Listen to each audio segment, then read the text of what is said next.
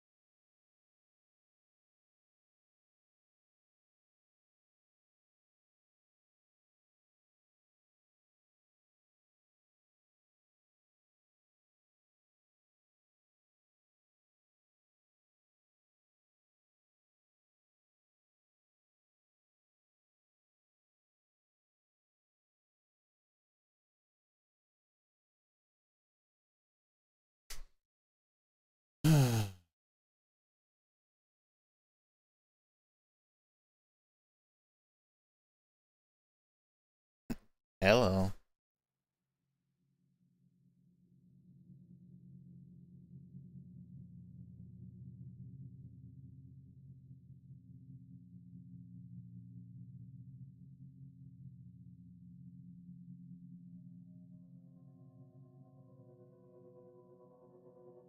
This is Control. I'm currently just waiting for it to load. Warning. This is gonna be weirder than usual. Can't be helped. You called me. So here I am.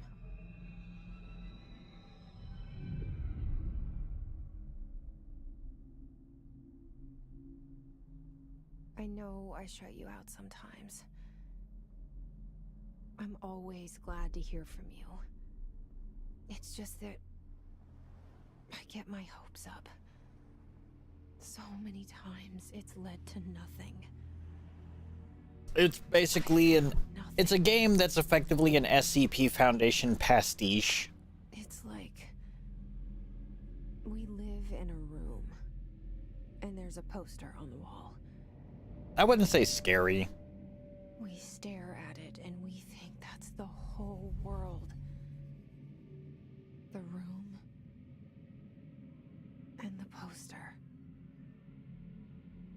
The picture's something nice. A landscape, a famous person. Yes. Like in that movie, what is it called? The prison movie.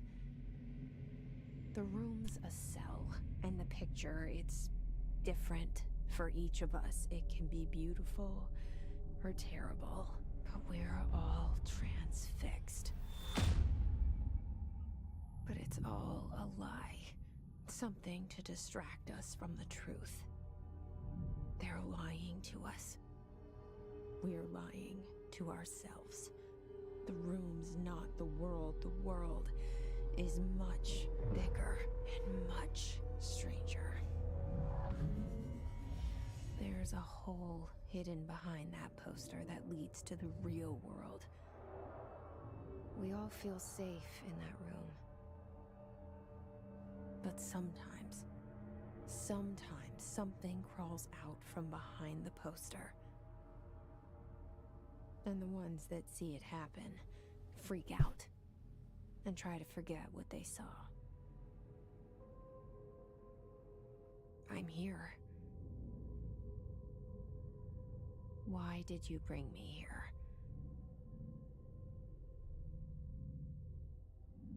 Hello? Anyone here?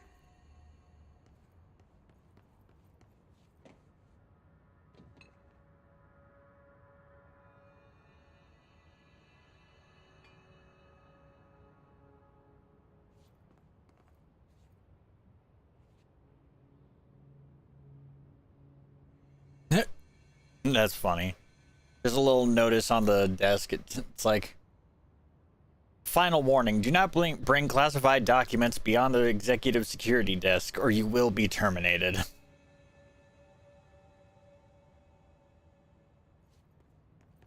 Somebody's been fucking around.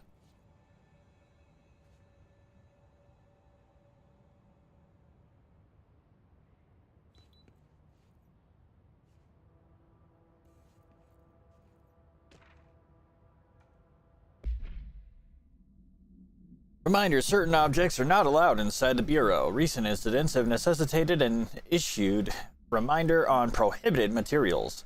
Unauthorized weapons, pagers, laptops, smartwatches, smartphones, smart gaming devices, anything smart, number 2 pencils, any object considered iconic representations of art of an archetypical concept, ergo, rubber ducks, ketchup bottles.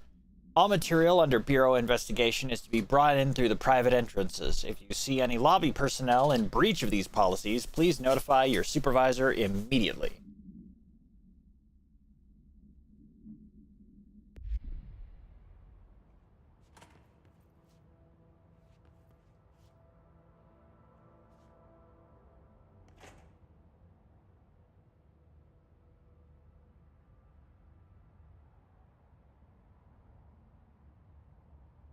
Black Pyramid cigarettes, huh?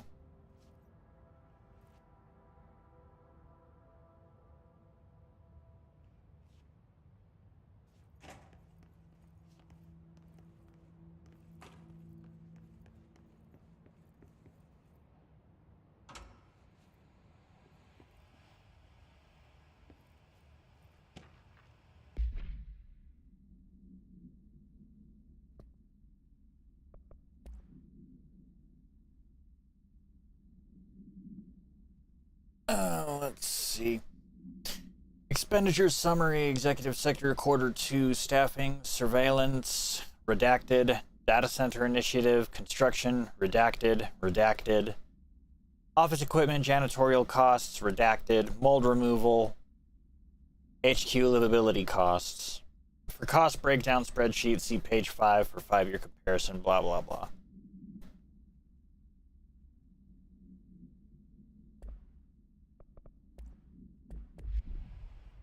Oh, that's boring. This seal. I saw it a long time ago. I keep seeing it in my dreams.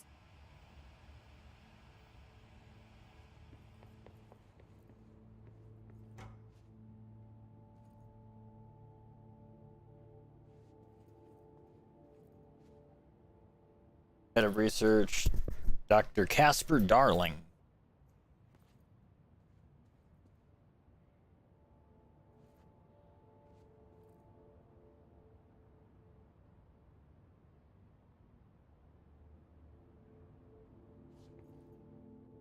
Our Bureau at work. Director Zachariah Trench. Federal Bureau of Control. All these years I've been looking for them and they were hiding in plain sight. Why is there a broom in the bathroom? Why should there be a broom in a toilet stall?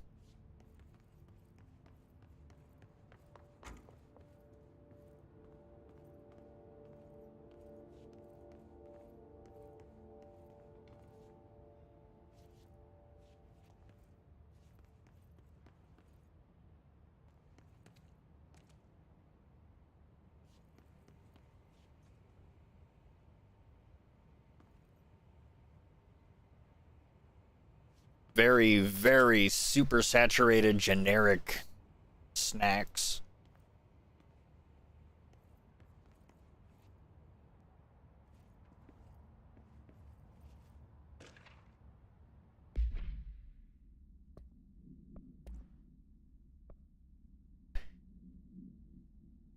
Attention all redacted. Redacted, a shark in his redacted. Although secure redacted. Permission to redacted. Following basic protocol redacted. Shoot to kill redacted. Good luck. You don't say.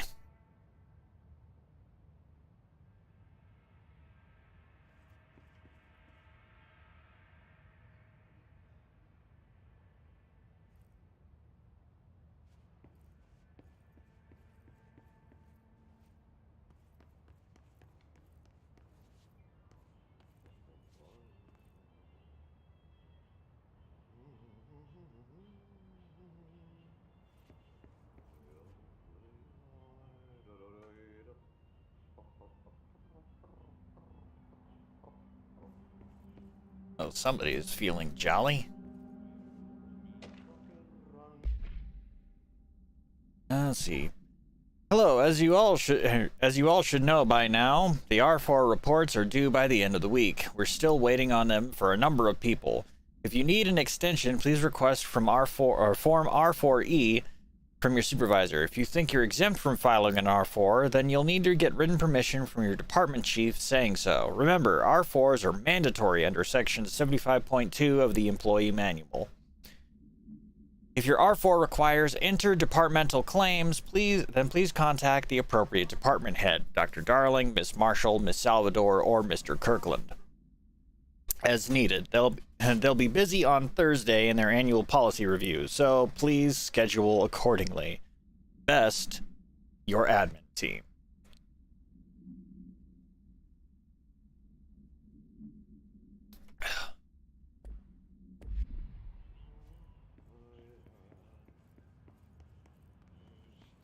Hello?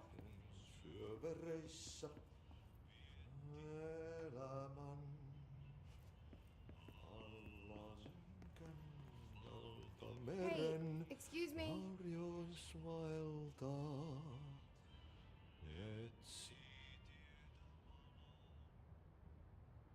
There you are. You are here about the job. Janitor's assistant. You need to go to the interview. Go that way to the elevator. Thanks. Elevator that way. Got it. Very good. I'm Ahti, the janitor, by the way. You'll work for me. You can say I sent you. If they don't hire you, niin johan on helvet. There be work for the axe. Take them behind the sauna, jumalauta. I've done enough night shift loner jobs to know it makes us come off weird. Ahti the janitor is a friendly face in my book. Better than somebody with no face at all. Think about it. No face. But that said, I know what you're thinking. If there's an axe murderer around, that's him.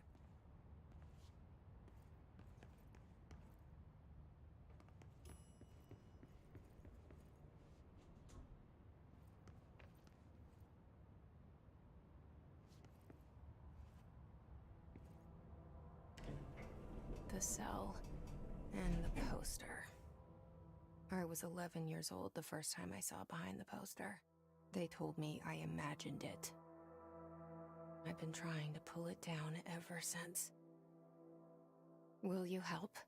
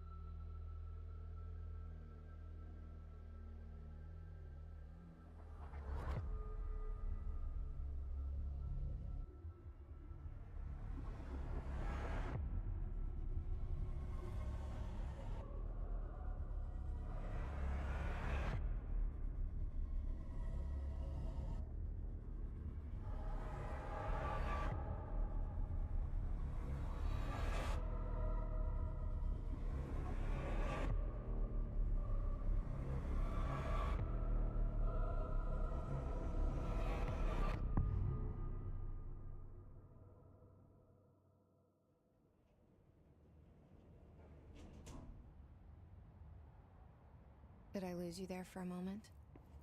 You know what's on my mind. My baby brother, Dylan.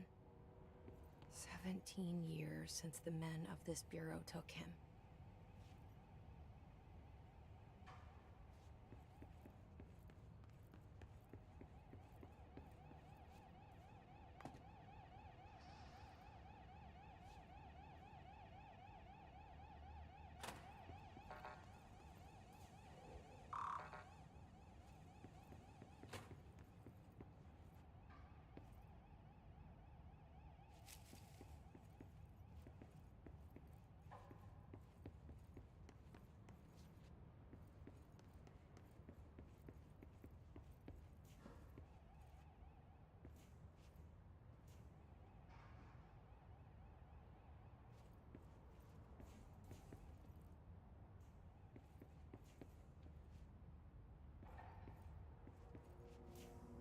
Is that a stapler or an altered item?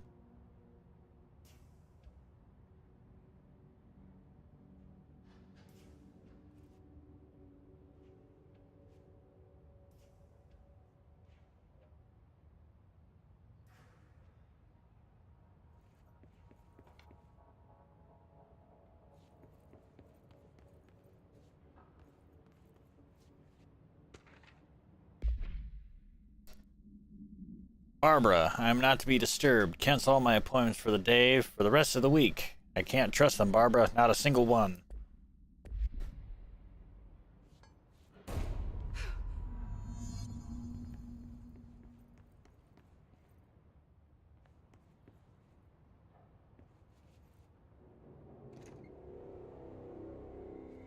Shit. Shit. You want me to pick it up? The murder weapon? Really? Is it really a murder weapon if he used it on himself?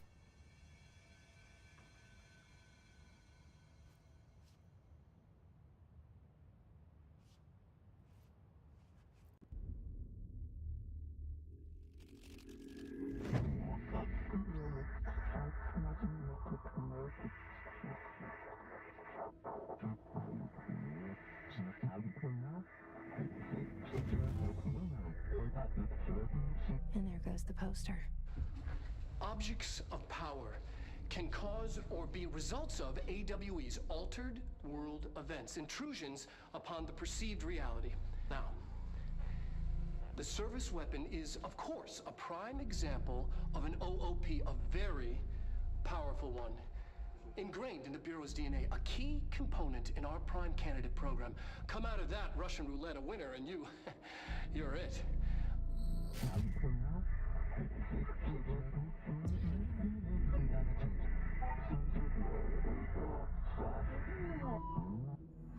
Look at this place. Where am I? Objects of power can cause or be results of AWE's altered world events, intrusions upon the perceived reality. A side note, remember to cover their connection to the astral plane as well. Now, the service weapon is, of course, a prime example of an OOP, a An very OOP. powerful one. Ingrained in the Bureau's DNA, a key component in our prime candidate program. Come out of that Russian roulette a winner and you're it. Lose and you're, well, fired. Thank you. I'm Dr. Darling, Head of Research, Federal Bureau of Control.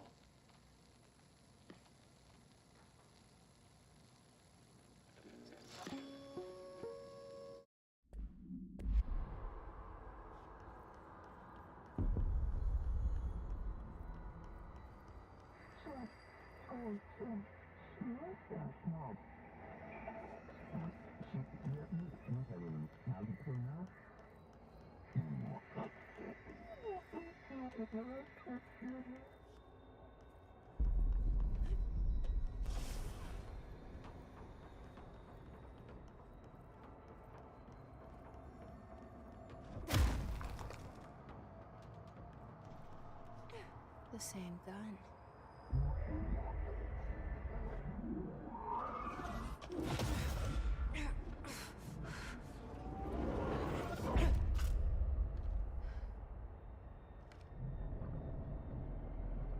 Okay, now I have a gun.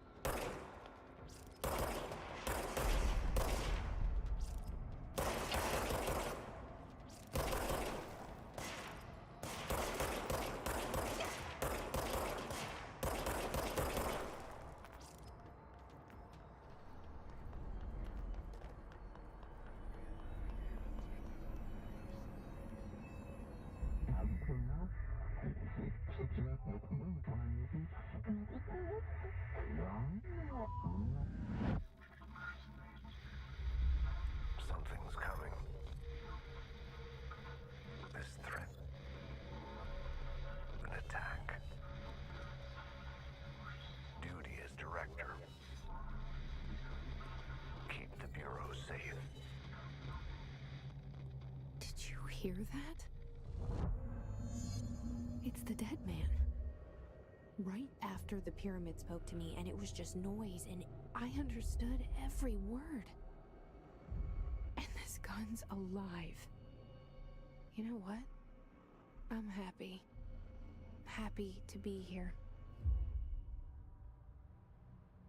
Things have quieted down outside. Is it safe to go?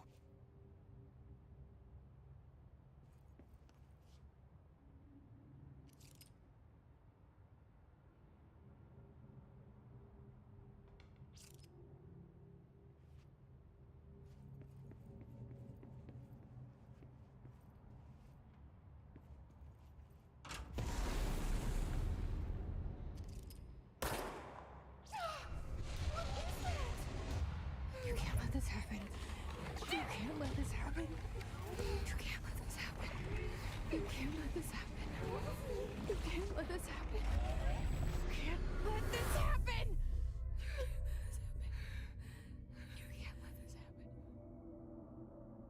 You stopped it. You. Oh, thank you. That was horror.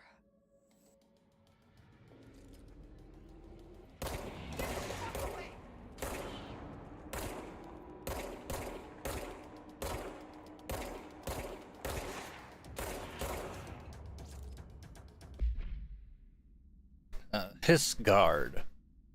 The Bureau has many internal security personnel. The Hiss was quick to take advantage of this fact. The Hiss Guards used the standard issue bullpup rifles they carried prior to corruption, while the armored guards carry pump-action shotguns. They have no observed paranatural abilities, with the exception that certain Hiss Guards are protected by a shielding of dense Hiss resonance, capable of stopping bullets. Is this shielding a result of prolonged Hiss corruption? Does the Hiss mature in organic hosts over time? More data is needed. Did the Hiss target individuals with combat training? Does the Hiss have that level of cognizance? Does it utilize hosts for tasks they are best suited to? Combat train hosts are reserved for combat? These are all questions for later, though it is obvious that corrupted individuals retain knowledge on the use of their weapons. Refer to file for full report.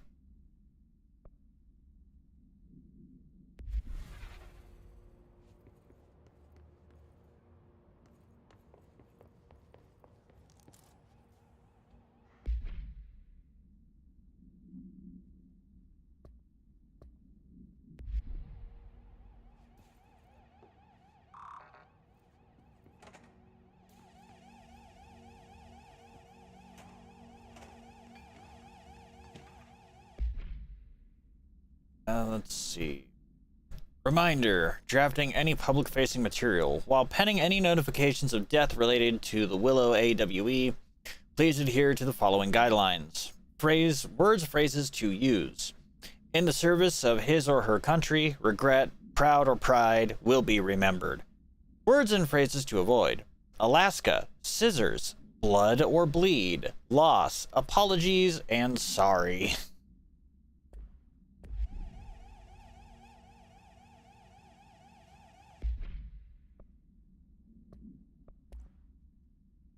Service weapon.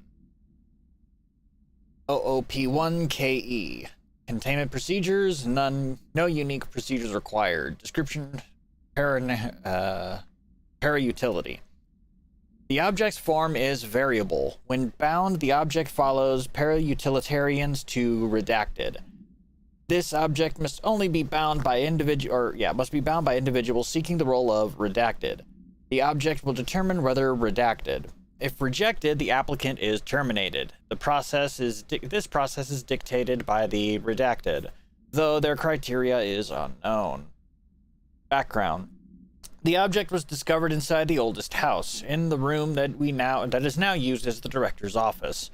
The popular hypothesis, redacted, many forms throughout history. Redacted, Mjolnir, Excalibur, Baranastra, all weapons that redacted of their wielders. If objects of power are the convergence of forces based on a collective subconscious, then this may be the original manifestation of that event. If this is the case, redacted. See Dr. Darling presentation 11.1 for more details. Yes, the good old-fashioned SCP Foundation trope of redacting literally everything to the point of parody.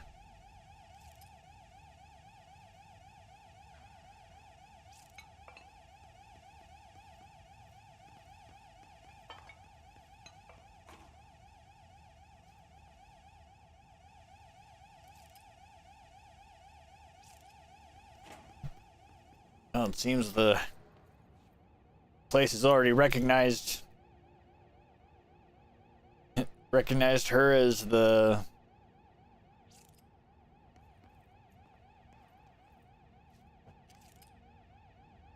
Jesse Faden is apparently recognized as director. The hotline.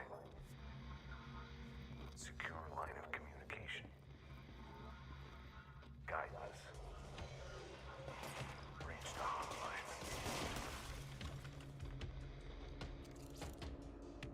The hotline, says the dead man. Okay.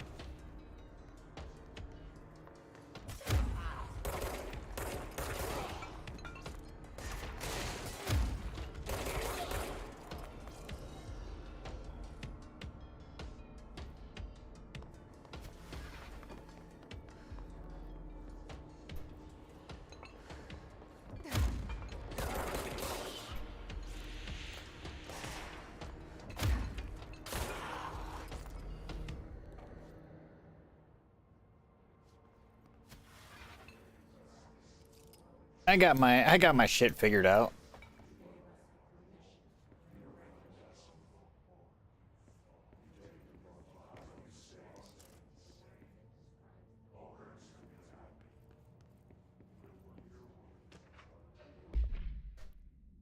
Let's see, the minutes.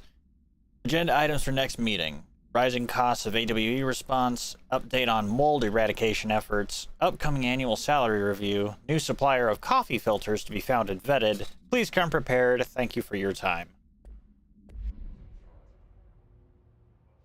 Ah, yes. Very important. Vital stuff.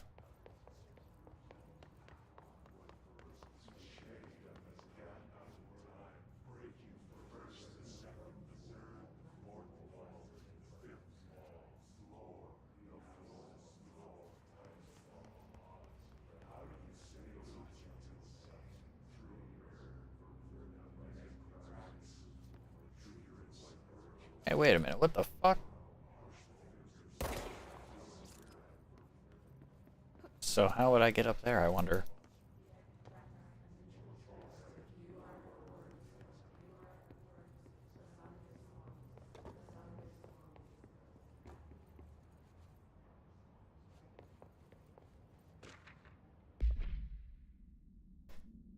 Dinner reservations at 7 p.m. at Chez Ambre.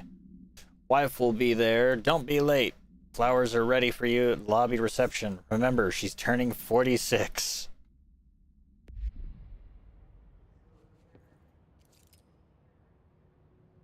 Don't let mold hitch a ride. Why are they so... Oh, what the fuck?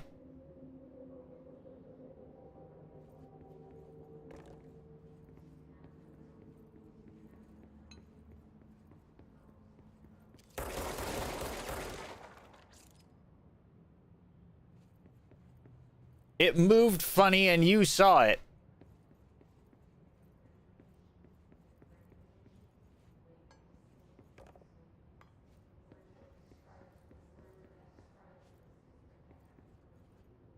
Avoid modern technology.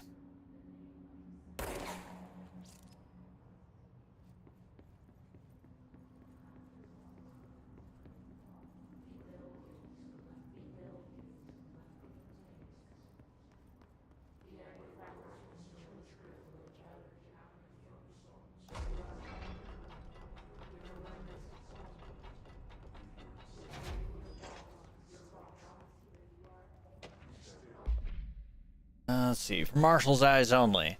Marshall, we checked out the suspected AWE in Duluth. Wasn't anything. Just like the house fire before this, and the malfunctioning clothes dryer before that. My team's getting pretty sick of duds. We need to find a better way to sort the fake AWEs from the real things. Or you need to rotate these field agents off for a bit. Anyway, we're en route to Sherman Ranch. Next one on the list. Let's hope it's a little livelier there. Sincerely, Special Agent Keenum.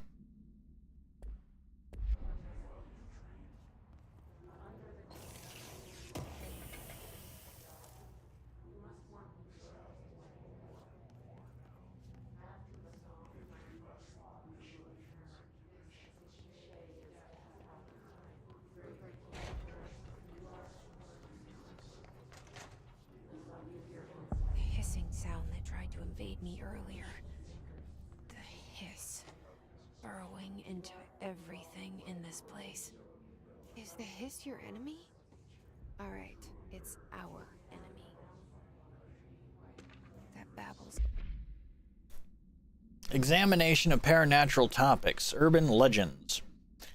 Urban legends are believed to affect the creation of altered materials, but can also dictate the characteristics of an altered world event. Urban legends are understood as the modern evolution of Jung's archetypes. We recognize certain redacted, informed by our own and popularized by our media. We've additionally proven that urban legends can be artificially redacted in popular culture using Redacted, our bureau-made anthology television program. Once the seeds are sown, human imagination exacerbates the details. Certain paranatural phenomenon contain clear elements of popularized folklore, AWEs that only occur on Redacted. A pair of scissors that consume human Redacted through 2 punctures of the Redacted. These details, living in the minds of so many, have been given strength through belief. Wait, did they make a pair of vampire scissors? Urban legends are not just stories for children. They are paranatural realities waiting to happen. Refer to file 4-93-6942 for full report. Contagious. It burrows in like an infuriating melody that makes you hum it over and over.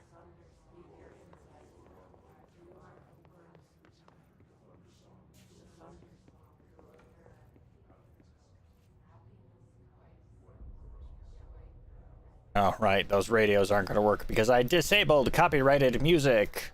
Hip hip hooray. I am not stupid. I mean, I'm stupid, but not that stupid. Oh.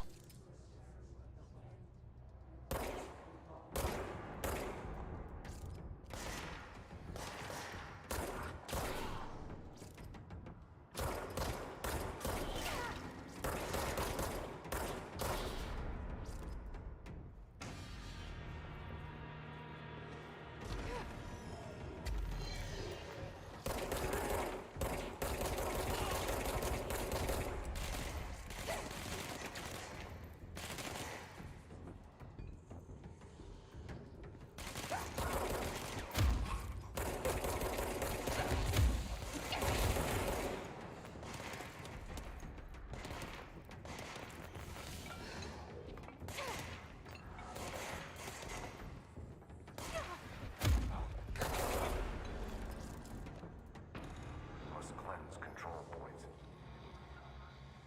An enemy. Corrupt. Spreading them. Cleanse the control point. What does that mean? Help me fix it.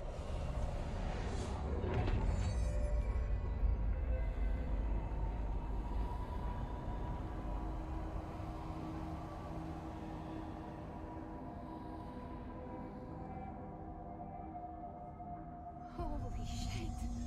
You did it. We did it. Hello? Can you hear me? Are you with us? With the Bureau? Are you still sane?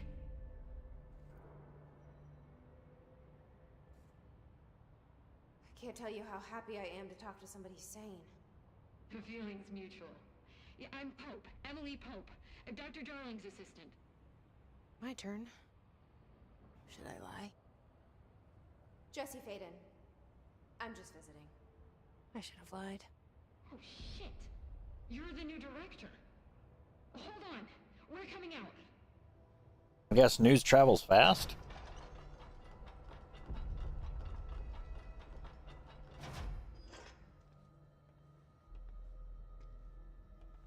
Director Faden. Call me Jesse. Okay, Jesse. I'm Emily. Look, somehow this hostile force, this Hiss? that works. Somehow the hiss managed to infiltrate the building without any warning. And just like that, my name for it is official. The hiss. Like the sound of poison gas leaking in. We're in full lockdown. It seems to have spread everywhere and to everyone not protected by an HRA. And, extraordinarily, you. You are the director, and that makes you special by definition. I'm special. She's no longer the director, obviously. I'm sorry, I'm talking too much. This whole situation is just a lot. Trench is dead. Shot. Ah, I found his body. And the gun. Do I tell her it looked like a suicide? the service weapon. Also, and this can sound crazy, but he keeps appearing to me, saying things. It's hard to make out, but he told me to cleanse the control point, push the hiss out. The whole room shifted around. You did that? And you entered the building when it was already in the lockdown, before you became the new director? How? I'm not ready to tell her about you yet. A janitor let me in. I love it. This is fucking unbelievable. I can't even... Look, Jesse, I have a million questions, and you probably have a million more. Like, do you know my brother Dylan? Not yet. But there's something I need to ask you to do first. If you can cleanse a control point, then you can maybe cure those infected or possessed by the hiss. Because if that's possible, our options are very different. Emily Pope. I don't know her, but I like her already. She's the opposite of the faceless agency I've blamed for what happened to me for so long. But I can't trust her yet. Or rather, the Bureau she's a part of. Yes. I can try. I'm speaking for you, of course. We can try it together.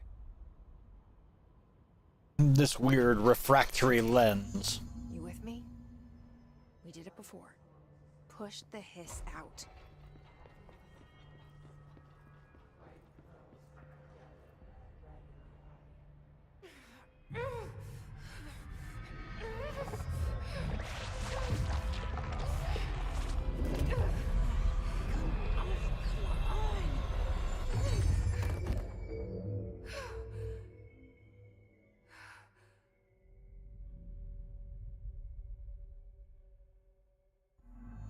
It didn't work.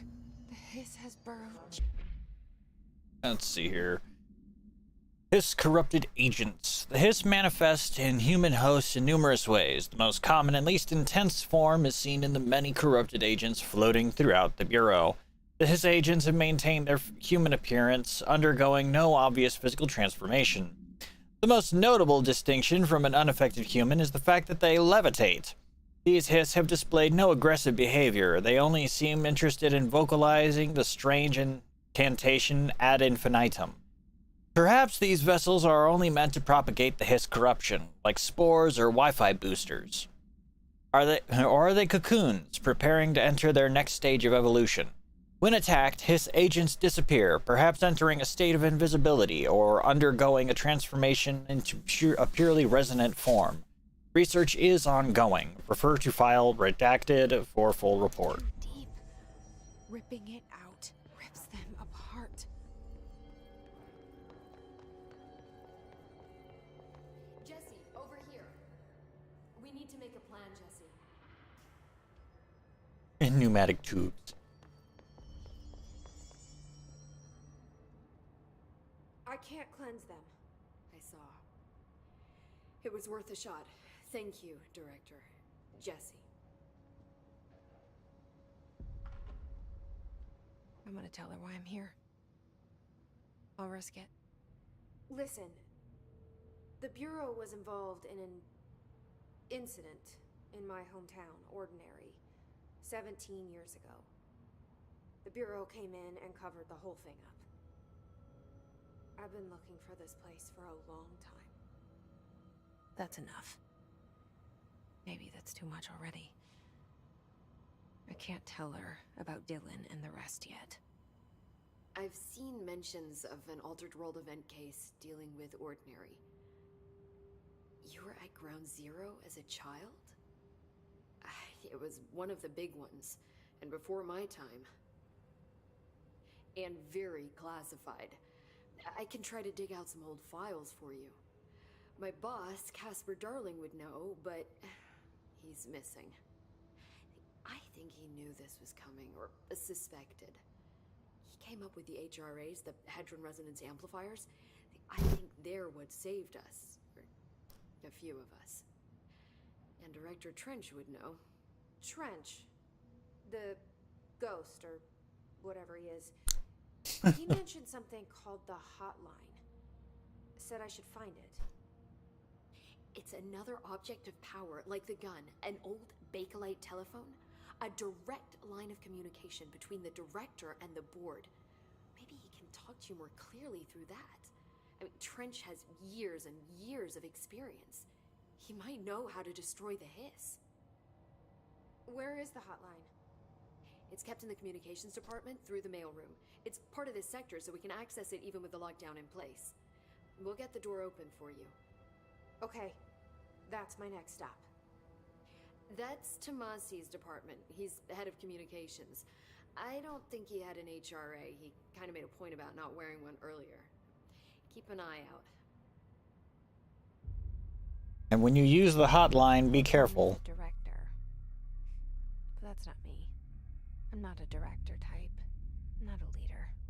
Otherwise, you might get a guy with a chicken hat or with a chicken mask on. I think you already know. Yes, I came for my brother, but there are other reasons too. I said I was looking for answers, but I might never understand them. I'm not looking for proof. This is already it. More than enough. No matter what they told me all those years, I know it's real now. I didn't imagine this. I want to be a part of this world. What scares me shitless is that I finally found it. Only to see the hiss destroy it all.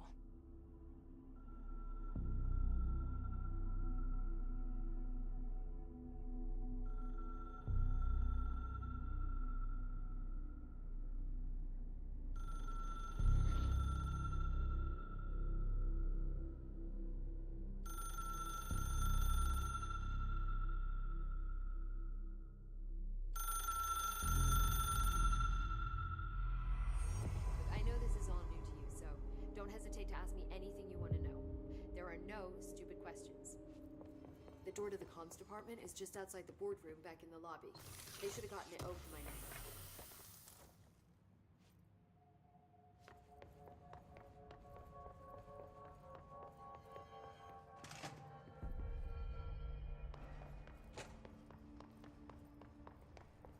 Gonna peek around, see if I can't find any more.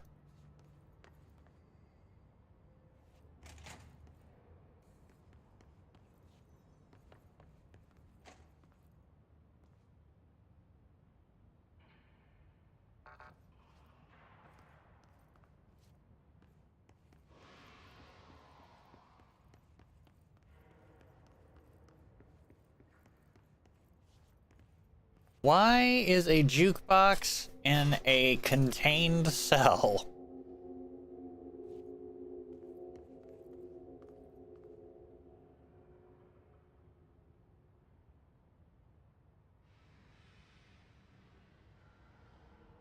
A part of me was going to say, why is it we're clearly in the age of smart technology, but they're using antiquated shit like this. Then I remembered the whole entire beware modern technology.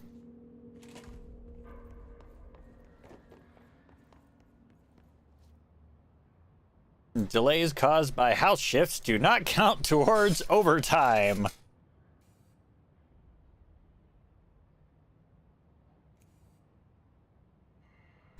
Acoustic guitar for sale. Turns out it's pretty hard. If interested, see Greg in maintenance.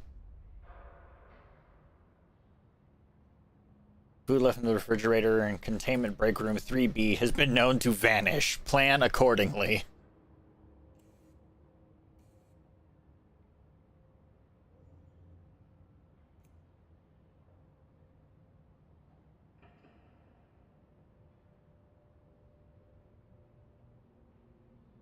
Don't bring dogs into the office. Some of us have allergies. How dare you? Oh. Office rules of conduct. This should be good. Speak in moderate volume. No personal calls. No food or drink around the bureau documents or in the copy room. No using the photocopier for personal projects or the 3D printer or the bureau stationery. Wear access badge at all times. No discussing confidential projects out loud. The one to finish the coffee pot makes the new one. That seems to be a, like a universal office law.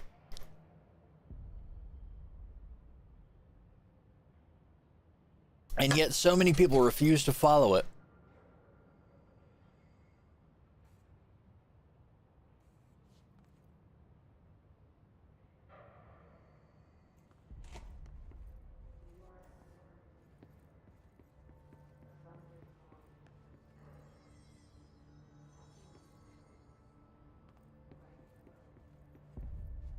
Oh, yep.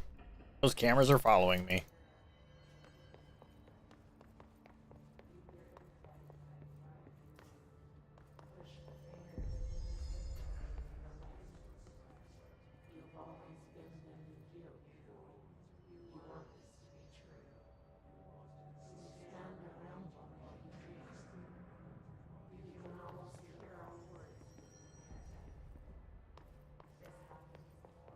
More documents.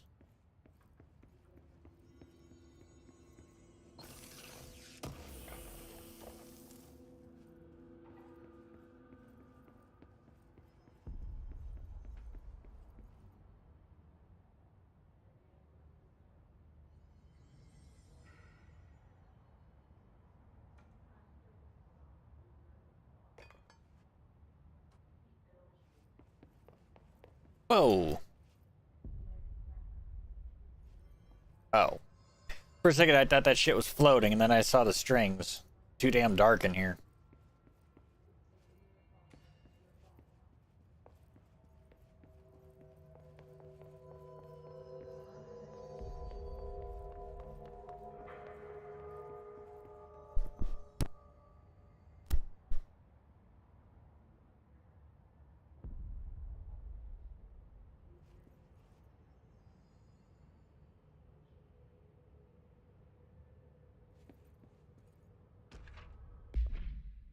Examination of paranatural topics. Technological limitations of the oldest house.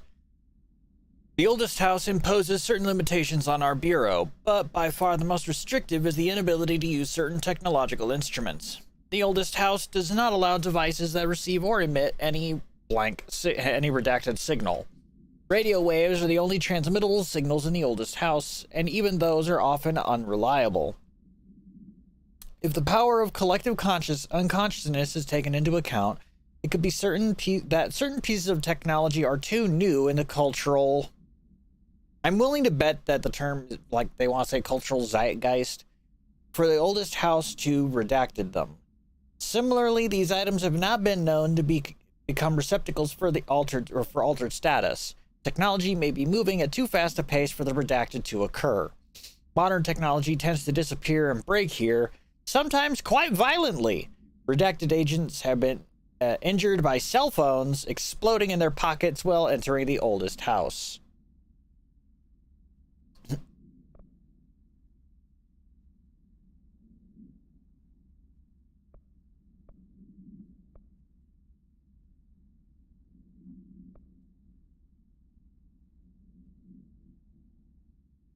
Let me get some stretching in, get the water jug.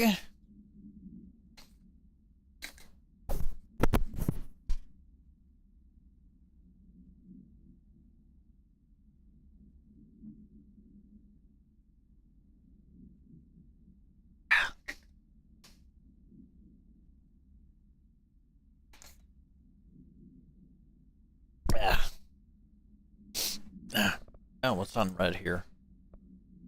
No.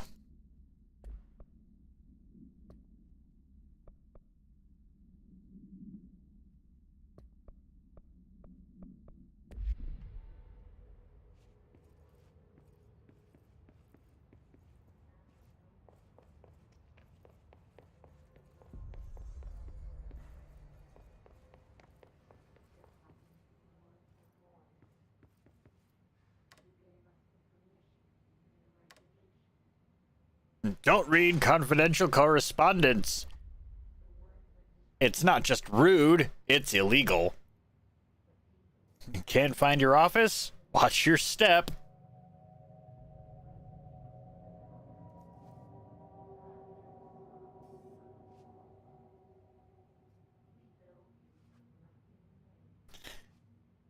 There you go, the perfect magazine. Chicken.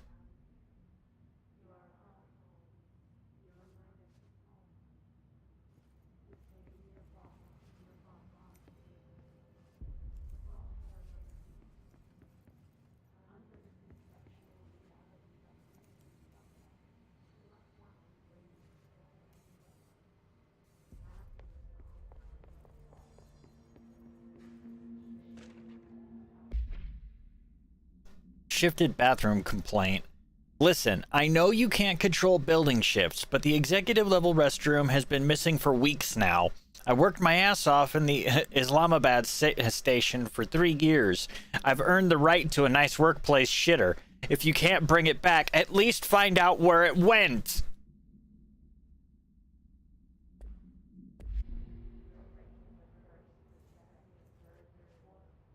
Do as you're told. Don't eat mold.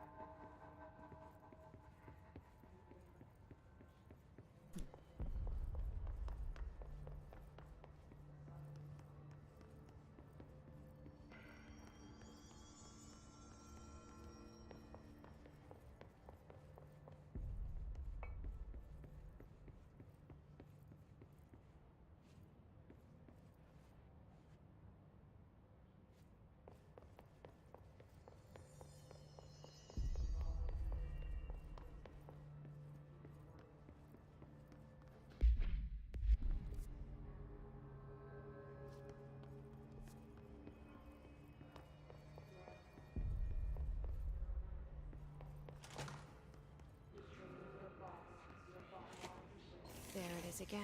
A welcome message.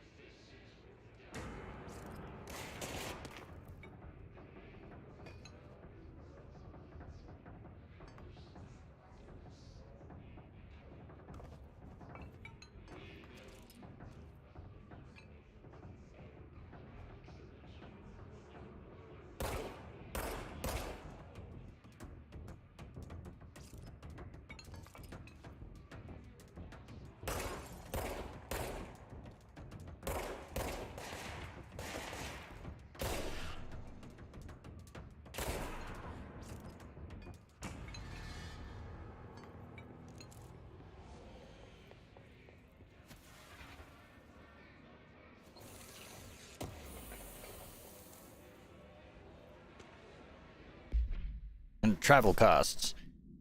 Week 83 report summary. Visited the following Nevada accommodations: Desert Sun Inn, Big Sky Motel, Starlight Motel, In and Out, Aztec Court, Sleepy Bear Motel, Silver Spurs Ranch, El Gato Blanco Inn, A Plus Lodge. Expenditures: accommodation $831.29, meals $714.84, gasoline $295.12, minibar note $313.61. I do wonder if a motel called the Ocean View is going to be found in a landlocked state, but hey, I guess I'm not paid to think, right? And for the record, I again request that if you give us the budget to get 2 rooms each night, Agent Rowley and myself are very tired of sleeping in the same room. See you on the road, Agent L. Hines. No. The boys in research said performing rituals may help identify any places of power. Drinking these little whiskeys is my ritual.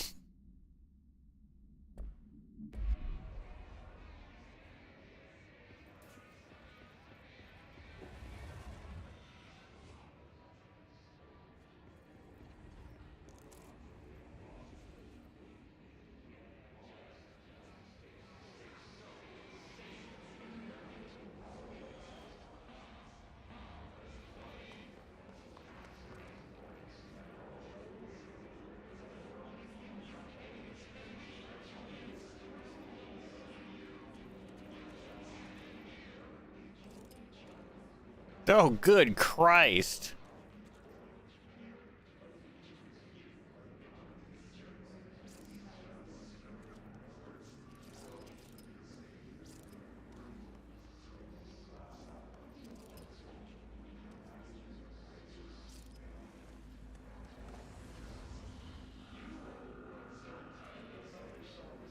Yes, it's overpowering here.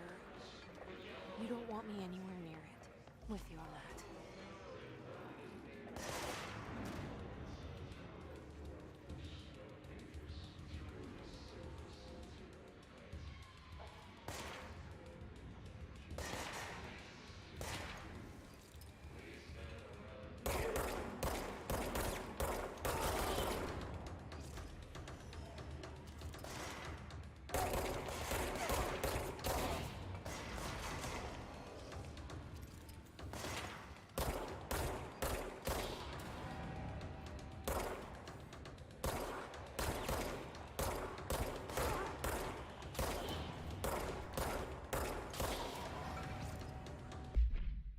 Hiss barrier. Confidential. The Hiss resonance field is a physical impediment that is difficult to define.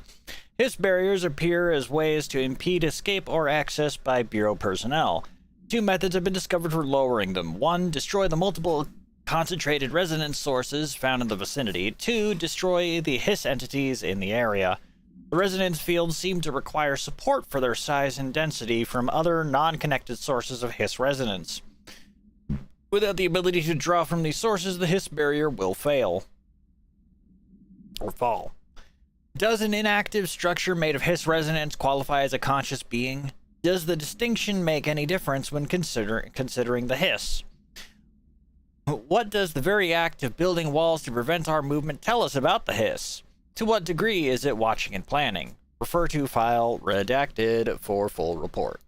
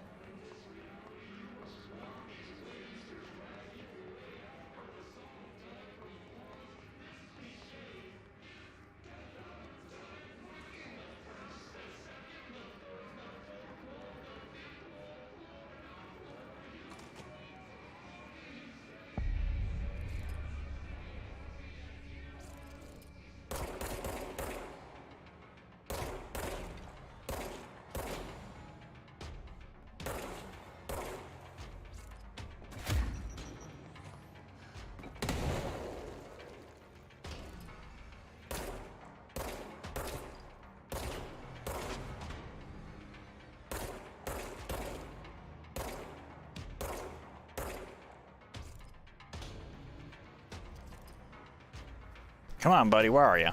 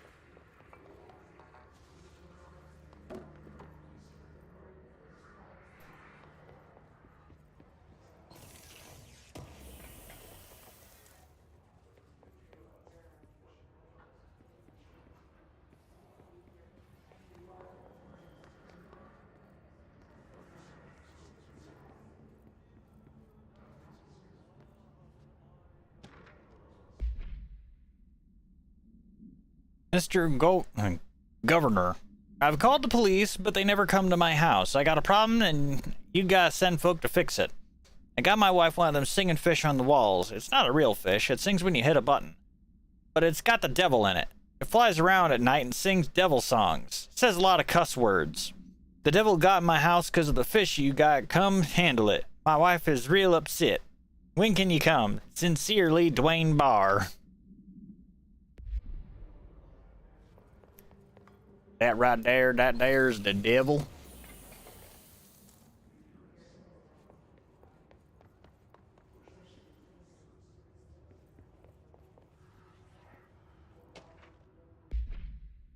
Let's see.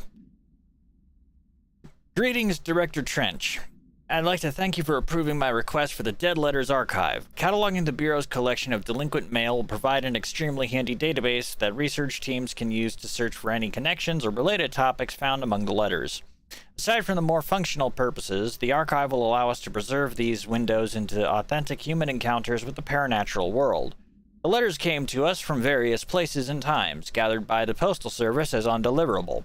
The Bureau is the perfect home for them. I realize not all letters contain accounts of genuine paranatural events, but even the erroneous ones allow us insight into how the unknown is perceived by real people. Of course, I will first compile a system to allow us to analyze the letters for any information or suspected connections to AWEs and other related or other altered materials. So thank you again. Can't wait to delve into my dead letters.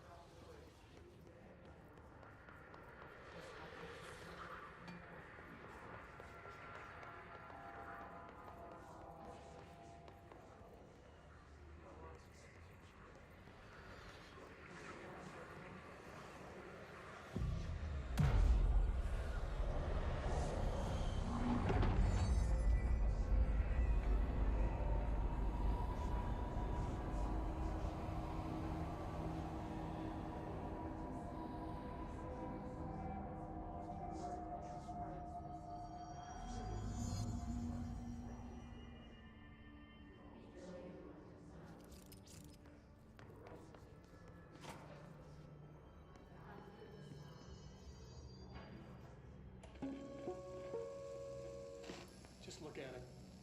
8 inches wide and capable of storing a whopping 80 kilobytes. Stolen by our friends at the CIA, the disk held the launch codes to Soviet nukes. This is not the disk, of course, but one exactly like it. A perfect fusion of concepts vibrating in the Cold War era collective unconscious. A receptacle. It is a receptacle for dangerous energies to hone in on. And they did.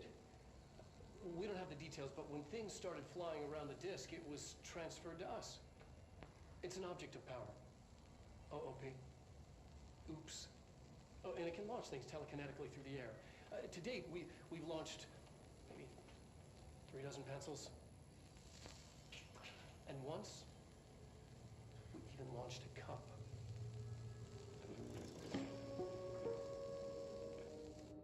Ambitious.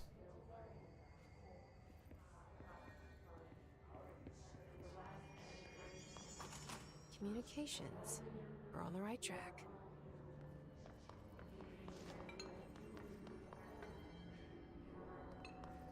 Okay, no, that's just the stairwell up.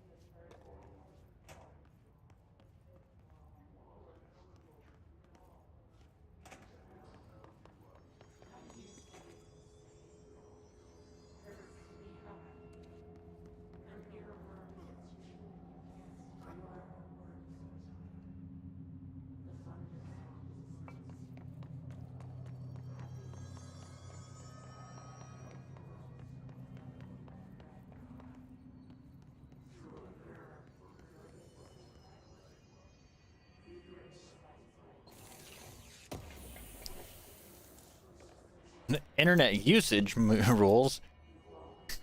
Internet is not for social media use. Well, already I like this place. No FBC materials of any kind may be scanned or uploaded. FBC email addresses are for work-related correspondence only. Level 5 clearance required to access internet. If a cubicle's BlackRock shell gets damaged, vacate it immediately and alert Dr. Tomasi, or Mr. Tomasi. If you notice any text in your work that you do not recall writing, vacate your cubicle immediately and alert Mr. Tomasi. Do not connect internal comm devices to the network. Printer is for communications department use only. Altered items are forbidden in the cubicles. Notify security of any breaches immediately. They may require internal lockdown.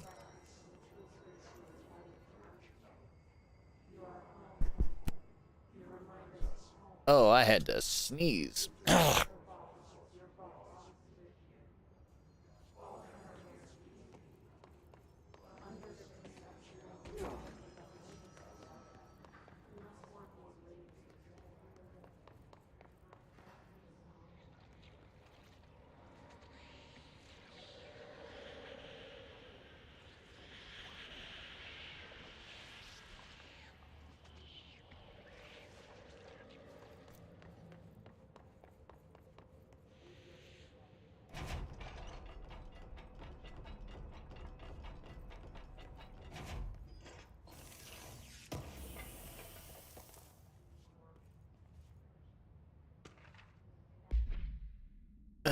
Book Club Notes for Penny by L. Sampson. So, I don't usually read a lot of sci-fi, but as far as space operas go, this was alright. The title, Unless You, could refer to a bunch of things in the book, I guess, but I thought it was a little vague and stupid. The way the characters kept throwing it around, almost like a catchphrase, got real annoying real fast. The best part of the story was the space battles. I sided with the Fixers, obviously, because they had the coolest tech and their motives made the most sense to me. Honestly, if I had to choose between some hoity-toity flowers-in-guns space hippies or a badass bunch of warriors who go around devouring planets like cheap sushi on a Sunday, I know who I'm picking. The scene where they invade City Planet and convert the entire population using those brainworms, and that space dogfight between those two ace pilots, sign me the fuck up.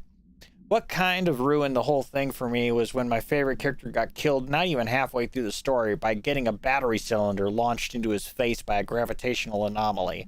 His death didn't feel necessary at all.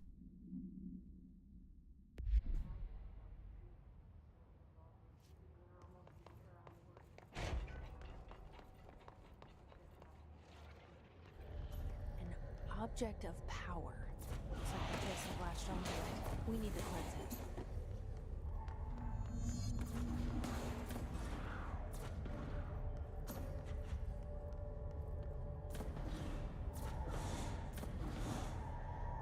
That'll be on my next retro stream, don't worry. Unfortunately, setting up shit for retro streams, especially when it comes to setting up like new consoles and shit, takes a bit of time and effort. If necessary, I'll just run it on... Fuck, what's it called? I think the emulator is called PPSSPP.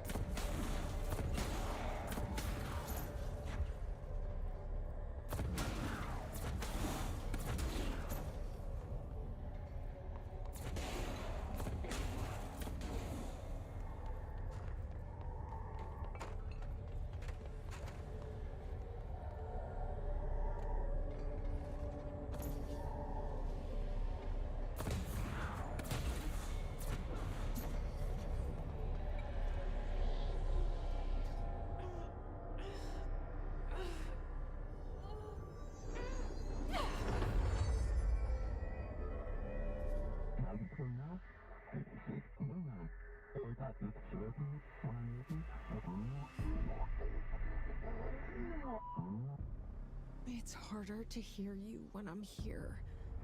It's like the channel's been changed.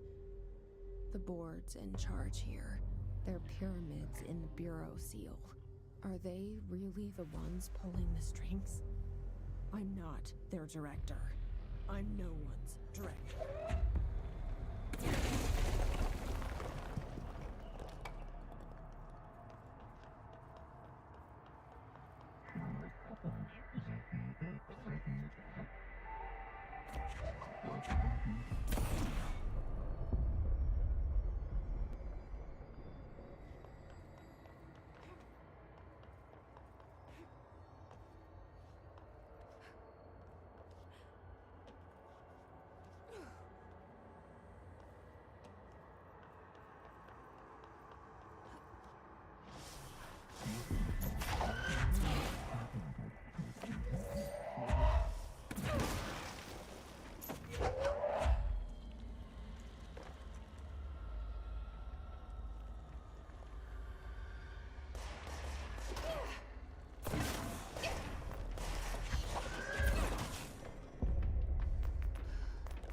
That'll teach me to not have momentary situational awareness.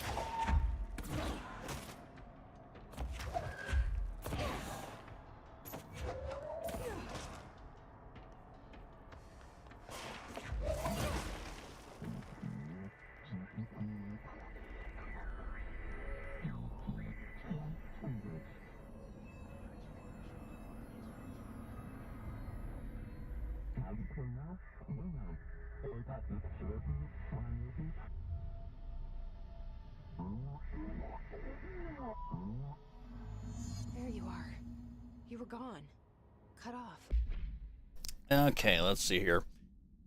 The floppy disk, OOP5KE, containment procedure must be contained in a cell with no other loose material. The object is an 8-inch diskette containing Soviet-era nuclear launch codes. When bound, the object allows para-utilitarians to telekinetically lift material and throw it a short distance. See Dr. Darling presentation 11.15 for more information. The object is currently bound to Redacted for research purposes. Stolen from a Soviet military base located in Redacted by agents Redacted and Redacted with the CIA. The diskette contained launch codes to Redacted missiles, believed to be reserved for use against Redacted. After being returned to America, the diskette began throwing computational hardware at members of the decoding team. An informant at the CIA tipped the Bureau off, and it was requisitioned by agents the next day. That would be funny to see. Just like... I got it. Just like you wanted, right? This will help me fight the hiss. Just like all of a sudden,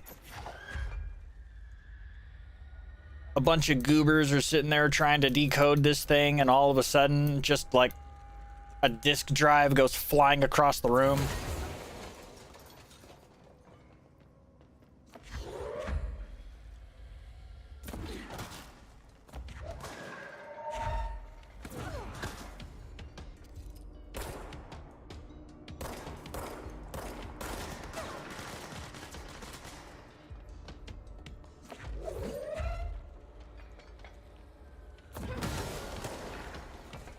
No, you've got a barrier. I don't like that.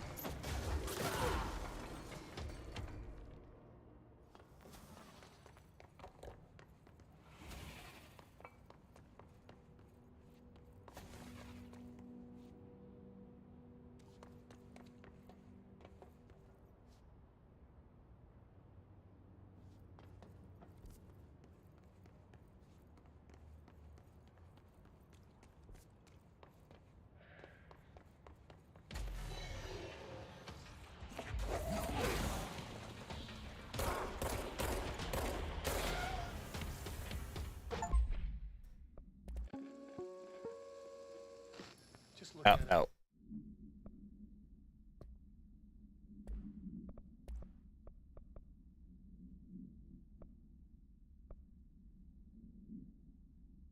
Let's see. The Bureau only allows certain highly trained individuals to handle volatile materials and weaponry. Our demolition experts are instructed in the use of explosives in dimensions with distinct physical laws, making them important assets for engineering work as well as combat situations.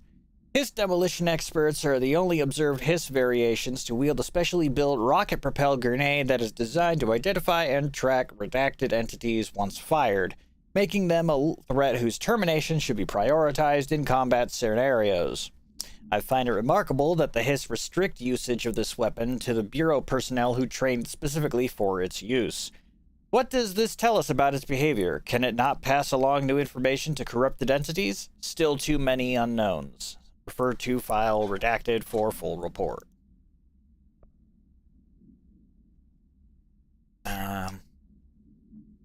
The Rangers are the Bureau's well-trained and well-armed expeditionary forces. Their Hiss-corrupted counterparts are equally formidable. Prior to corruption, Rangers were trained to use a variety of weapons in order to face any threat found during AWE response or threshold exploration, including submachine guns, assault rifles, and automatic shotguns. Hiss Rangers utilize these weapons as well as the advanced tactics taught by Bureau instructors. Some are additionally outfitted with Bureau-made body armor. Hiss Rangers have no observed paranatural abilities beyond some being protected by a shielding of dense Hiss resonance, capable of stopping bullets. Considering the advanced training the Hiss Rangers are capable of applying to this situation, is it feasible to consider the human mind still remains intact to some degree? Or is the Hiss able to tap into this combat training and utilize it? Further observation is required.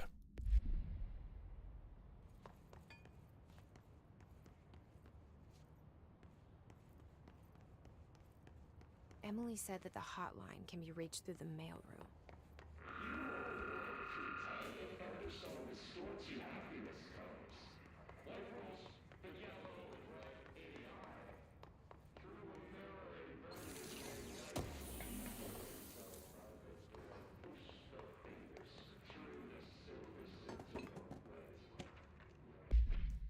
Let's see.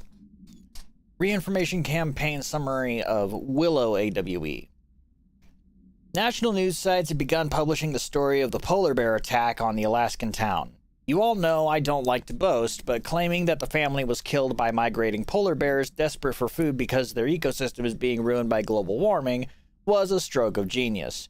Using current ecological concerns makes the public much less likely to redact it. So, another AWE behind us, the public is none the wiser. Well done, everyone. It was a strong campaign and perfectly executed. This doesn't mean we could stop monitoring redacted and redacted for any off-message opinions, but it's looking like we're in the clear. Tomasi out!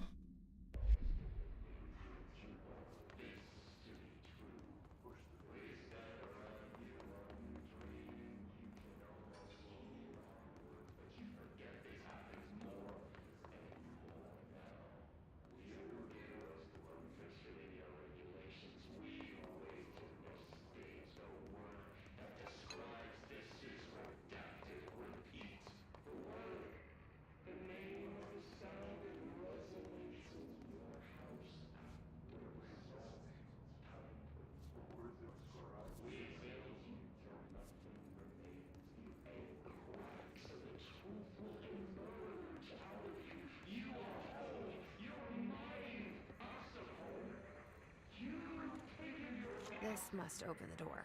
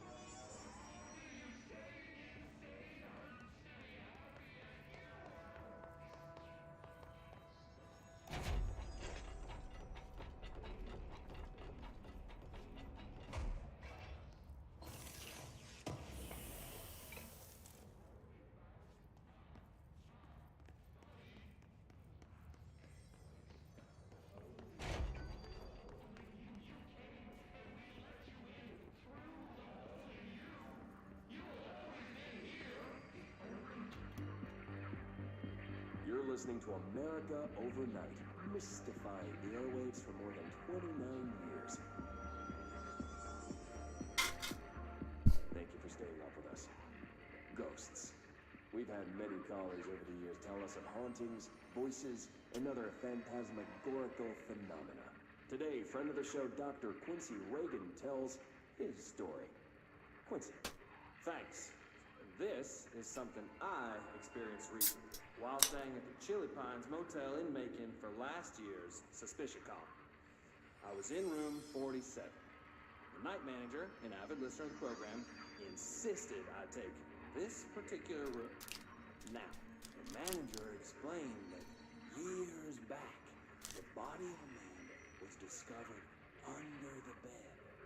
Inside that wooden border that motel beds tend to have. The body had been there weeks, he said. Guests had stayed there, sleeping with the corpse a foot below them. They only found the body when housekeepers complained about the smell. Hauntings have been reported in room 47 ever since. I happily took the room. I fell asleep pretty quick, checking under the bed first, of course. No ghosts visited me, no chilly spots or flickering lights. But when I woke up, I found myself under the bed. It was dark and stiflingly hot. Luckily, I was able to push the mattress off and crawl out before I suffocated. The night manager was kind enough to find me another room. There you have it, listeners. What we call ghosts take many forms. Quincy was brave enough to tell his story, and I encourage you to keep calling and writing whenever you encounter something strange, something you can't explain. Maybe you're seeing colors that you have no name for.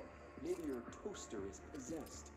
Remember, dear listeners, when no one else believes you, we do. America Overnight will be right back.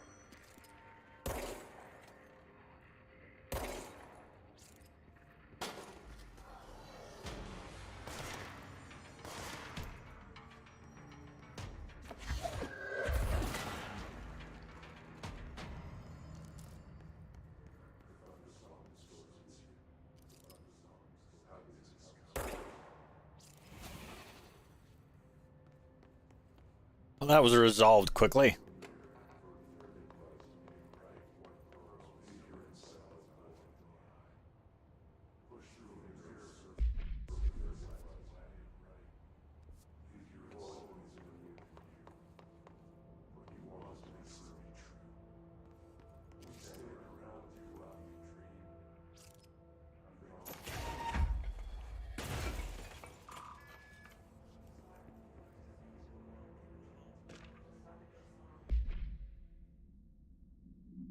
Feed you. Lockdown distinctions. Pay attention, Alberto. This is the last time I'm explaining this. Internal lockdowns are manually triggered events that lock one or all of the sectors by restricting use of the sector elevator, effectively locking staff in their sector until the emergency is handled. They can only be lifted via the directorial override in the maintenance room once the director is satisfied that the situation is under control. External lockdowns are a bigger deal. Nothing in or out of the whole building. It's only triggered by a code red containment breach, based on some complicated system that security and research slapped together. It can only be lifted once A, the threat has been neutralized, and B, a high clearance individual gives the all clear.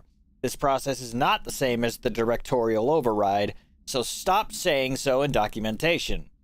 I know it's confusing as hell. I've told Darling 100 times to change it, but they're adamant it stays the way it is. Honestly, I don't think they even know how to change it at this point. Let's just make sure our staff understand how this mess all works, okay?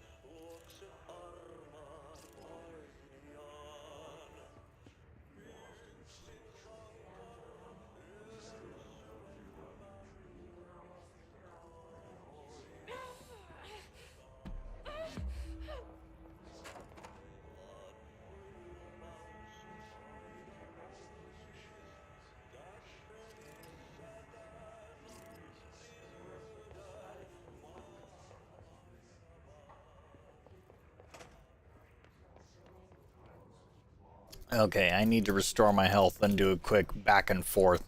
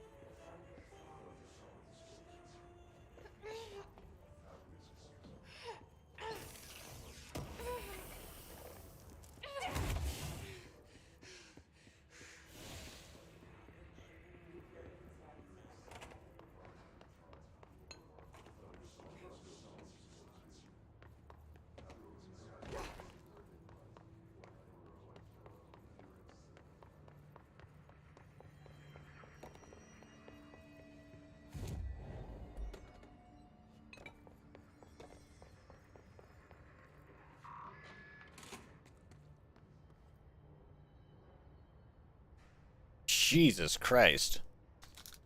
Like, I know this is a mail room, but...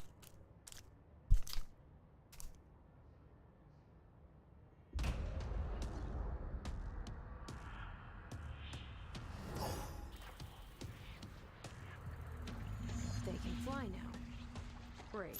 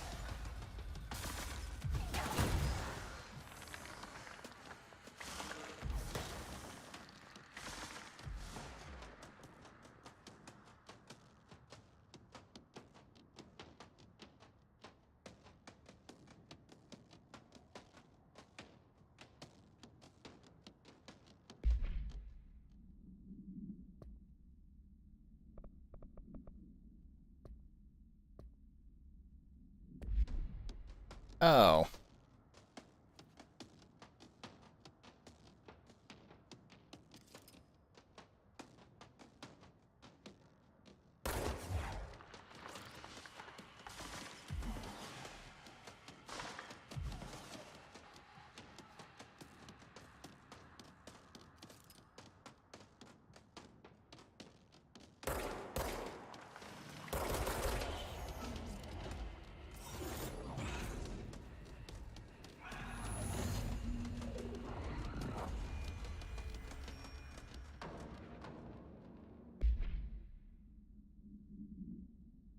Hiss elevated agents display abilities similar to telekinetic competencies observed in Bureau para-utilitarians. Some prefer to charge their targets, while others launch objects at them. Telekinetic attacks have been ineffective against the Hiss elevated due to their own talent in the area. They do not use any weaponry except their own paranatural abilities. Some Hiss elevated have been seen levitating while strapped into chairs. This is likely the result of individuals being corrupted while undergoing cognitive recording in parapsychology. How are they able to use paranatural abilities? Is it possible that these individuals were bound to objects of power prior to corruption?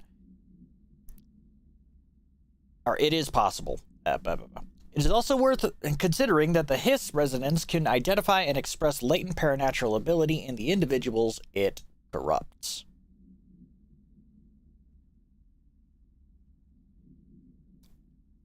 I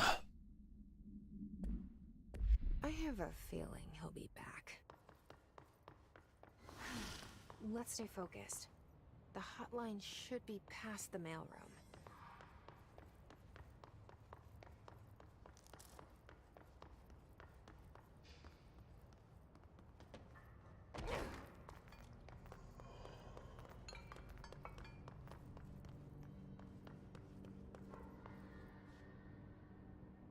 Just straight, oops, I've gone and made a mess.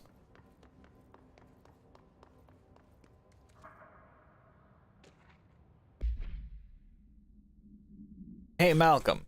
Yes, tea time is at 7. I'll see you at the course on Sunday morning. By the way, have you heard about this Tennyson report?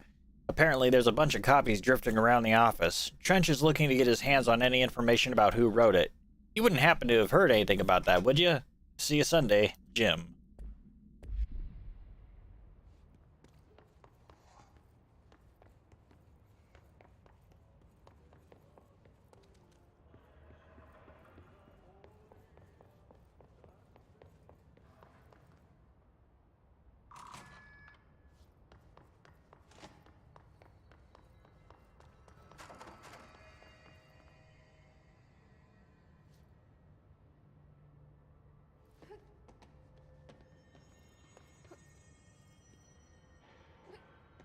Obvious ladder can't be used.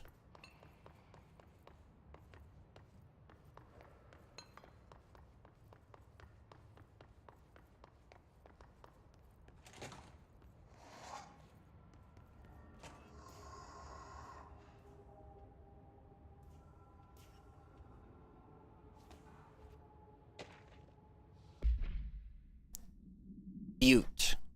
AWE 17. Spate of disappearances was traced to a home in the city of Butte, where Bureau agents discovered a translocative light switch cord. Translocative light switch cord. Bureau agents arrived at the home of a local celebrity located at Redacted, which had been connected to a total of redacted disappearances in the area. Agents found no one inside. While searching a closet, an agent pulled the light switch cord and disappeared from view. Another agent was selected to pull the cord in order to replicate the event. He disappeared as well. Both agents were discovered at the oldest house, redacted days later. Found in a sealed room by rangers exploring a new area of the house. The light switch cord in the Butte home's closet disappeared during this incident.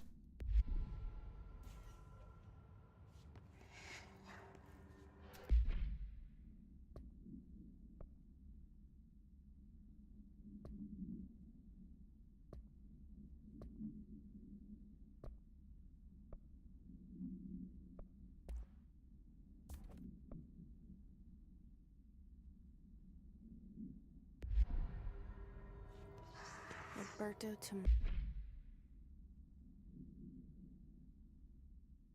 Tomasi, head of comms. The Hiss got him.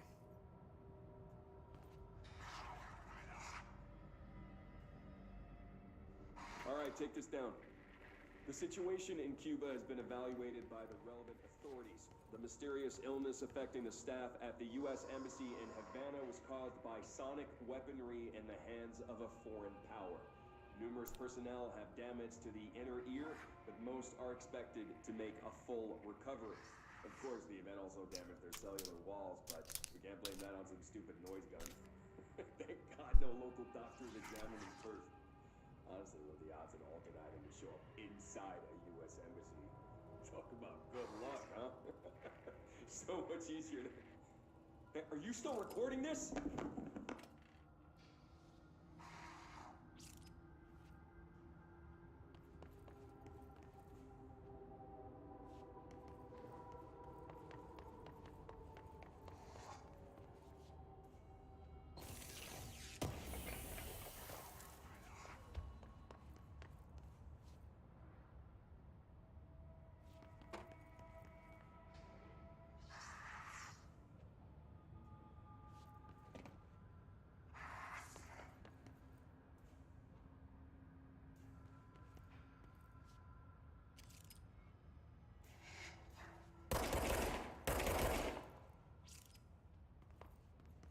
The hotline can't be far now.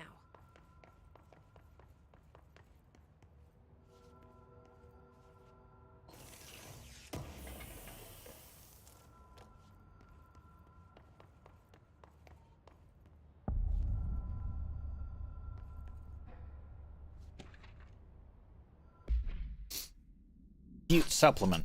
According to their testimony, the agents had been transported from the Butte home to a roadside motel named the Ocean View Motel and Casino and discovered a room key by performing a ritual. See file MOT-01. The key opened a door marked with an inverted black pyramid, which they only learned after a lengthy period of trial and error. After pulling another motel cord found inside the room, they were transported to the oldest house. The disappearances of the home's owner and the other locals of Butte have been attributed to the light switch cord. The Ocean View Motel is now known to have many doors and pathways. Since the occurrence, identical light switch cords to the one found in the Butte home have begun appearing throughout the oldest house. At the time of writing, redacted light cords have been found in the oldest house located in the redacted and redacted sectors.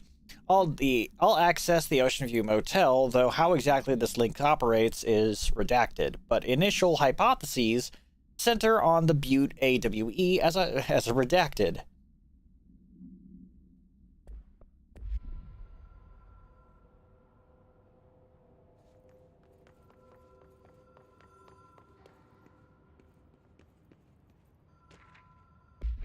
Hotline security log. All visitors must check in. Director Trench, Bill Everett, the custodian, Director Trench, custodian, Director Trench 3 times. And then Carl Bishop, a new custodian name. Or Carol Bishop.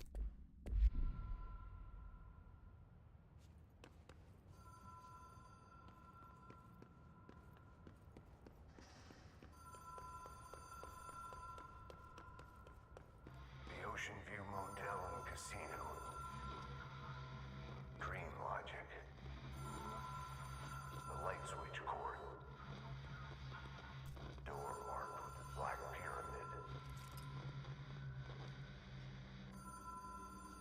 Hotline is designated for director use only. Disregard of this policy may result in fatal psychic trauma.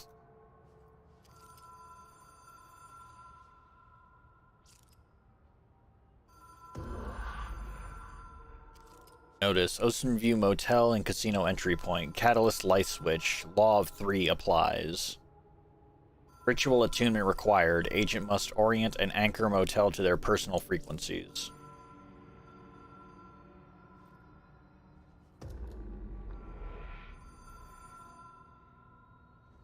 Whoa. Have we been here before? No. I've stayed at a lot of roadside motels across the country, on the road, on the run, under the radar.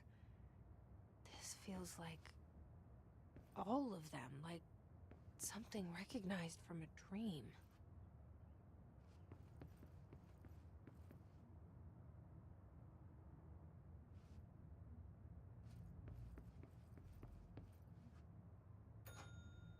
Hello? Anyone here?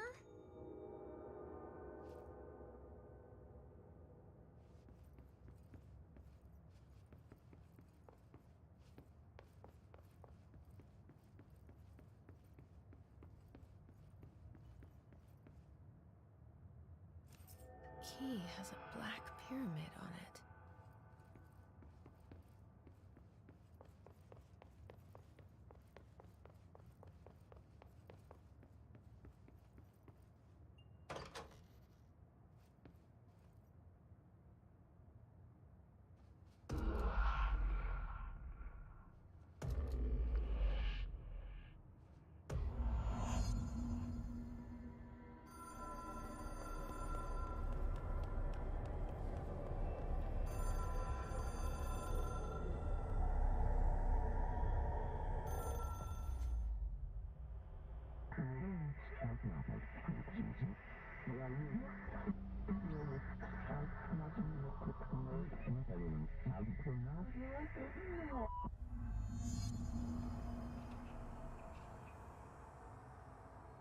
And here we are again.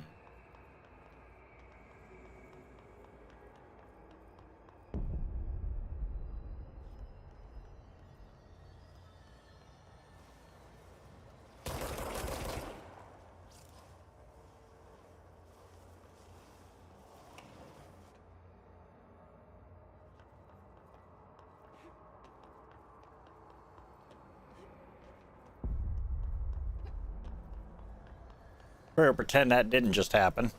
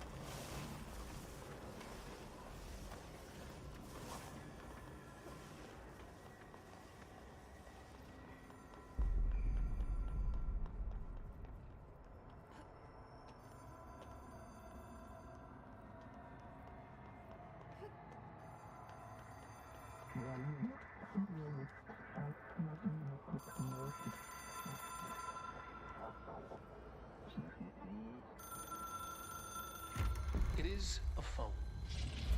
It's an object of power. It doesn't connect to any typical network. A direct line to the astral plane and the board. And my hypothesis is, under the right conditions, to other planes of existence as well.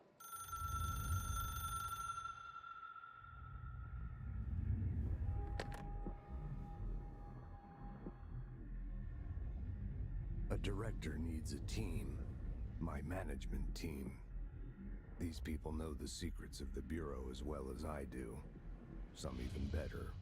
Darling, Tomasi, Salvador, Marshall.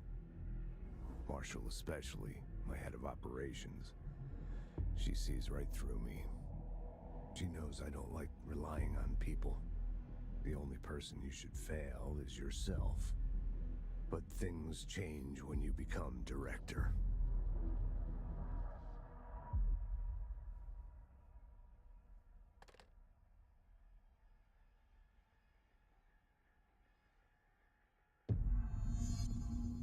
I have it. The hotline. I can...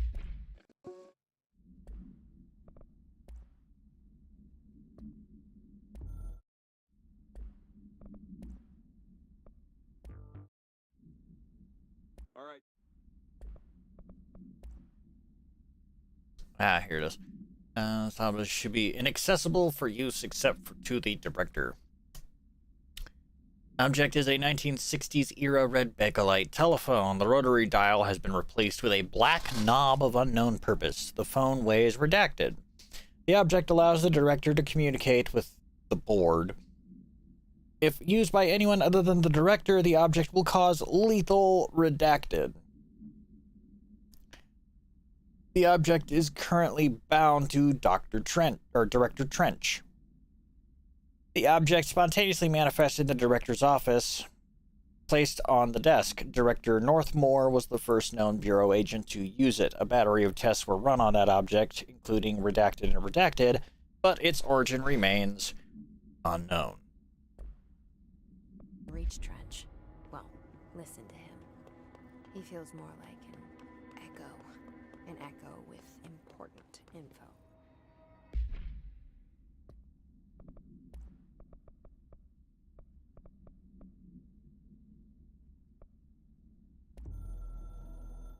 Okay, yeah, that's...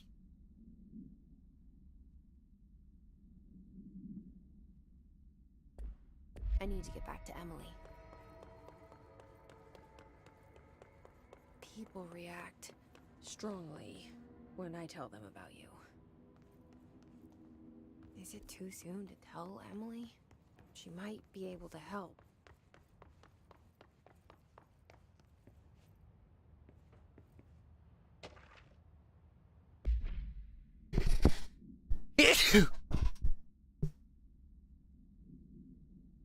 To all executive staff, I know there is some concern regarding our operations exceeding the annual budget. So long as we operate within the oldest house, we are obscured from scrutiny in many respects.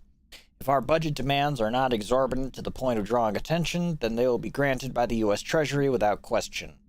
The FBC is just another line in another spreadsheet that some lowly accountant won't even notice. Their eyes will skip over us as if we weren't even there.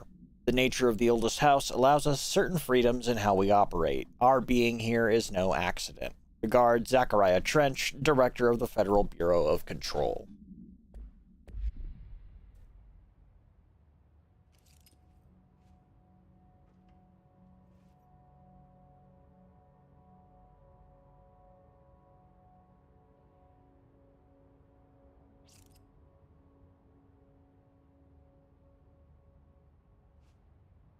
Well, his body is gone.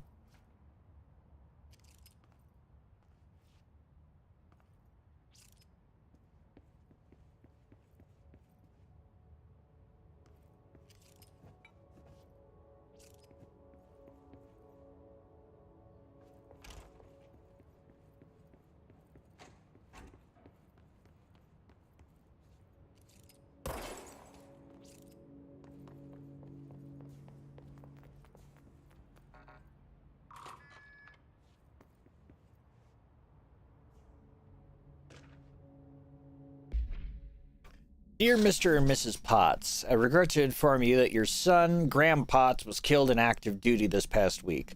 While the details surrounding his death are classified, I am honored to tell you that he died in the service of his country. You can be proud of his courage in the face of danger and his commitment to protecting our nation against our enemies. He'll be remembered by his comrades and colleagues.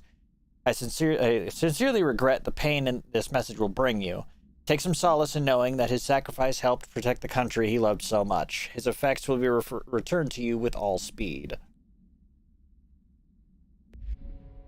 Why do I have the feeling he died in Alaska during the scissors incident?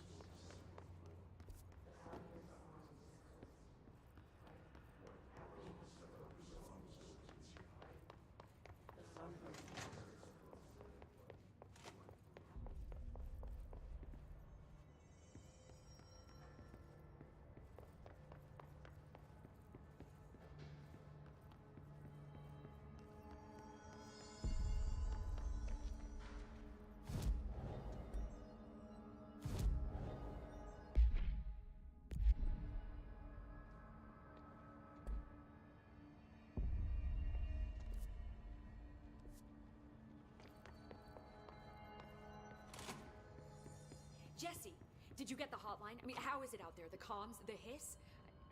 Sorry, you made it. I'm glad. Emily?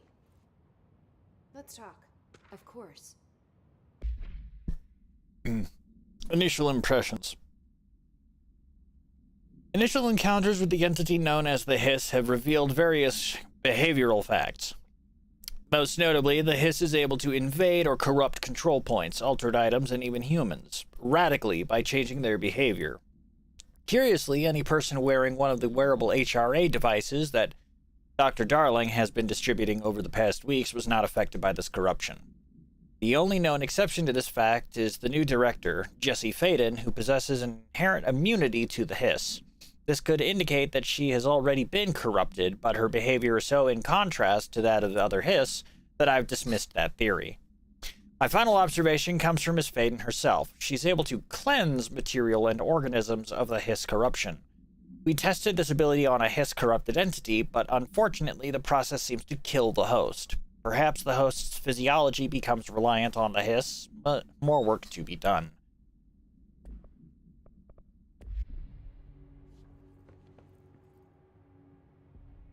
I got the hotline. I can make out what Trench is saying now. Incredible. What did he say? He talked about his management team. People who knew the Bureau's secrets. Your boss, Darling. Tomasi, but he's gone. His gone. Salvador? He's the head of security. And Marshall? Helen Marshall is head of operations. She's tough, ex-CIA. She took her rangers and went to the research sector to secure the HRA production. She hasn't come back. Someone who could help us. The other sectors. How do I get there? It's impossible because of the internal lockdown. You can perform a directorial override to lift it, but that can only be done in the maintenance sector. Normally, you take the sector elevator down there. It connects all the sectors, but it won't work while the lockdown is in effect. We already got past one lockdown. Maybe I can find a way. Jesse, look, with no prep, no training, in this extreme situation, you are doing phenomenally well. And all that and the Hiss can't seem to affect you. I mean, I would love to run some tests on you. If you agree, that is. We could find out something that would help us. Tests? I don't know. She might find out about you. But I wouldn't mind understanding more myself. Okay. If you think it will help. Great. I'll check the internal documentation for any lockdown bypasses. We need to get these sectors open to locate Darling and Marshall. And I'll look for a way inside the maintenance sector. The sooner we find one, the sooner I reach this override.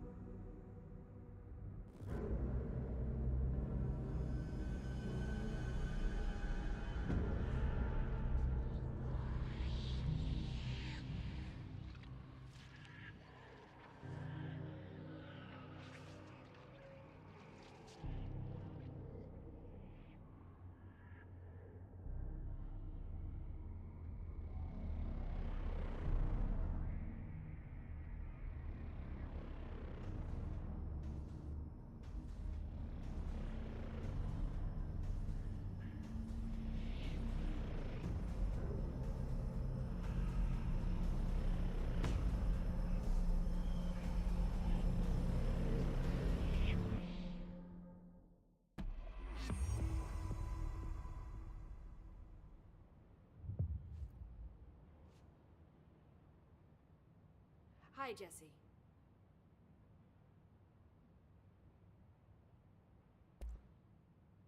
Where did the Hiss come from?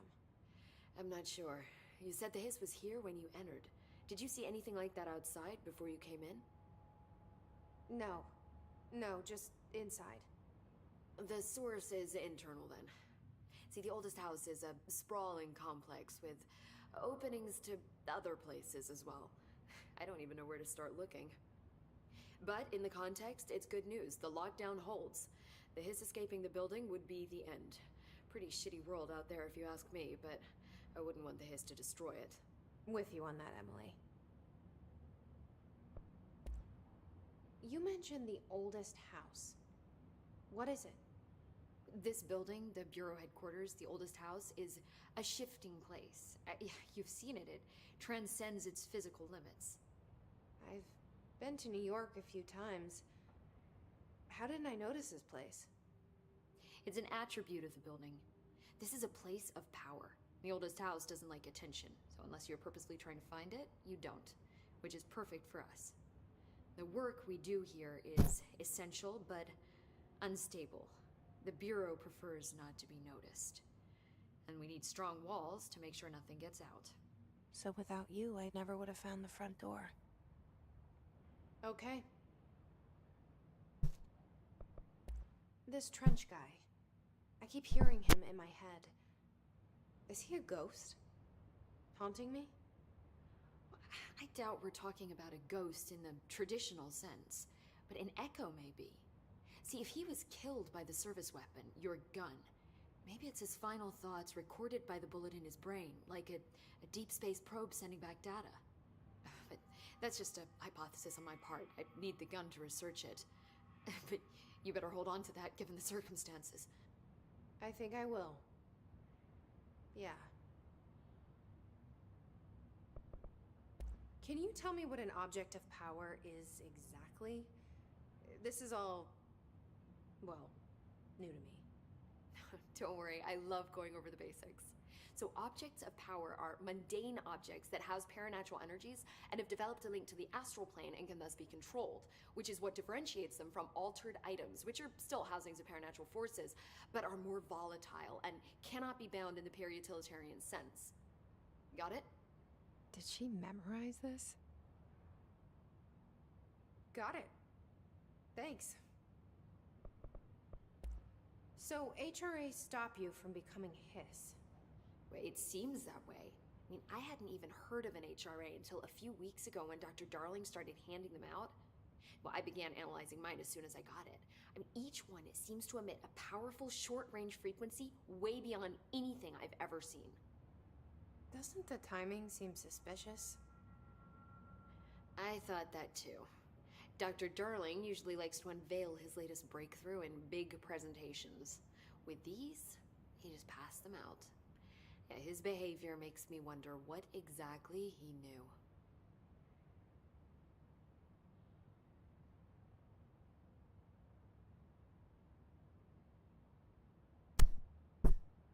Okay.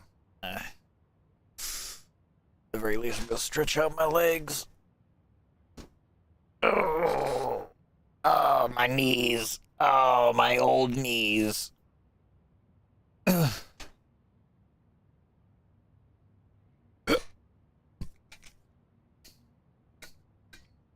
do one squat.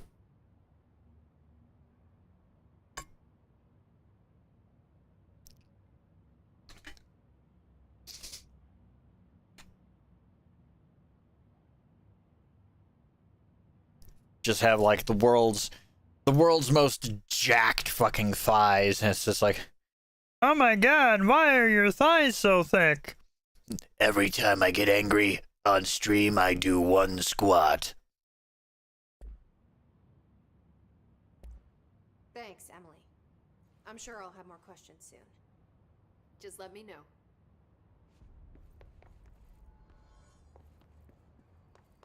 Do you hear that? Someone's singing. Where's it coming from? Singing? Sounds like it's coming from the elevator. They say the new director can launch objects up to 20 feet. Bullshit. We've never recorded any distance over 5. Obviously, you never read the P6 data.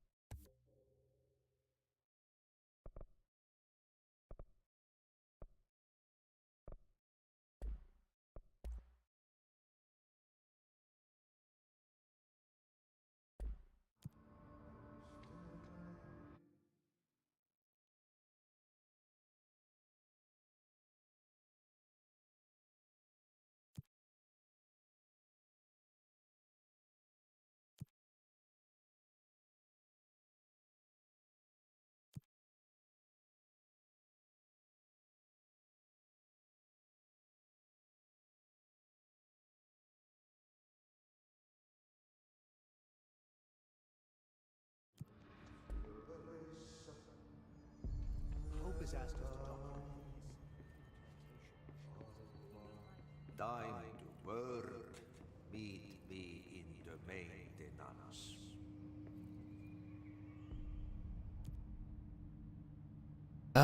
Let me see.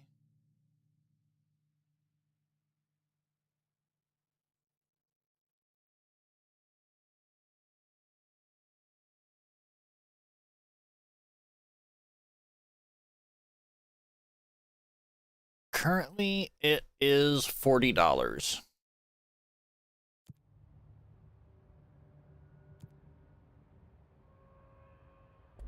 Like I said before, the janitor is a friendly face.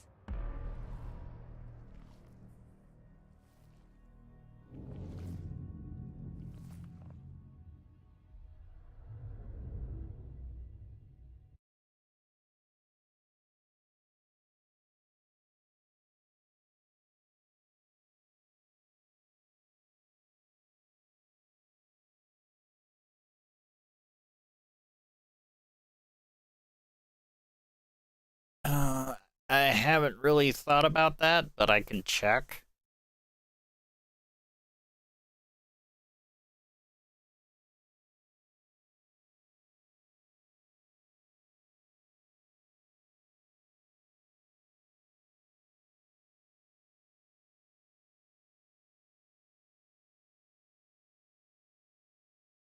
Blood's scary.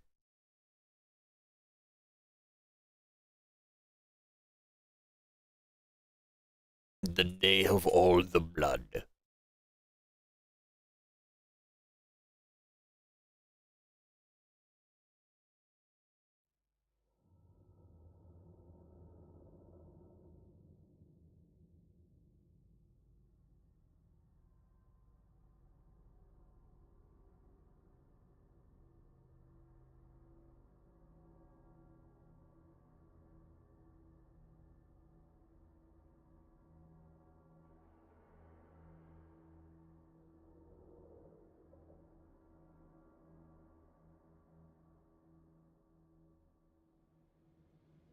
The maintenance sector is the janitor domain.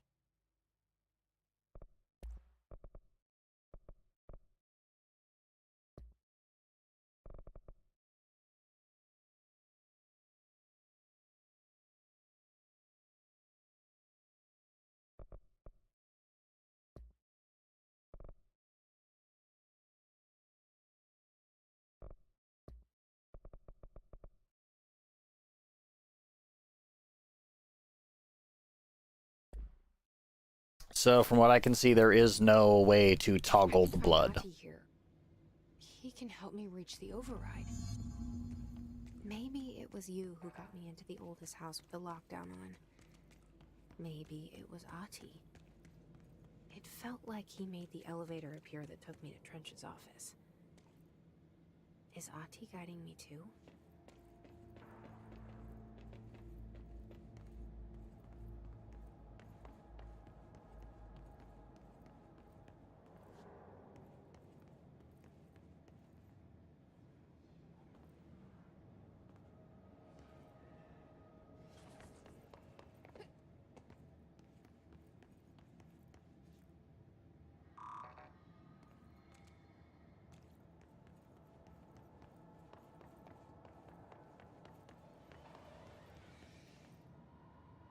The directorial override is right there, in the control room. No, you cannot turn off the enemies. This game doesn't. This game has a baby bitch mode, but it does not have that much of a baby bitch mode.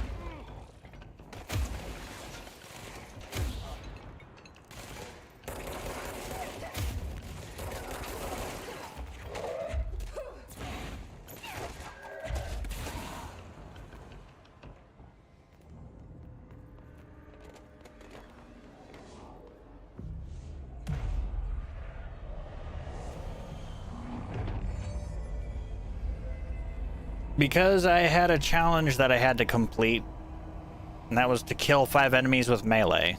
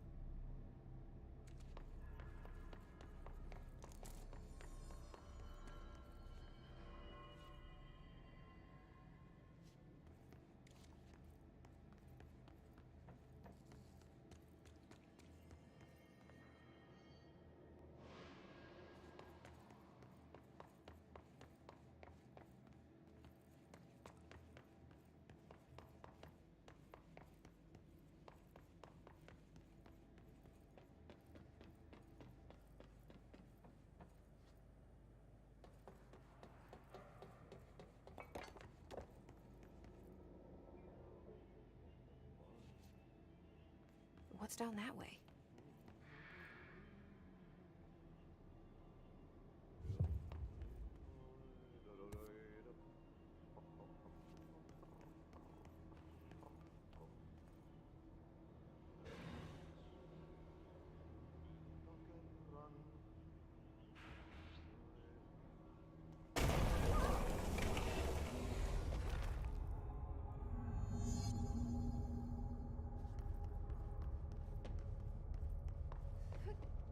Ugh, this place makes me nauseous. An object of power. How do you think it got down here? A carousel horse. Why is kid stuff always so creepy?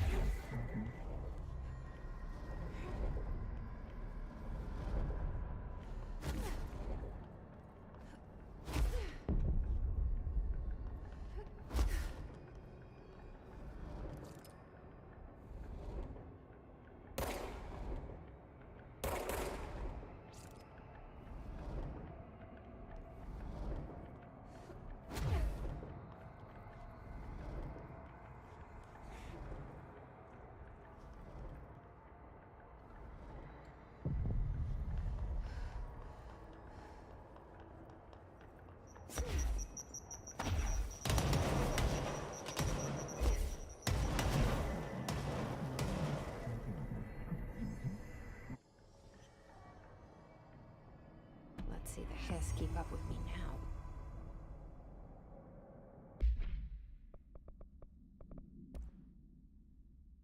Merry-go-round horse. should be kept in a confined space when unbound. A fiberglass horse once used as a seat for a merry-go-round ride. The pole is still connected to the object. The object is capable of moving short distances at high speeds. This can be quite dangerous when redacted its path. The object is currently bound by redacted. The object was discovered at the site of an abandoned amusement park. Local redacted reported that the rides would move on their own and that they would be chased out. When these rumors reached the Bureau, see America Overnight episode 235, agents were dispatched to investigate. 3 local redacted were found dead at the scene. The object attacked Agent Redacted by redacted. Agents invoked Formula C5 to redacted the object long enough to redact it.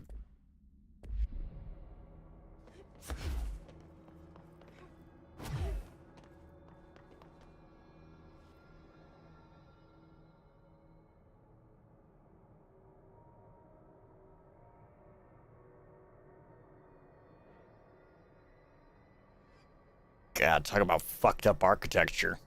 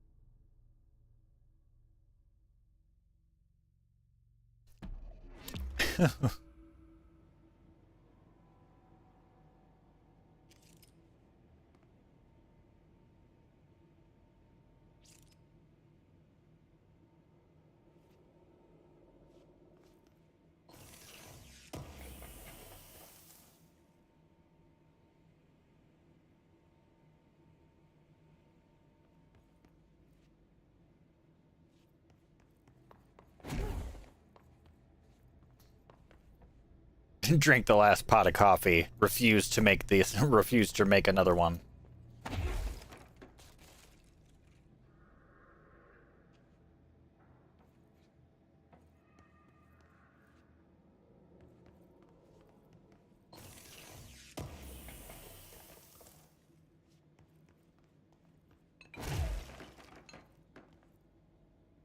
Jesus Christ. When you boost forward, you're moving so fast. Look, you just fucking direct impact the wall. Just like, fuck you.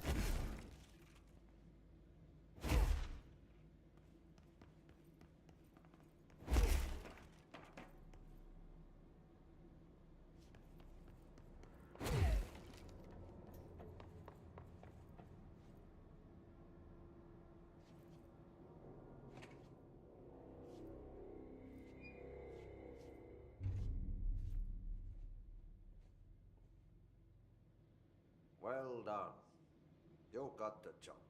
It's place for congratulations. Yippee, saatana. It happened in the last drop. I truly need an assistant. Funny thing is, I've been a janitor. I'm more at home in that role than as the director. Only Ati here seems to see that. Yeah, hi, Ati. Look, we need to get the lockdown lifted, otherwise I can't get to the other sectors. Can you help me get to the override?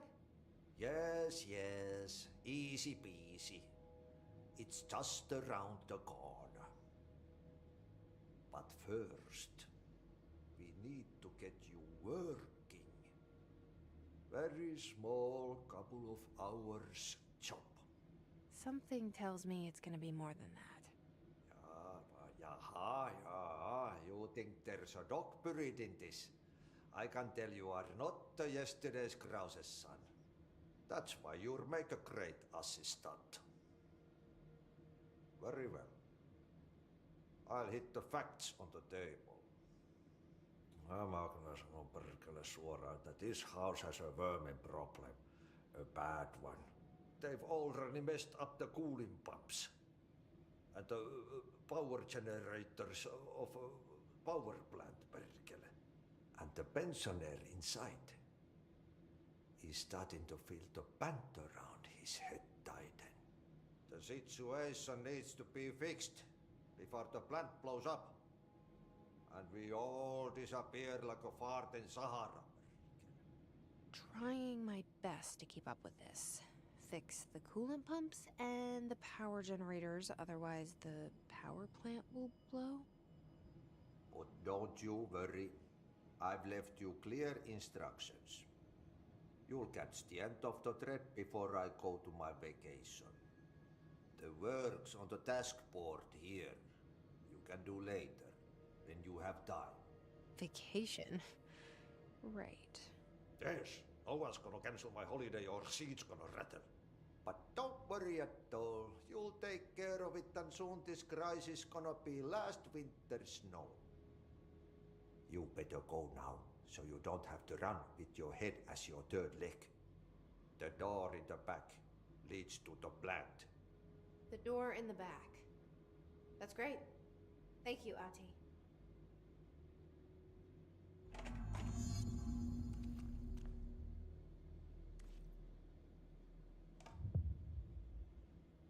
Yep. Burn the trash. Throw it in the fire. Burn it all. Burn it into a reindeer, not into a moose. This guy seems perfectly sane. Pensioner. Yes. Northmoor is the director. Starting to climb on the walls in his bachelor pad.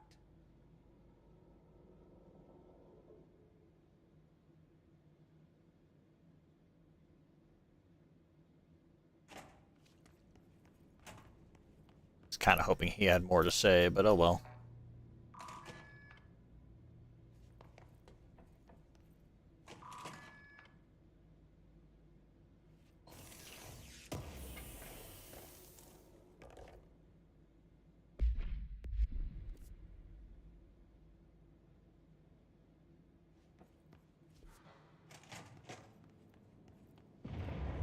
Okay, so what happens again if that thing blows up? Power. Explosion. Too much. Director's duty. Keep the lights on.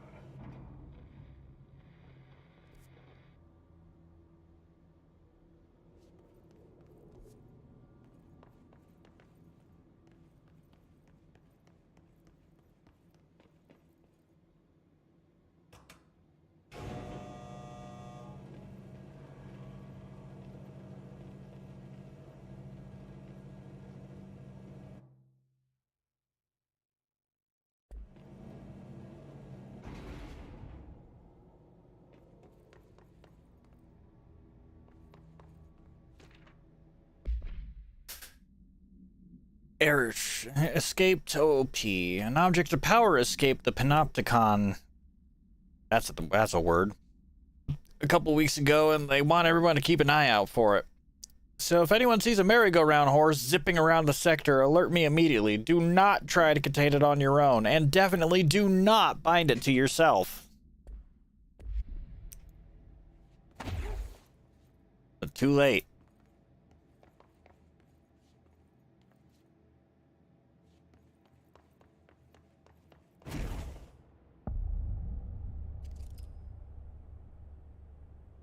Friend or foe?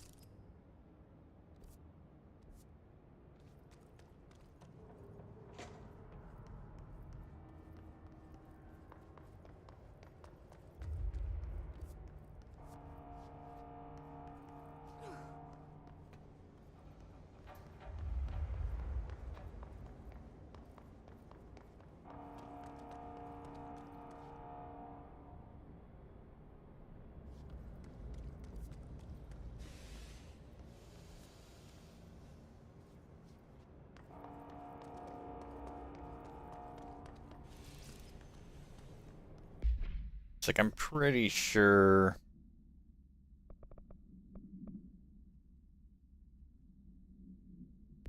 Like I'm pretty sure this isn't a timed thing, so I'm gonna go take care of little side mission first.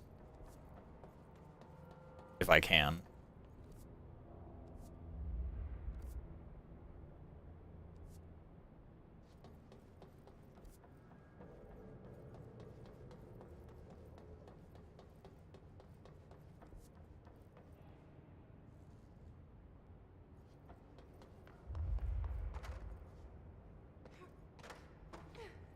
Does not look like I can, so I won't.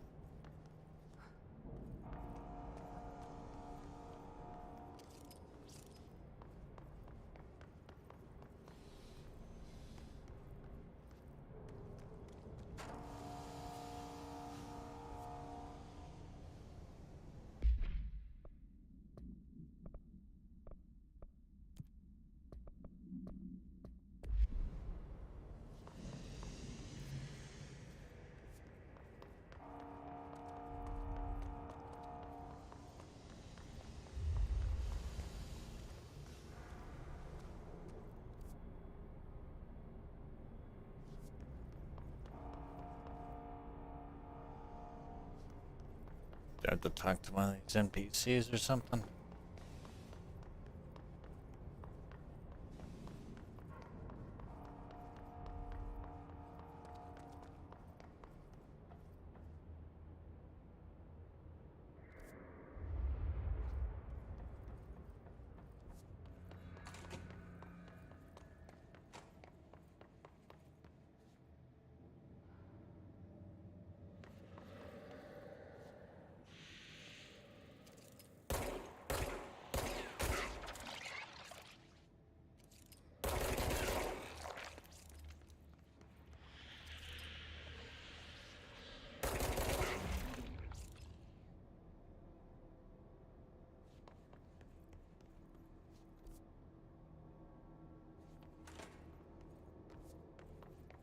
Oh.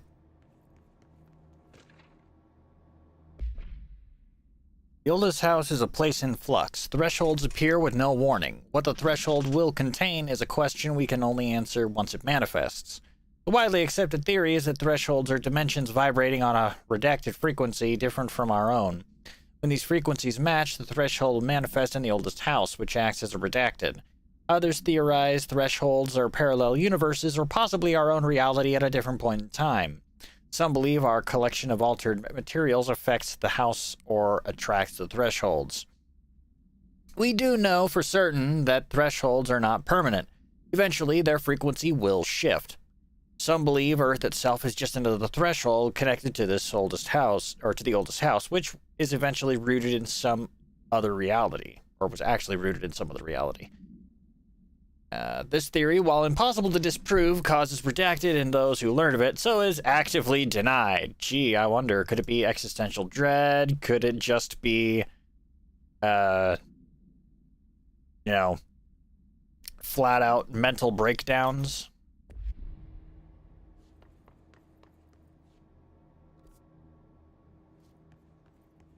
The whole entire concept, your world is fake, you're living a lie, tends to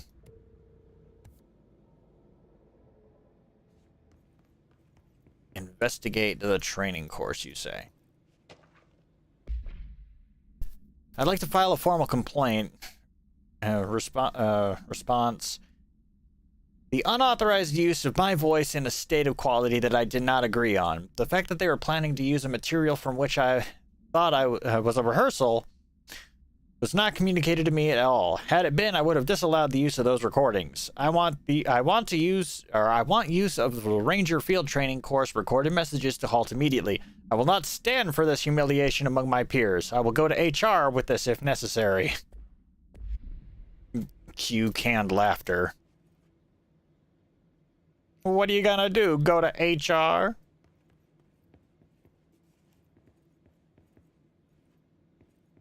You're gonna have a good cry?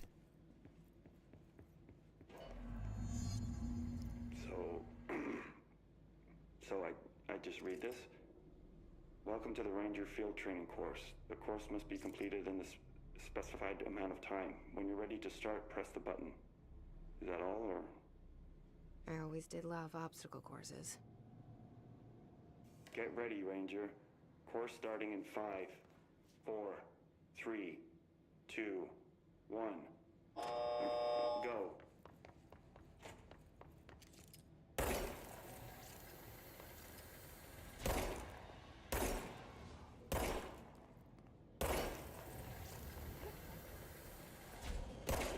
Seconds remaining.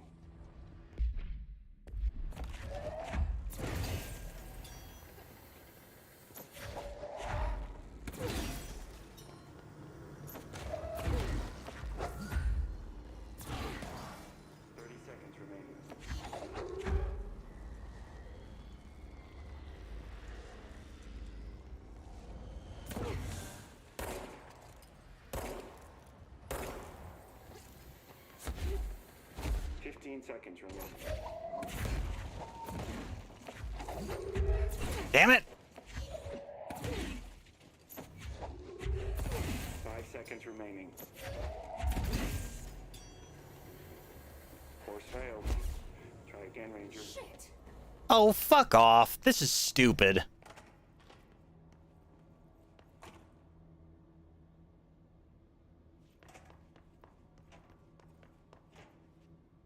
Get ready, Ranger. Course starting in 5, 4, 3, 2, 1. Go.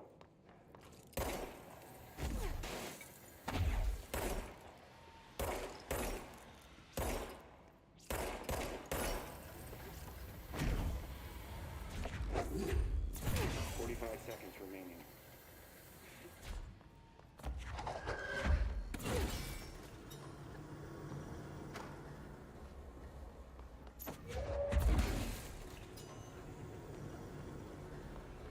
Seconds remaining.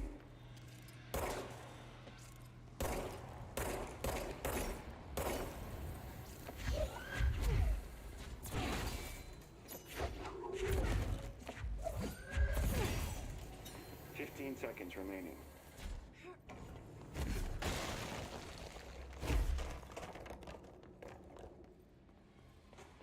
Course complete.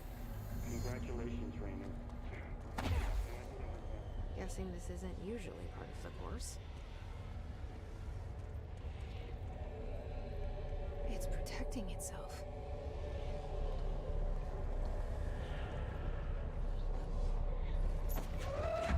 I need to hit it harder to break that shield.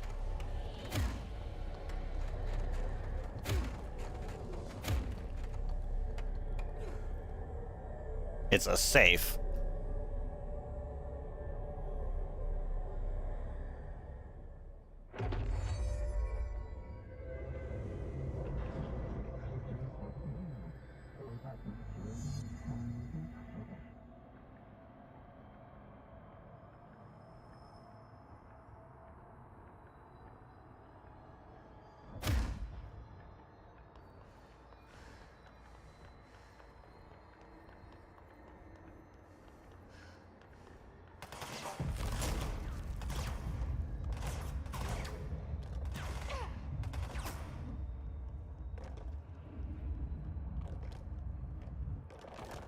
I see.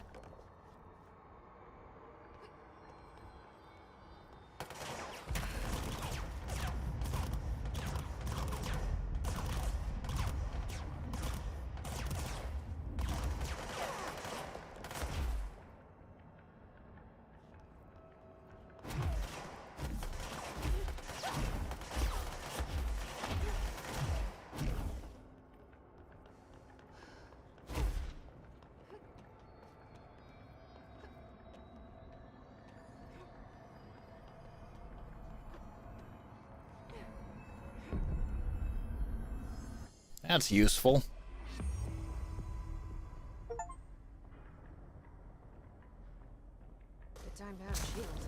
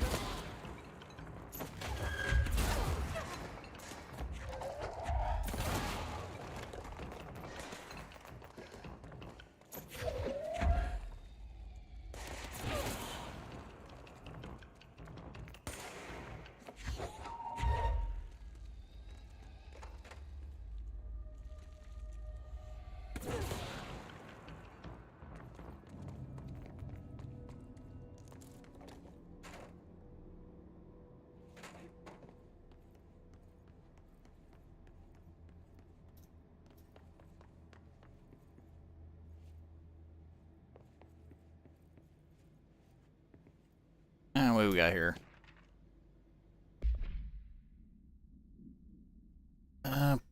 Holiday Memorials Tree. AI14AE. Item must be contained with a soundproof cell. A Holiday Memories brand white plastic tree with green plastic stand. The item repeats the words and phrases spoken within a range of redacted feet, always in a tone below redacted hertz. This verbal mimicry has profoundly distressing effects on the individual it's copying. The item was taken from the blank, a Canadian research station established on Ross Island in Antarctica, where it was used to celebrate the holiday season. In 1979, solar radiation damaged the radio, severing the base's only means of communication with the world. After the frozen passages opened, a military expedition visited the base to reestablish contact. They found the base's occupants in various states of madness, rambling about voices in the tree. Military personnel discovered they also heard the tree speaking. After locking the item in a supply crate, they brought it back to the mainland, at which point the Bureau intervened. The home safe. Object is a guardhouse brand home safe. Weight measurements vary. When bound, the object allows para-utilitarians to telekinetically gather items and debris from their surroundings. This object is currently bound by redacted. Discovered in the basement of a home in Blank, Ohio, the object gained rapid interest in certain online forums dedicated to opening abandoned safes. After months of failure, the owner attempted to open it with explosives. The object survived with no physical damage. Bureau agents were dispatched, now confident of its paranatural nature. Blood occasionally emerges from the seam around the object's door. Tests confirm the blood is not human. X-rays taken of the object indicate that something is trapped inside, though the images are always blurred, which indicates the contents of the object are moving. All attempts to open the object have been unsuccessful. Groovy.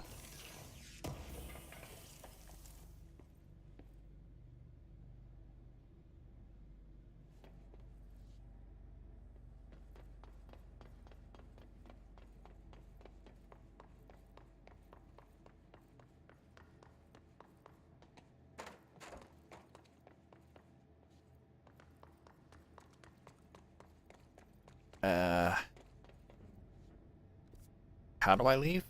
Oh, okay.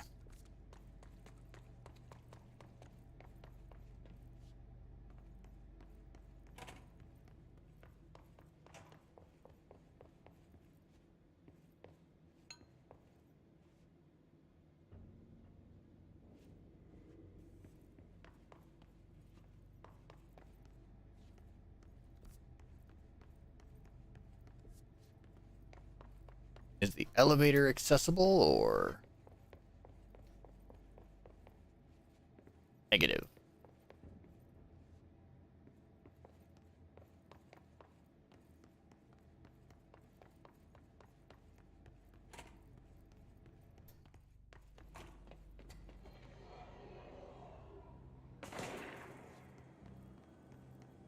Well, that sounded pleasant.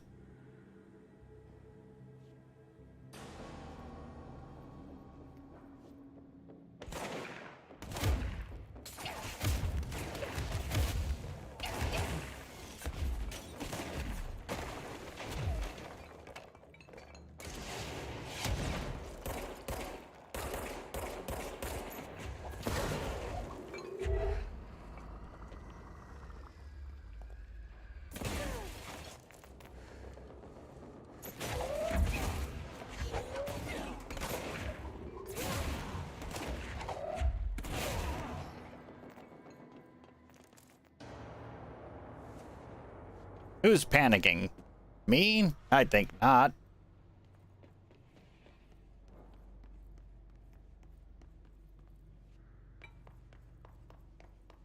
I'm as cool as a cucumber.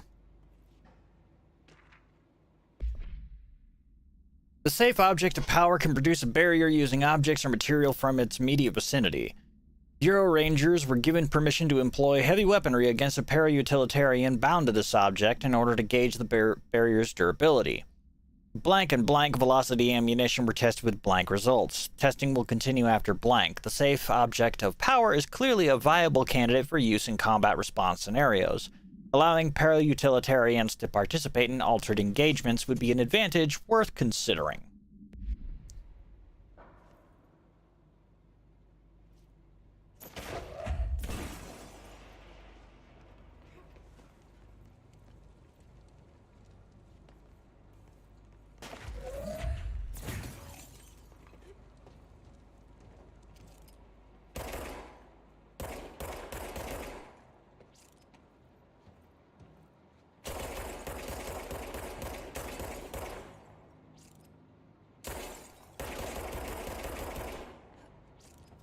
Oh, come on. Why not?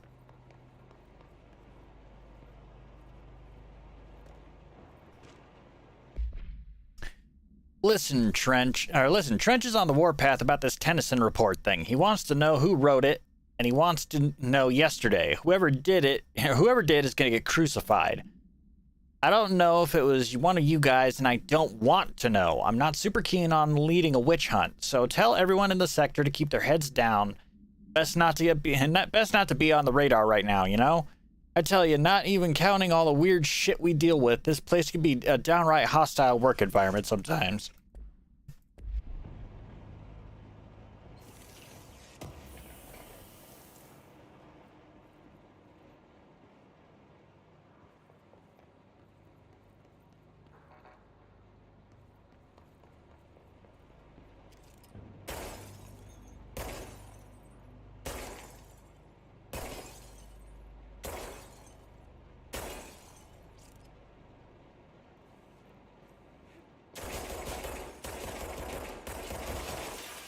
Let me jump through the broken glass. This sucks.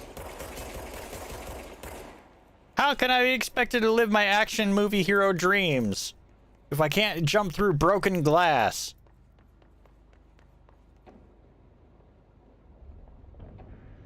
Hello?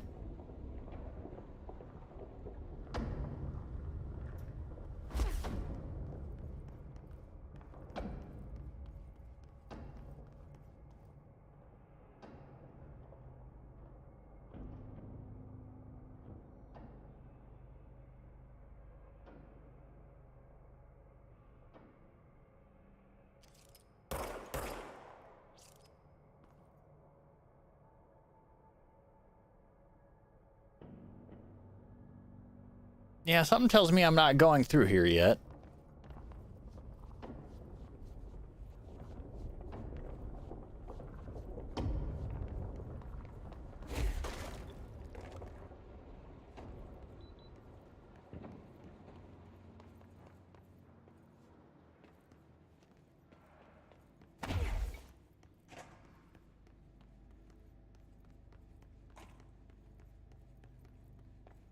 Alright, let's head back to the power plant and see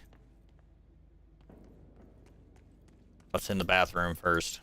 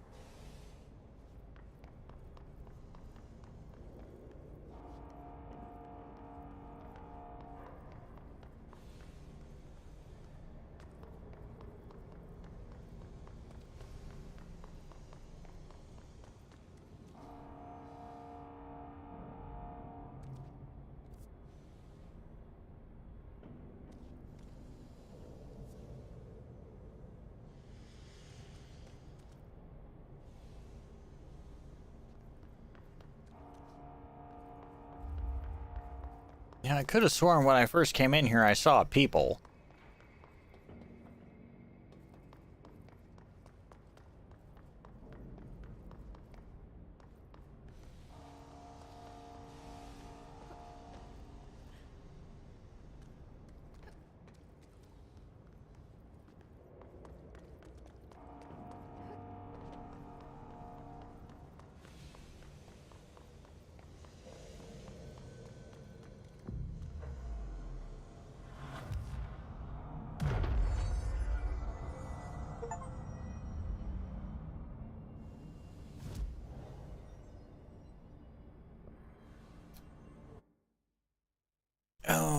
what do we got?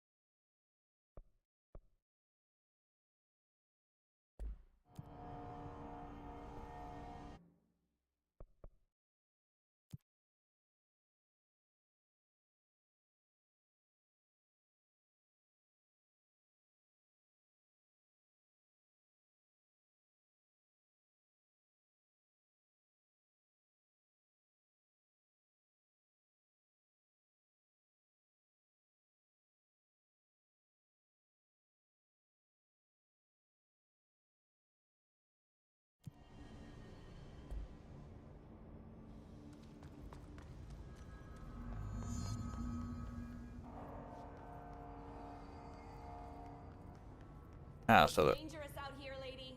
Go see Chief Arish. He's just inside. He'll help you.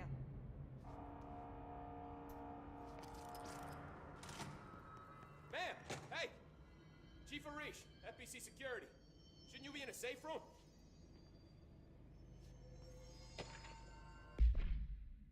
Let's see.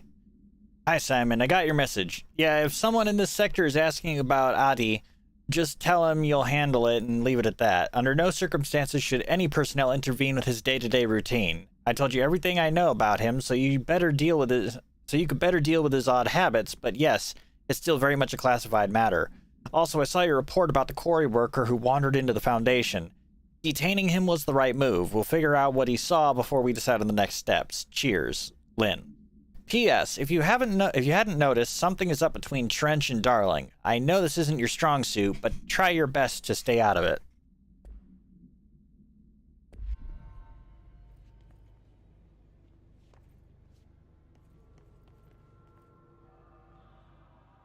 They all have HRAs. We're on the same side. My name is Jesse Faden. I'm here to perform the directorial override to get the lockdown lifted. Yeah, Chief Arish, FBC Security. I'm just... Oh, hang on, you're the new director. It's a pleasure, ma'am. Let's skip the formalities, please. Right. Faden, ma'am. Look, as you can probably tell, it's a bit of a shit show down here. We've been holding our ground, but... What did you do? Gotten into our buddies, has them wrecking the coolant pumps and the power converters. The NSC keeps overheating, and my crews keep getting shot before they have a chance to make any repairs. NSC? Oh, God. Sorry. Bureau jargon. It's what we call the power plant. You know, the big rumbling metal thing? Salvador, head of security, asked me to protect it in case of an attack. See, what's inside is dangerous. Dr. Darling seemed to know it would be a target. Darling? He's here? No, he came down a few days ago. Before This is the start of your Hrothgar obsession. He was ranting about vulnerabilities and how he only had one large-scale HRA, but that he needed it somewhere else. Still, at least he gave us these personal HRAs before he left. Hey, did I mention that he was tearing his clothes off? Crazy dude. Darling knew the hiss was coming. Listen, I love playing 20 questions as much as the next guy, but we have got to get the water and electrical systems repaired before this baby blows. I'll have my guys unlock the doors out of here for you. I'll take care of it. You stay and keep the hiss away from the plant if you can. The hiss? That's what we're calling him? Oh, that's catchy. Oh, listen, the radios aren't working, so if you find my boss Salvador out there, could you please ask him what the plan is? I'm sure he will have one by now. I'll keep an eye out for him. He sure has a lot of faith in his boss. Try to stay alive.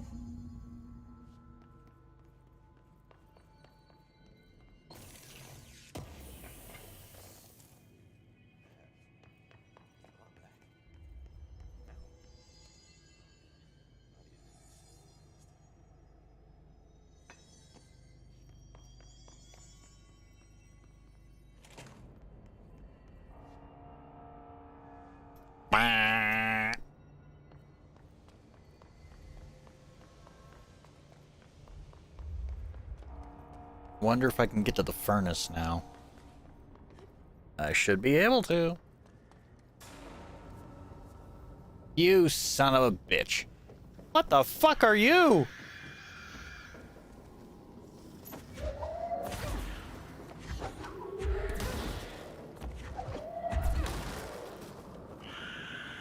They explode.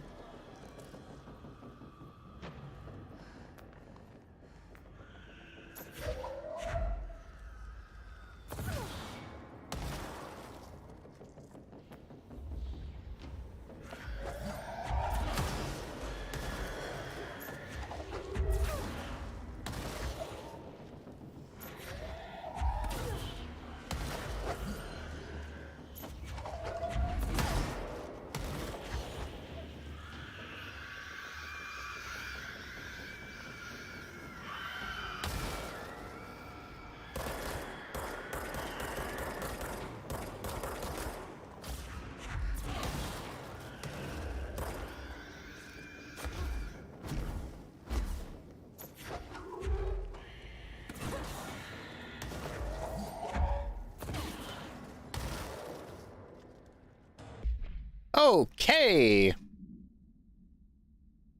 The Hiss-Charged. Hiss-Charged agents are examples of extreme physical deformation resulting from Hiss corruption. Hiss-Charged display an unthinking fixation on any non-corrupted individuals in the area. Once within a specific proximity, they erupt into a burst of focused Hiss resonance, so dense that it acts as a physical force. The Hiss-Charged is depleted of the Hiss corruption after this eruption. The host is left lifeless. This behavior may be an adaptive response to the HRAs. The Hiss-Charged are designed to blow the devices off potential hosts, exposing them to the resonance. Is the Hiss capable of customizing a corrupted host's alterability to this degree? Why is the physiology of the Hiss-Charged so dramatically different from the host's original form? Lots of questions, no answers.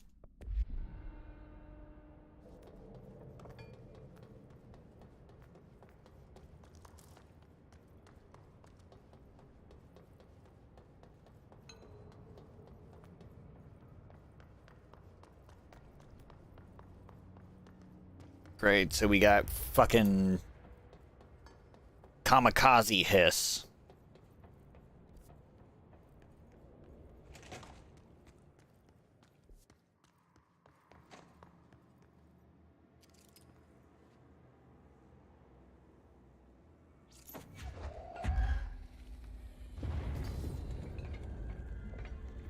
Power cut. Replace the parts.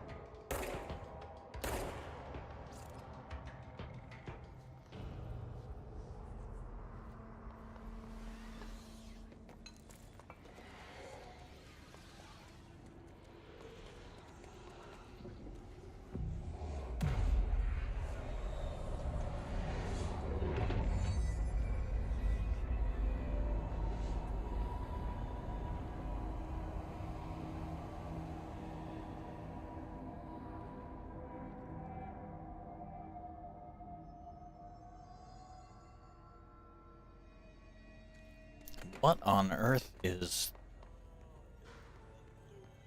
Ah.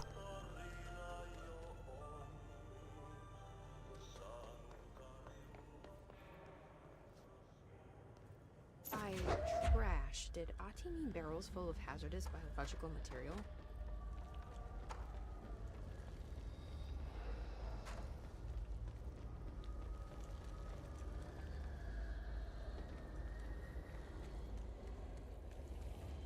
Seems like I'm breaking some environmental regulations on waste disposal, but if that's what Ati wants, then I'll get it done. My name is Dr. Pierce, lead researcher of the Parakinesiology Department. I believe that I've discovered a Code Omega paranatural entity residing within the Bureau itself, right under our noses. Darling refused to allocate me the budget or resources, so I'm taking matters into my own hands.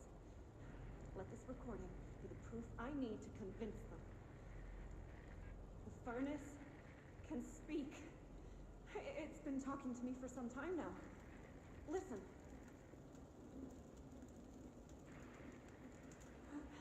Did you hear that? It's a sentient force capable of communicating. I checked and there's no record of ever installing this furnace. I believe that... Oh, sorry. What? Yes, I can feed you. What do you eat? I see. I'll try to find some volunteers. Oh, that's...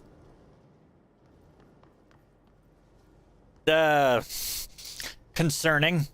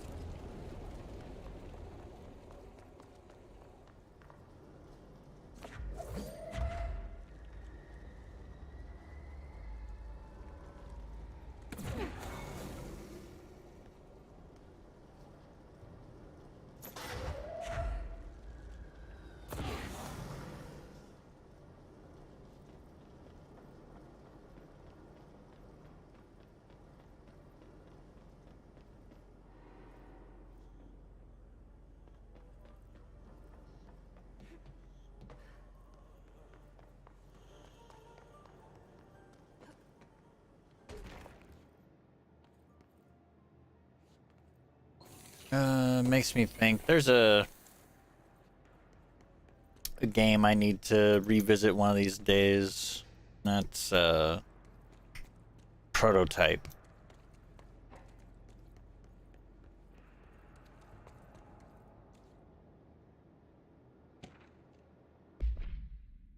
Hey Bozer, get this. The accounting department still says they haven't received my expense reports. They say the receipts probably got lost in the mail tubes because of a shift or a threshold or some such fuckery that if I don't have the originals, they can't verify my expenses for reimbursement. This is such bullshit. Why do we even use these fucking tubes if they just spit our mail out in some other goddamn dimension? Just venting here before I make a formal complaint. Useless pieces of shit.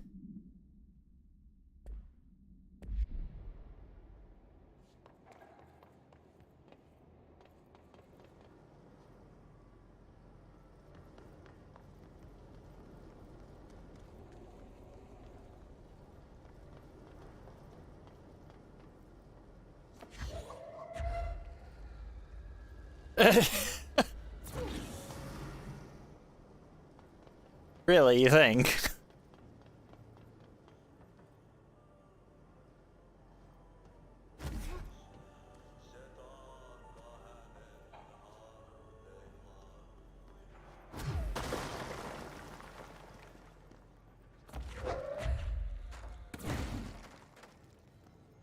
Oh, there it is.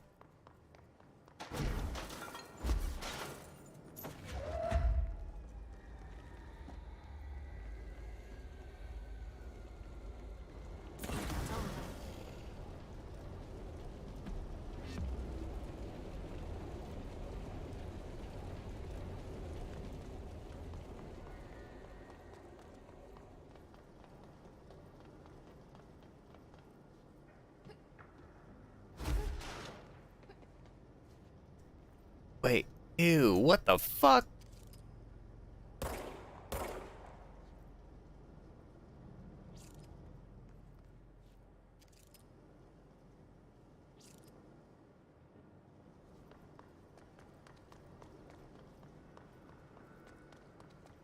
Why is it glooping?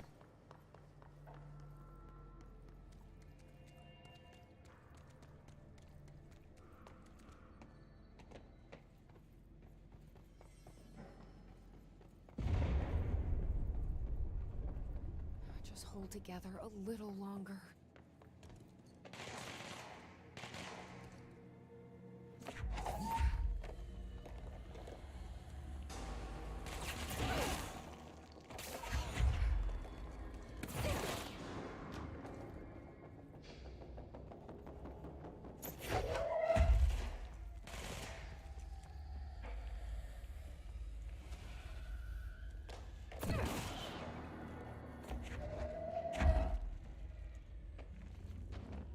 If you think I won't use a motherfucker to kill another motherfucker, you're wrong.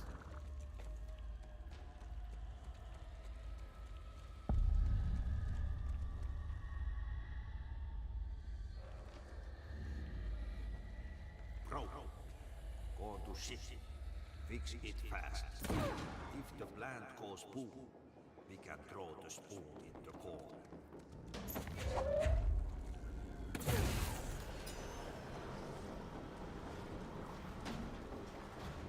Oh no.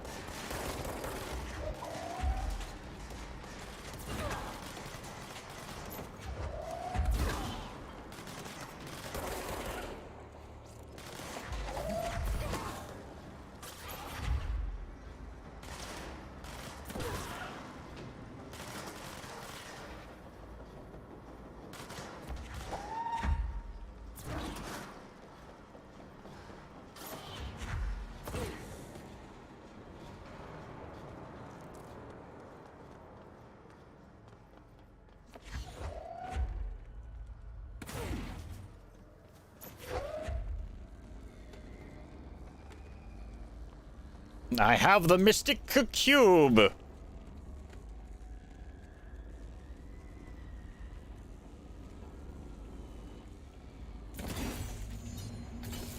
Shit. What now? My old enemy, the clock. The clog. You need to deal with that shit. He's very clever. He's trying to sneak in. We got him caught with his hand in the fish trap.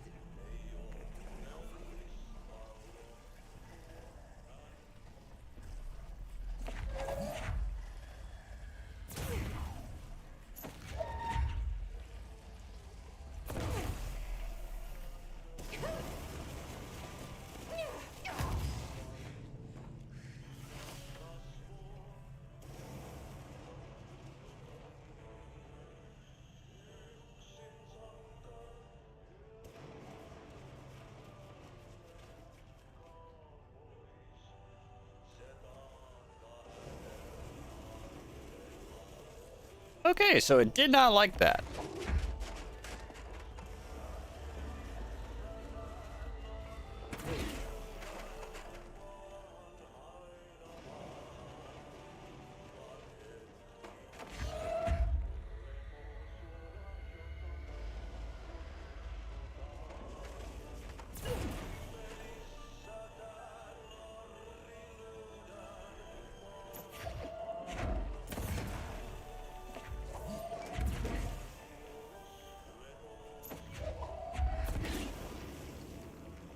What the hell is that?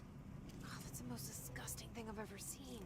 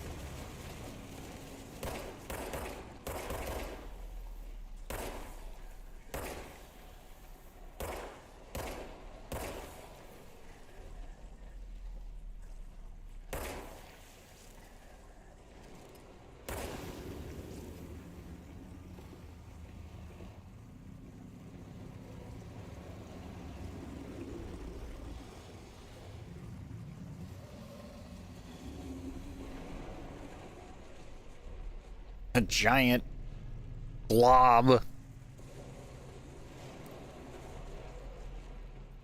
Trying to avoid making any feces jokes.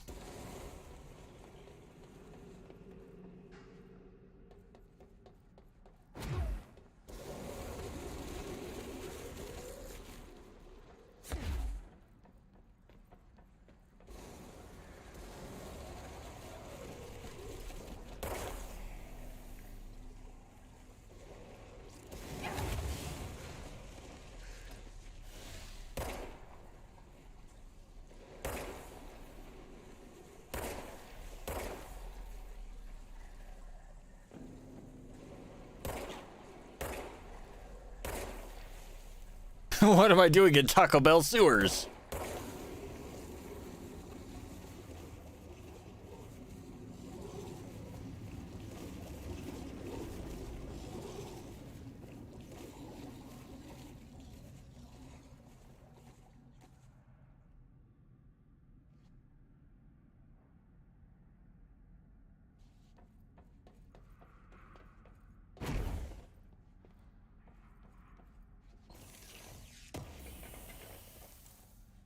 Have we defeated the fecal funny?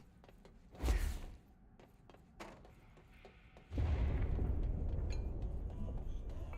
don't like that sound.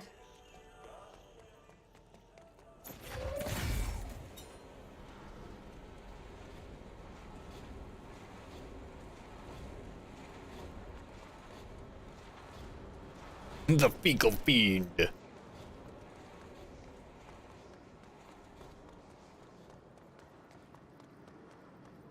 The poop problem.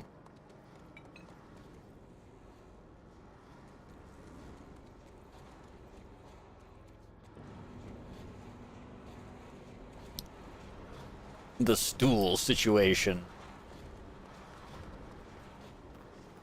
The situation.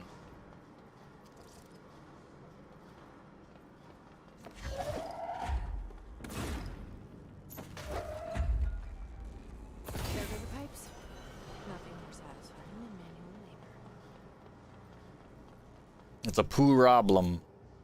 Maybe this will give us a hint on the whoa, hey!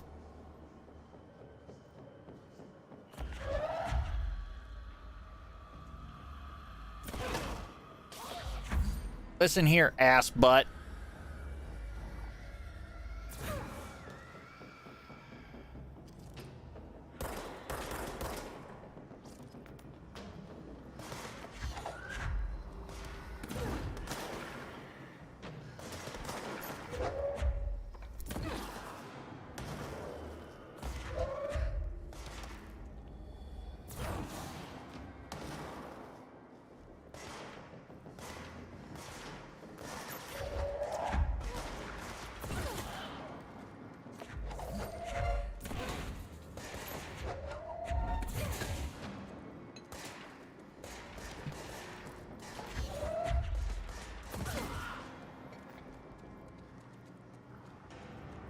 Well, at least I got back all that health that I lost.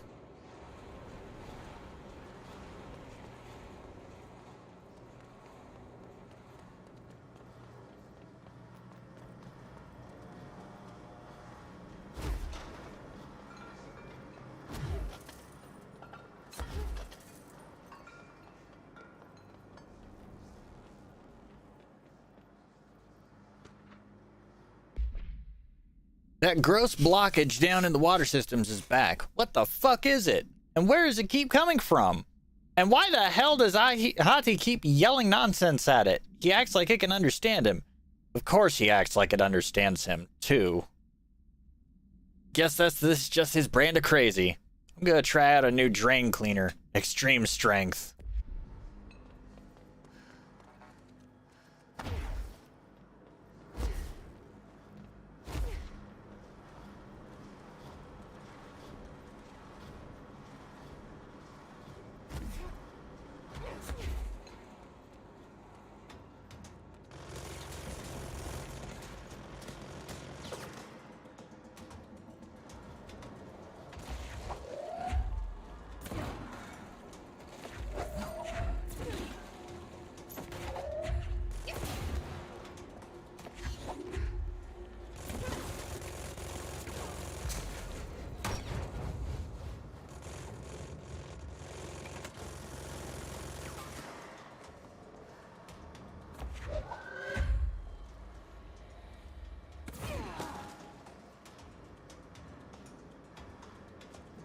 Sure, game, why not invalidate all the hard work that I just did by throwing an enemy at me who has a fucking minigun?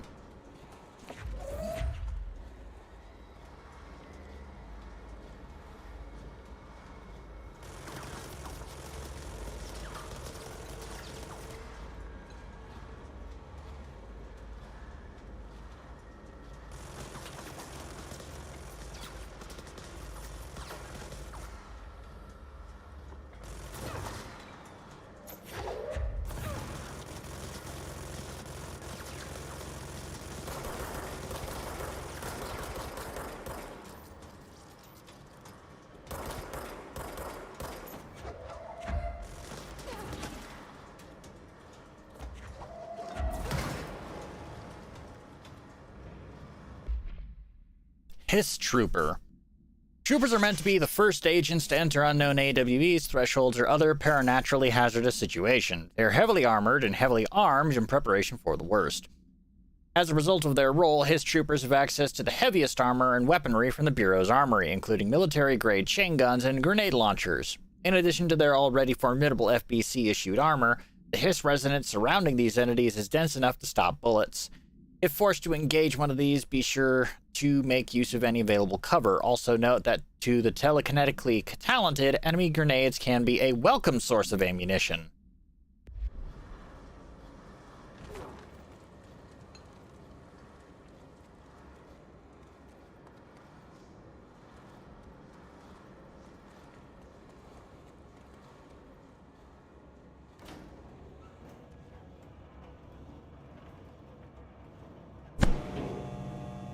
Alternatively, consider any possible welding torches in the vicinity.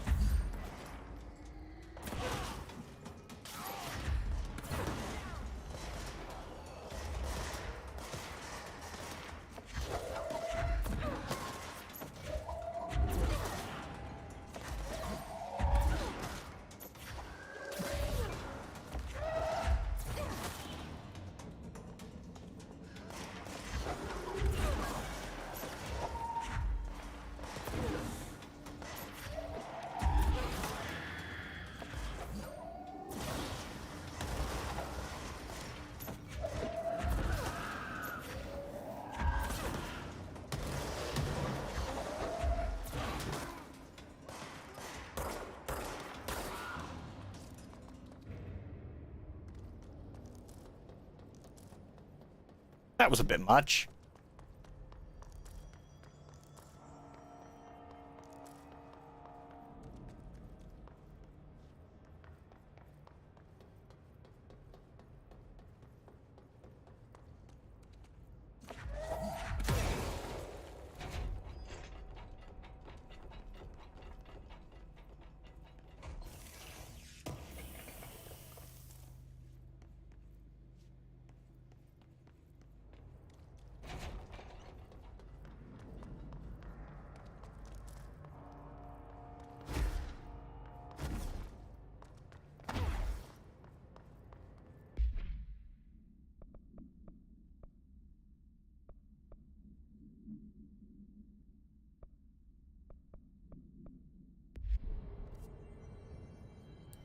Okay, so I gotta go this way.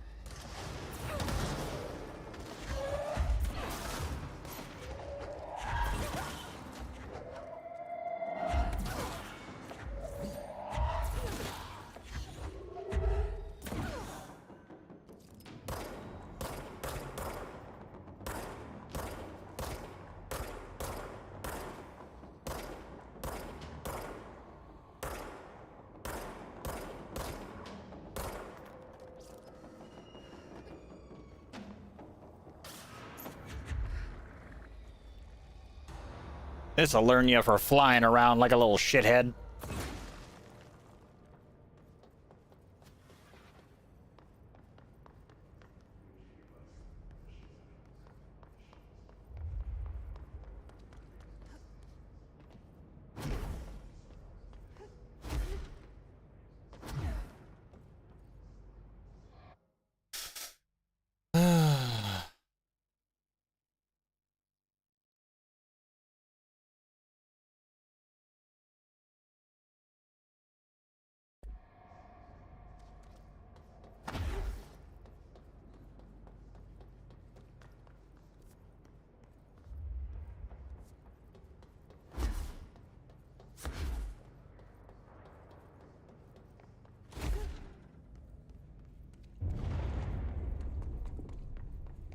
We need to fix this thing ASAP.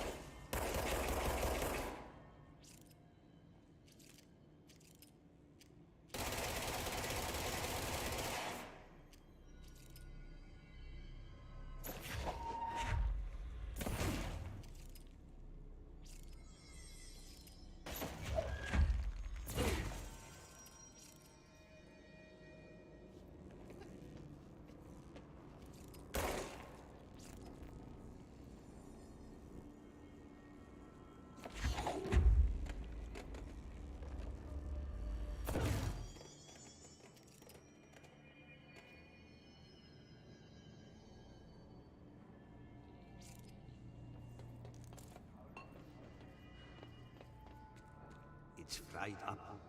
You need to fix it before the old twig pants inside the plant has a shit fit.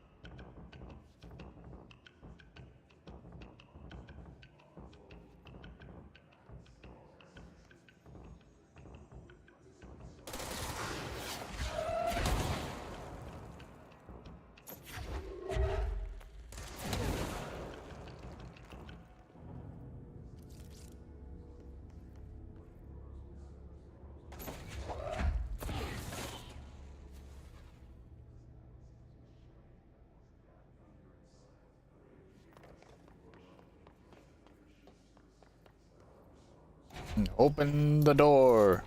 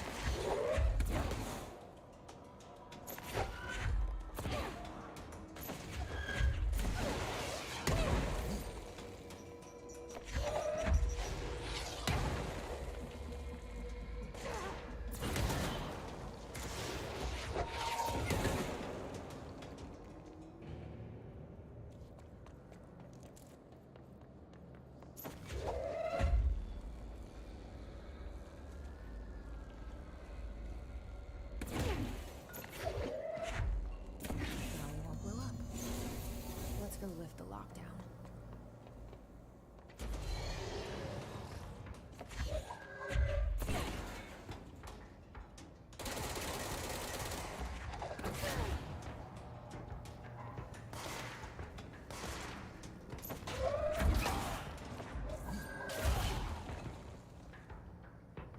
That works.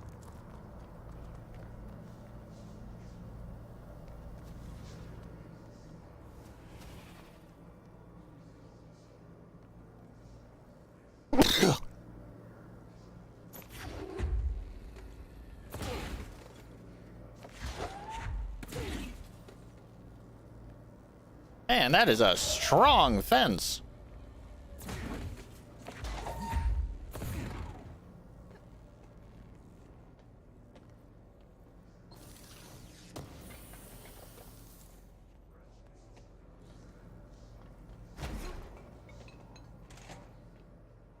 Bah.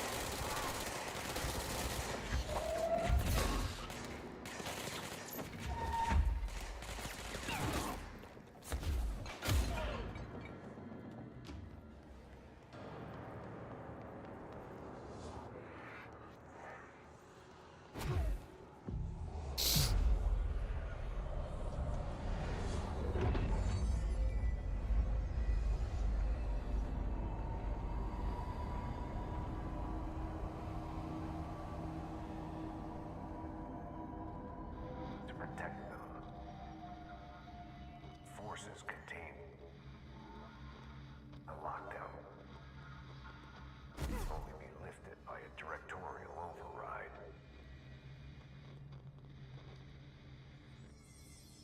This is...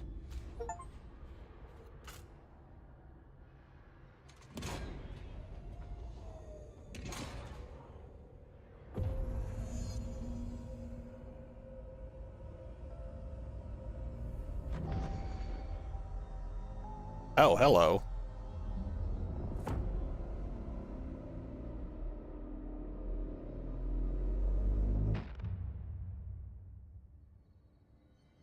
That's it. The other sector should be open now. I think it's time I told Emily why I'm here. I'll risk it. You two should get to know each other.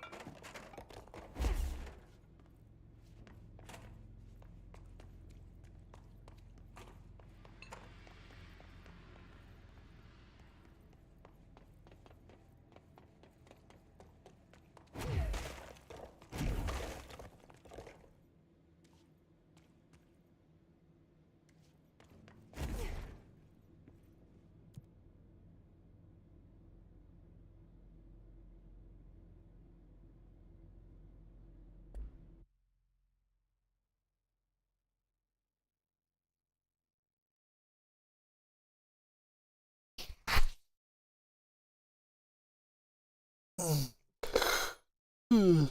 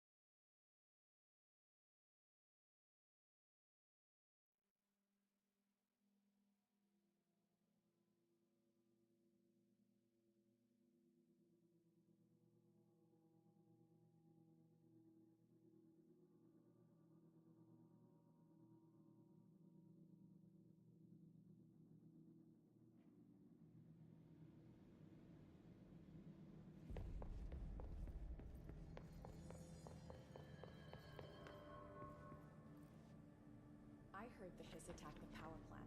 Brings up a lot of new questions. Are they communicating? Coordinating? What about the plant trapped at them? The power plant is confidential. Jesse, you made it! And you lifted the internal lockdown. Let's talk, Emily. Yes, of course.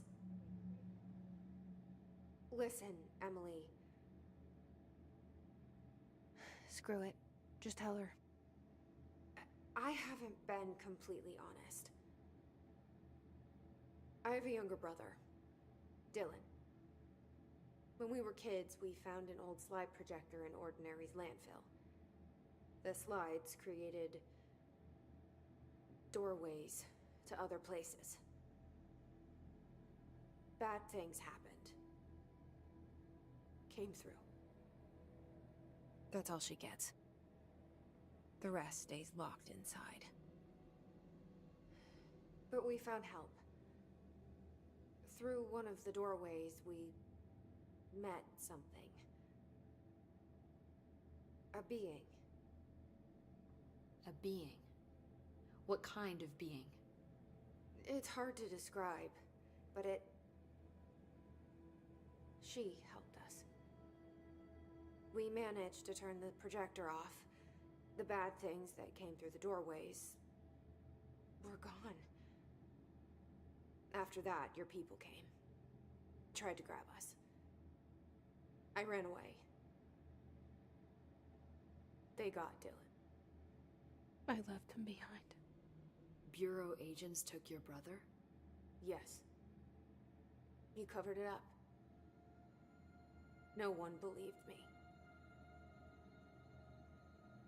I just want to find Dylan. I've been looking for him ever since. What happened to the slide projector? It sounds like another object of power. I thought you took it. The Bureau. Along with Dylan. I've never heard of it. But around here, assume everything's classified. You know, I looked into the Ordinary AWE case files after you mentioned it. Trench and Darling were both involved. A large area of the containment sector was reserved for it. The case hasn't been active for a long time. I have no idea if anything's still there. Can you tell me more about this being you found? Let's hope you two get along. She's been with me ever since Ordinary. In my head. She led me to you. I call her Polaris. As in a guiding star. Did Polaris know about the Hiss? If she got you in here in spite of the lockdown, she's very powerful. Which may help explain your test results. Your readings are incredible, Jesse. Now, cross-referencing them with the database, I found 2 matches in Darling's old classified files. Unfortunately, I can't access them beyond the file codes, but one was P6, referring to a prime candidate for a potential future bureau director. This was logged years ago. Dylan. Is that Dylan? The other match is on something called Hedron, which must be connected to these Hedron resonance amplifiers somehow. All I know is that Marshall went to the research sector to secure the HRA production after the Hiss first attacked. So, Marshall seems like our best lead on Dylan. I need to go after her. How can I get to the research sector? Use my keycard. The sector elevator will take you there.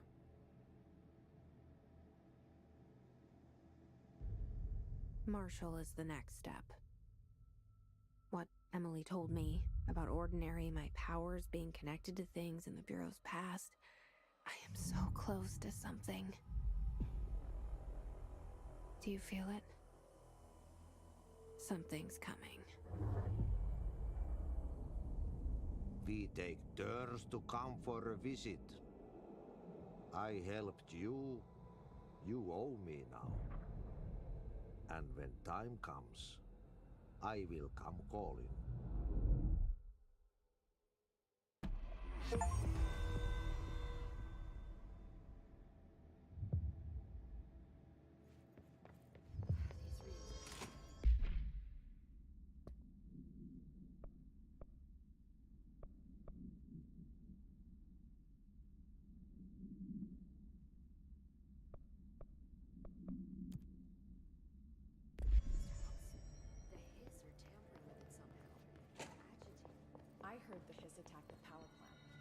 up a lot of new questions. Are they communicating? Coordinating? What about the planet trapped in them?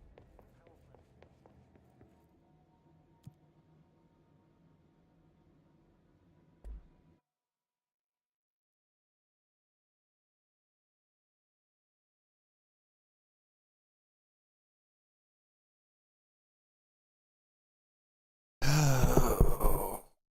Maybe I should switch over to Final Fantasy or something. Do the current content.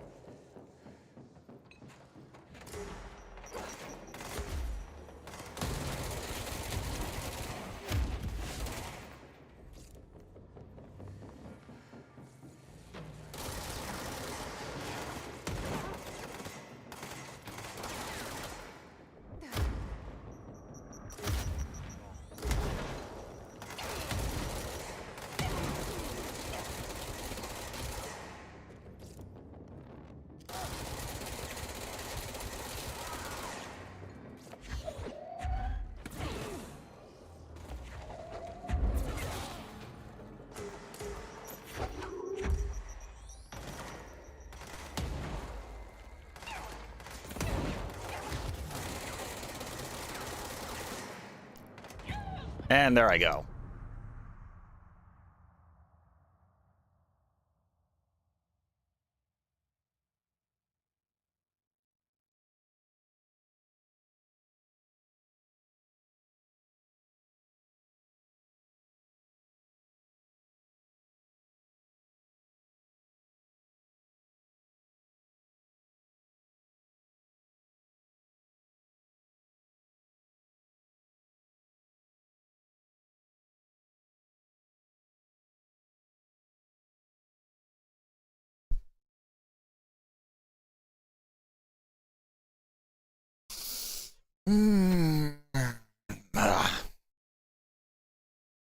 Suppose I should do a game change here.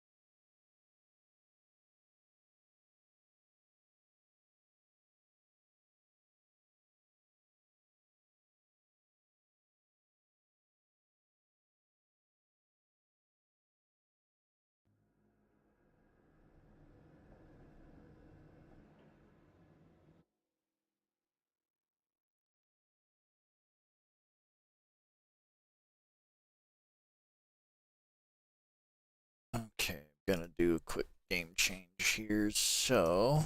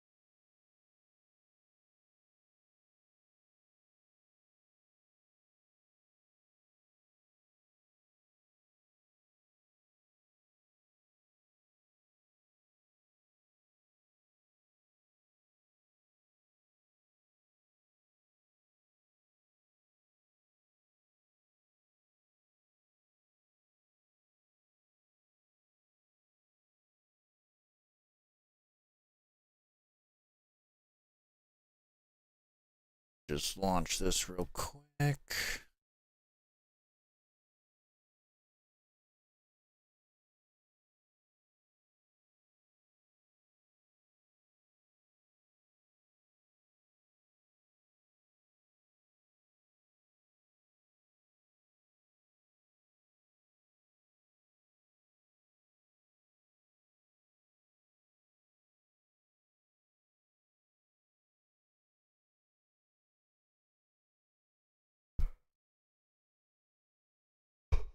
Ugh.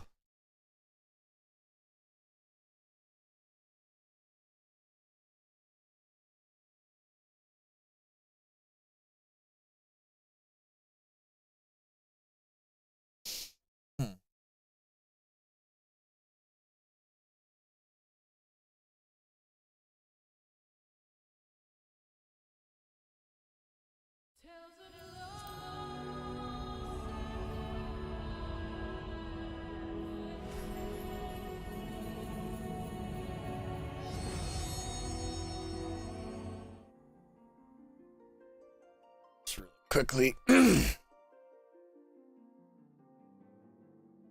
Got to do some things.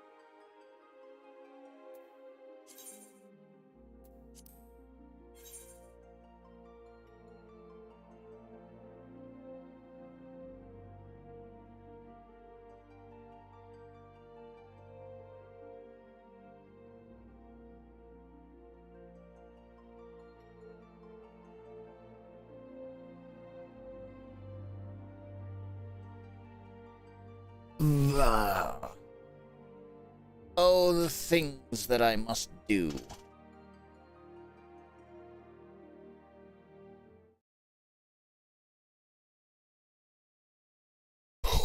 Oh, Christ.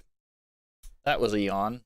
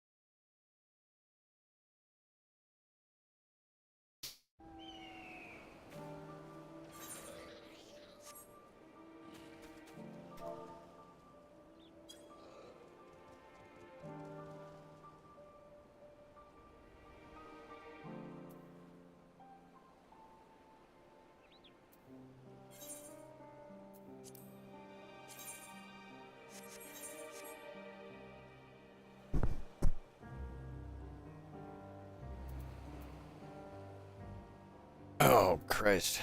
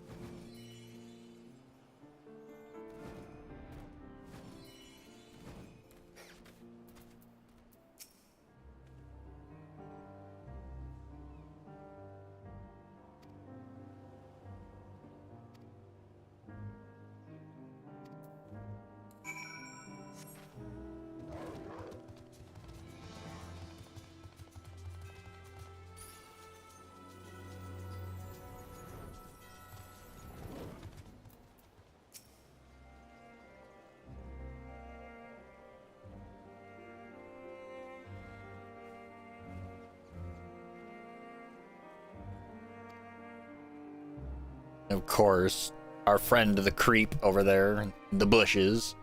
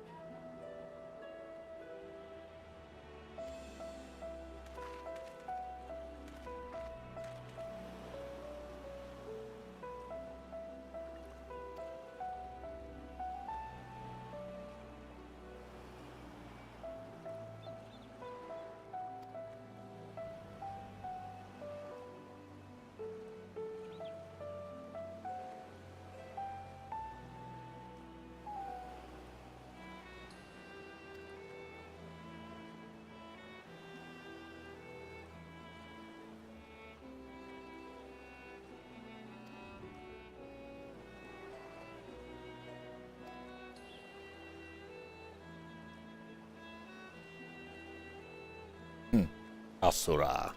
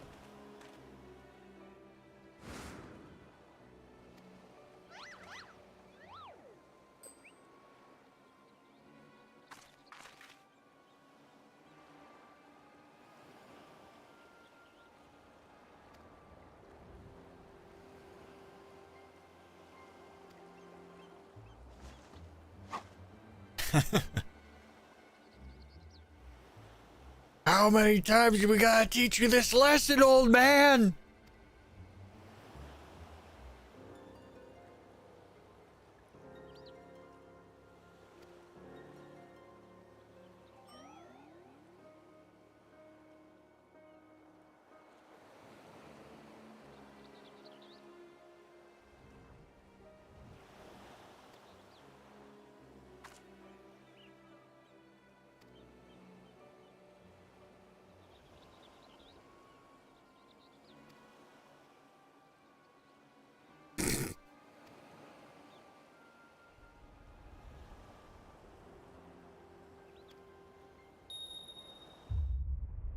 Of course.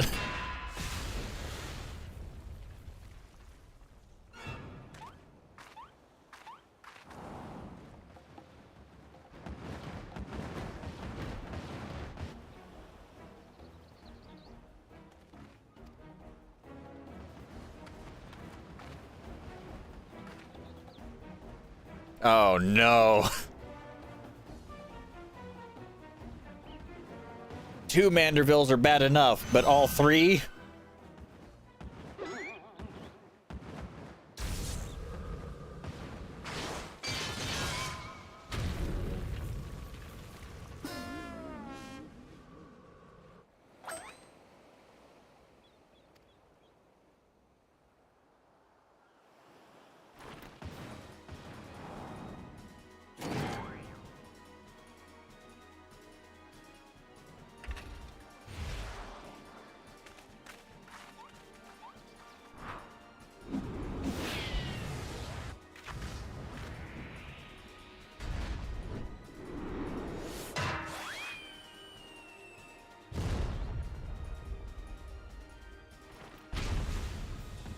Frying pan weapon when?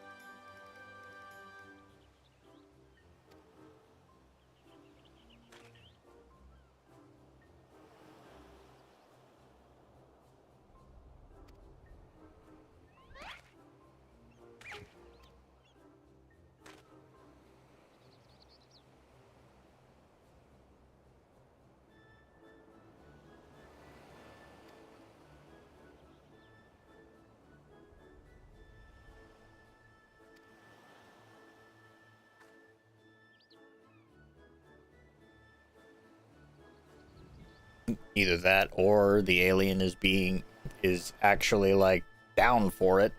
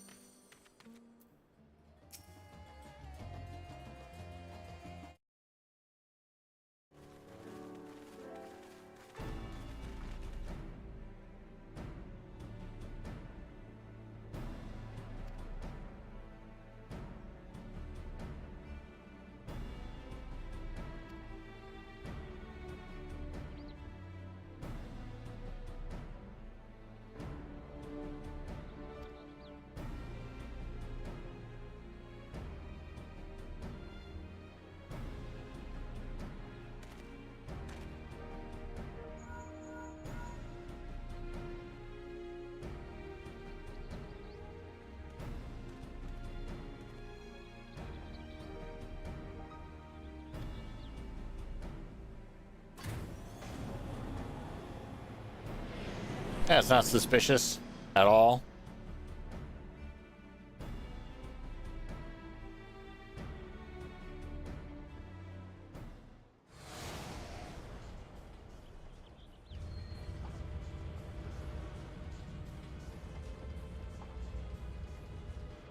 Troubling.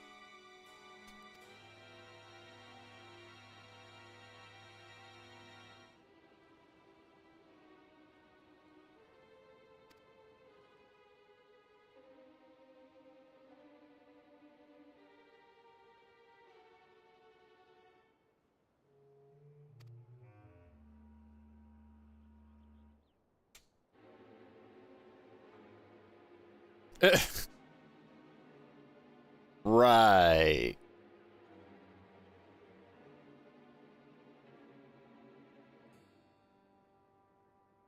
You're going to clone me.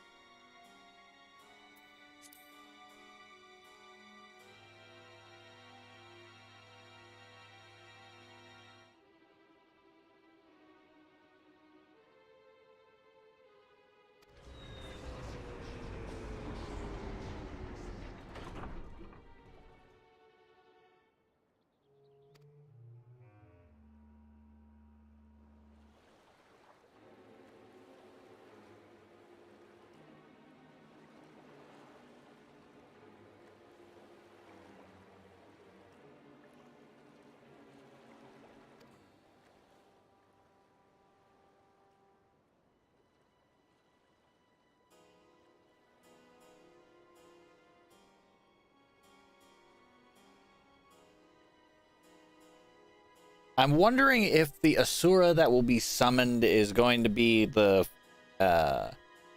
typical Asura seen in Final Fantasy games, the four-faced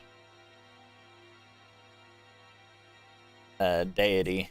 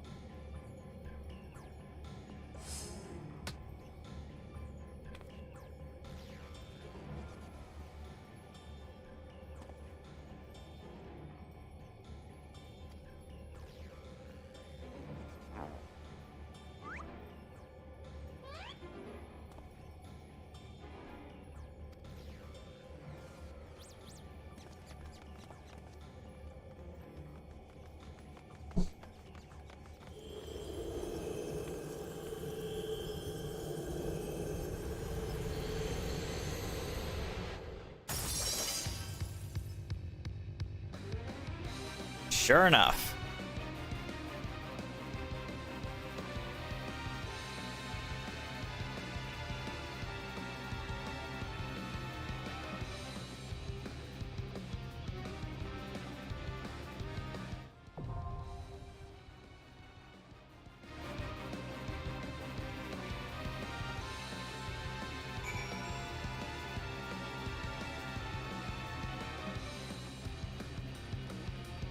Want to get a look at this.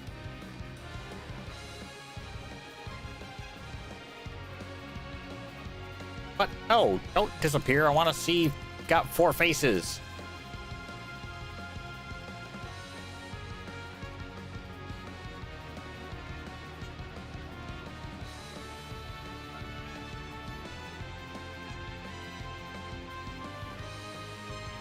Really, only three?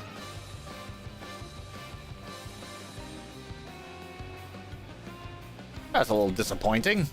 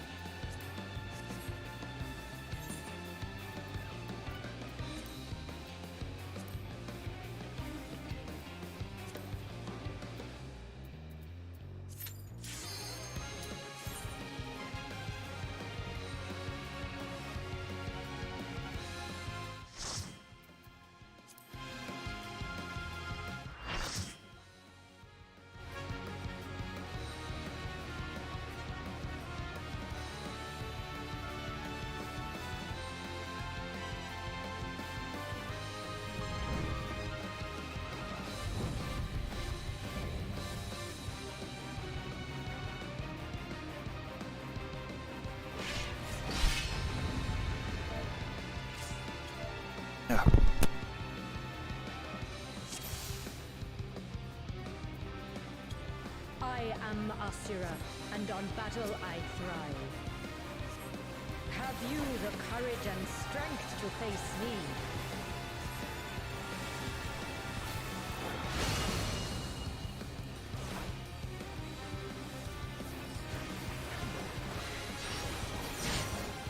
Will you dodge, or will you bleed?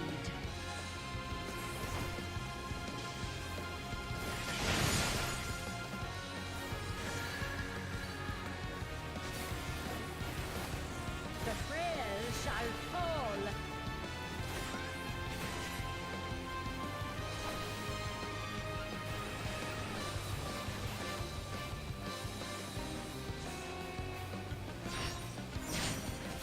You've not time to blink.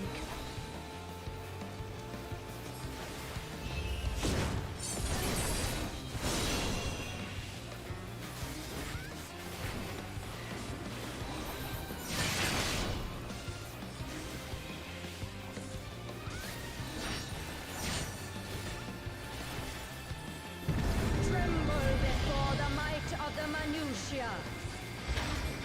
Come forth, embodiment of carnage. Revel on the bloody field of war. The spirit of battle awakens. Sharp is the lesson.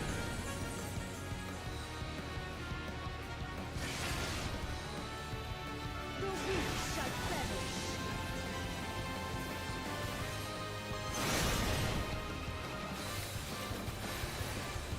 Hear the gleaming edge.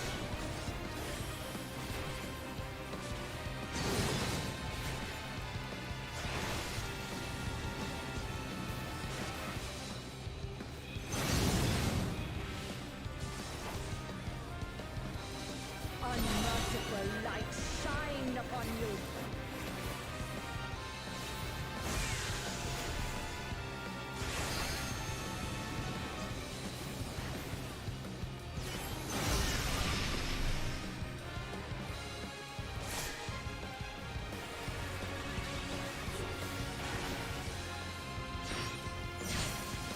Behold the sixfold blade.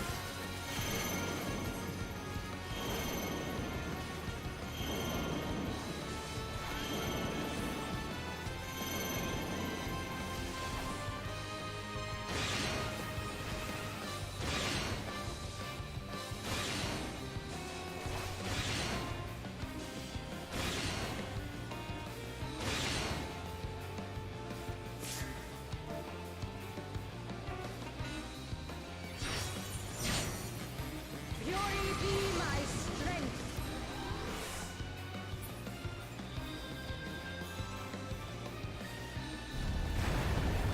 I will scatter your bones.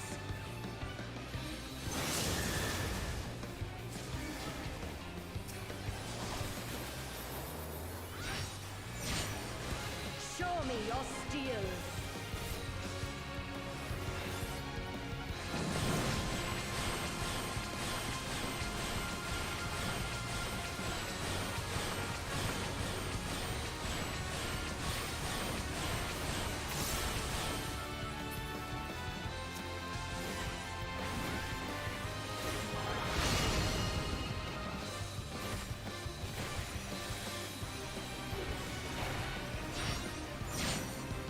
The spirit of battle awakens. Unmerciful light shine upon you.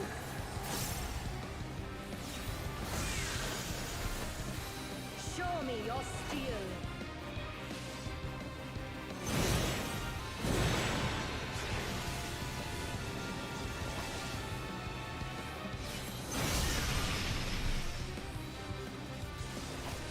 Sharp is the lesson.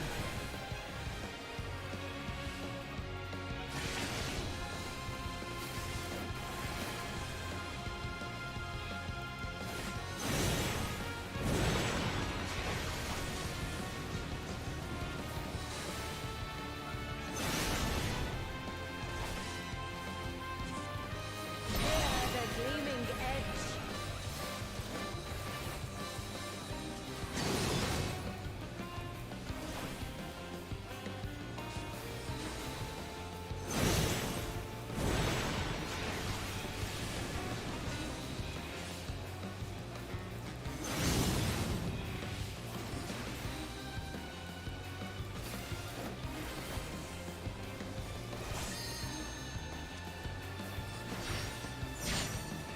Behold the sixfold blade.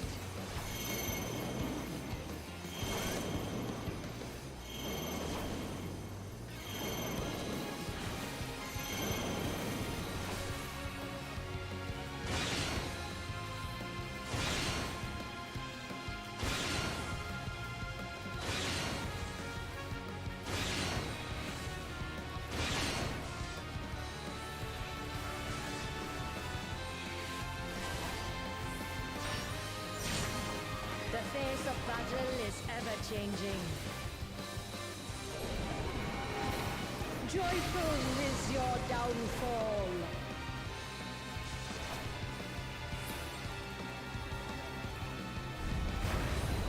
I will scatter shatter your bones.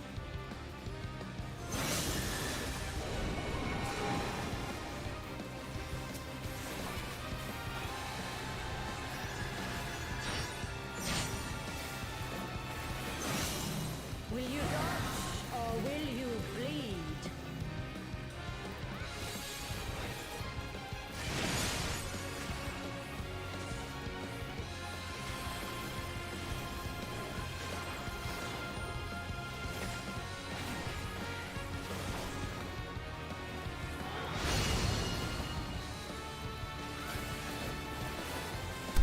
Well, I was just informed that I should be due some money here in a bit.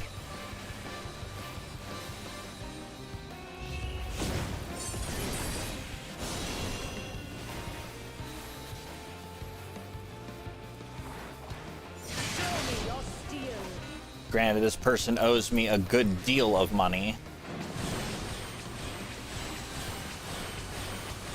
And I've made it my intentions perfectly clear that I intend on squeezing them for every drop that I can until their debt is paid off. The frail shall fall.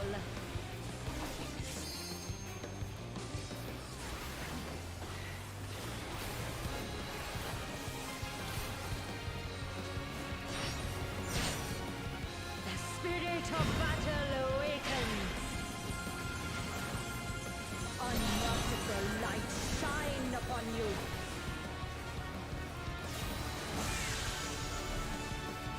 Show me your steel.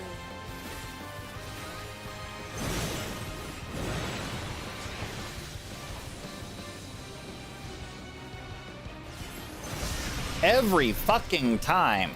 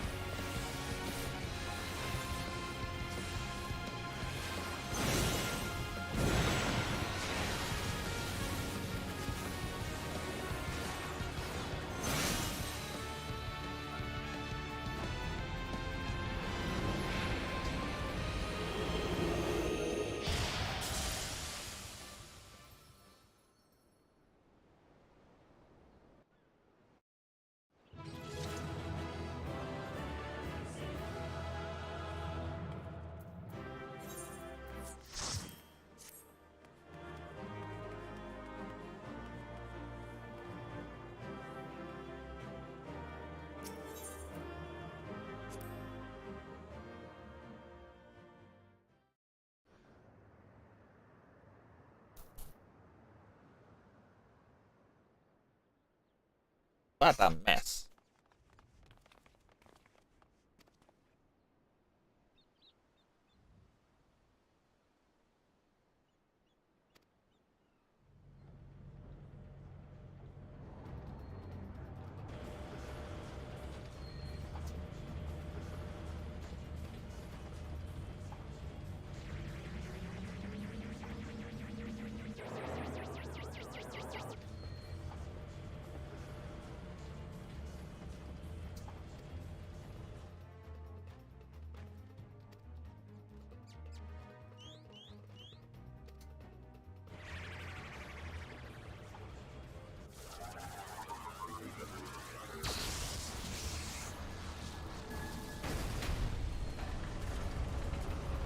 Get fucked.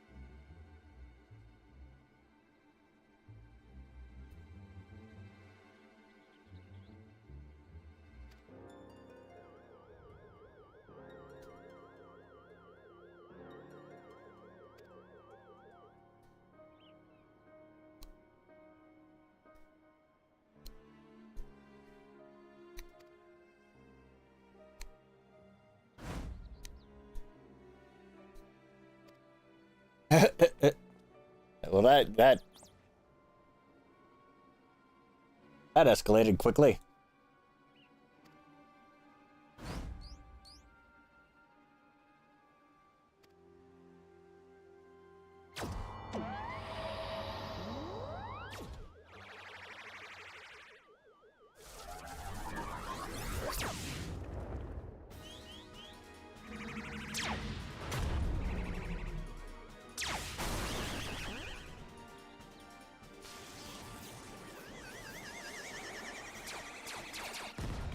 Is this where we lose Brandy Hild?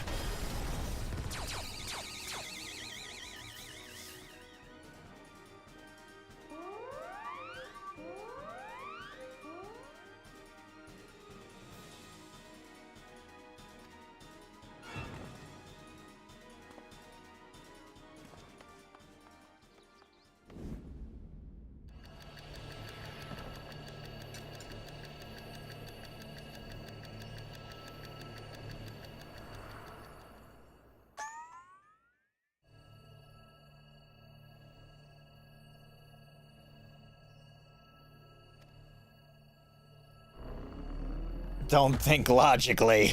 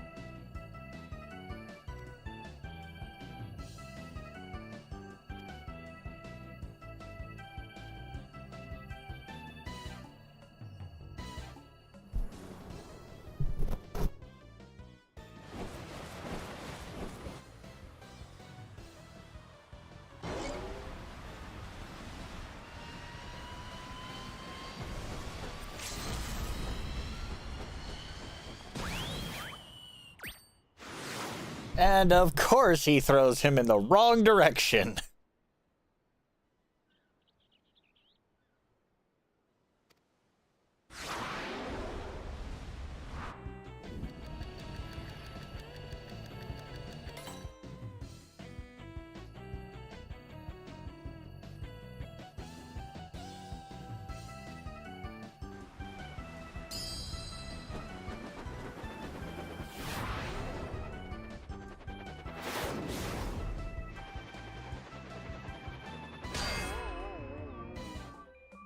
What even are the Manderville quests?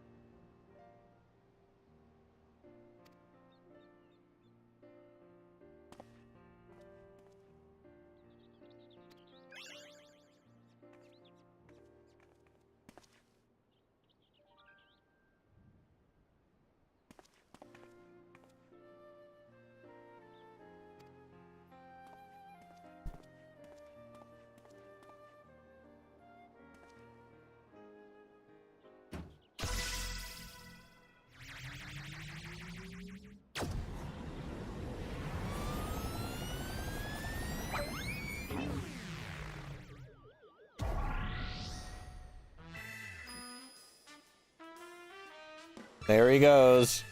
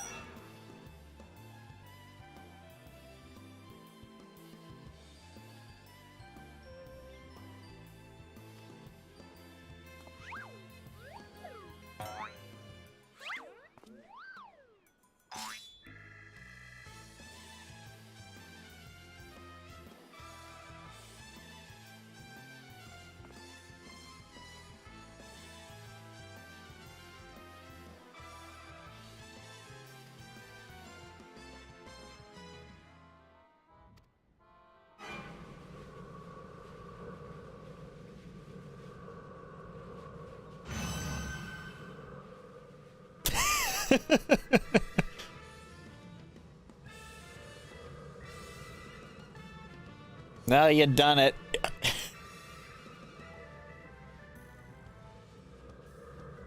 I'm just gonna...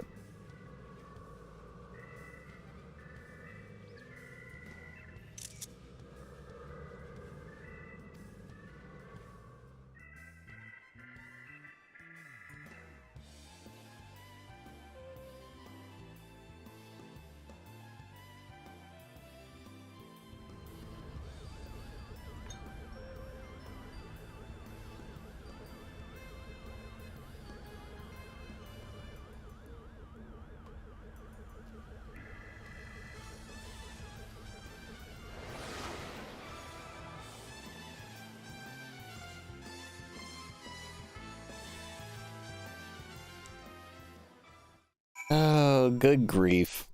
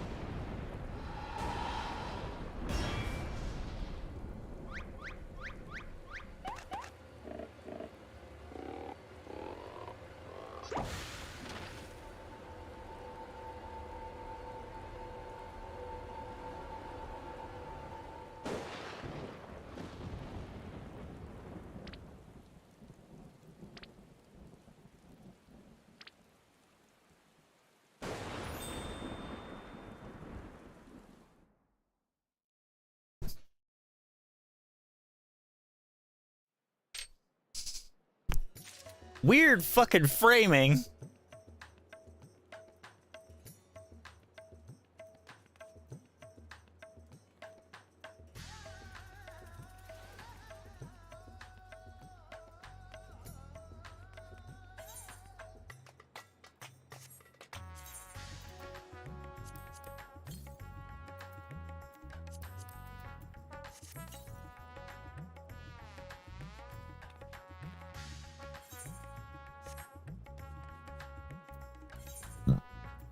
Let's see, before I continue the other...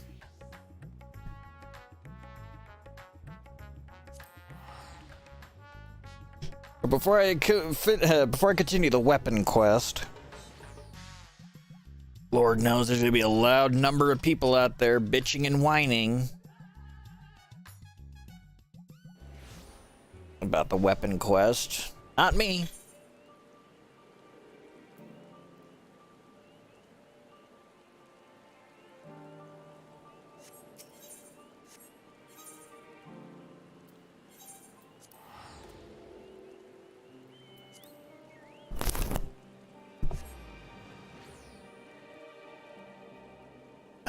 I am a little curious, though.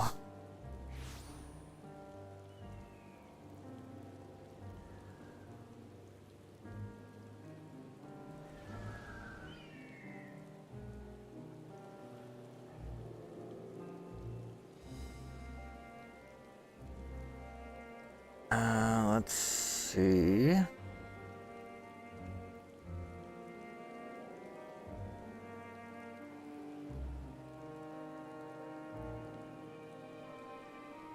Okay, so I have to go to Ultima Thule.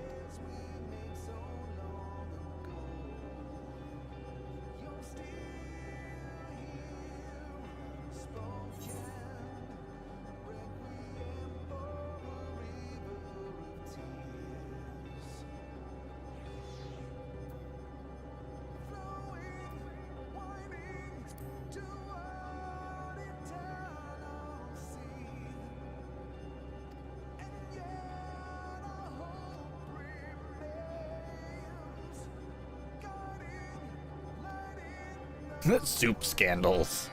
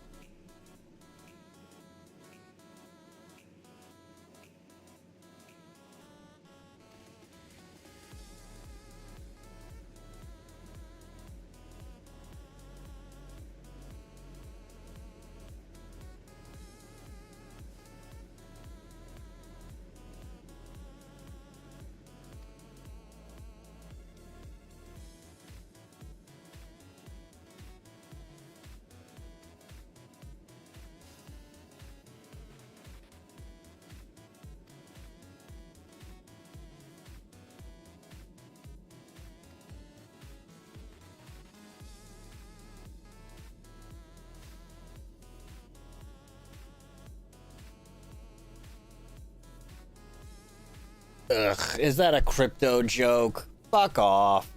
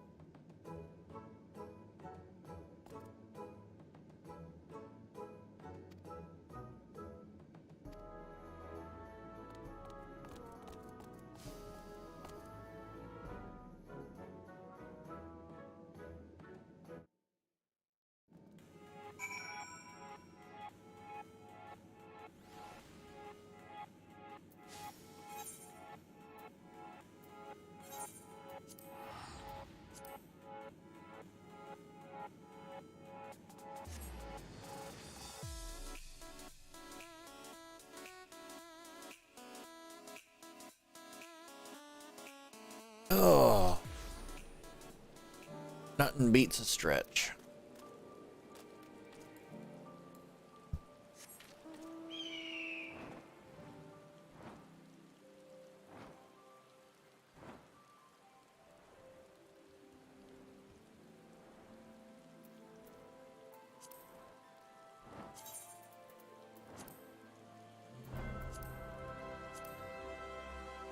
I am curious to know if this has its own music or not.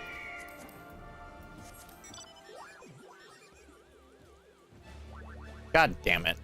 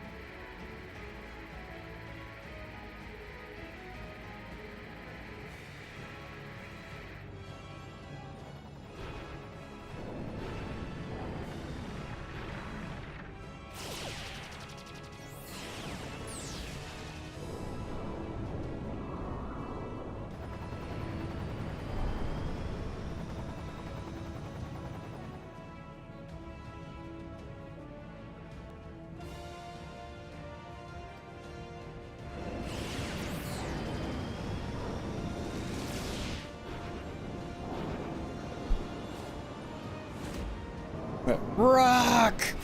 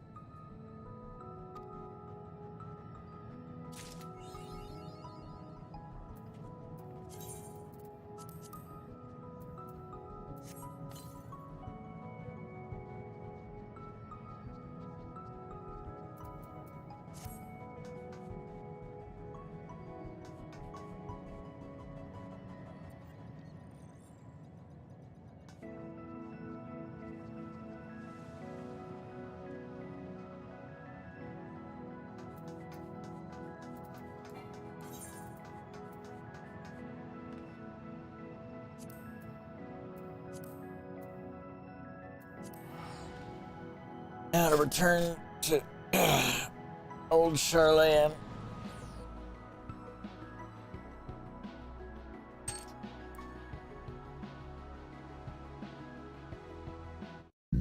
Oh God.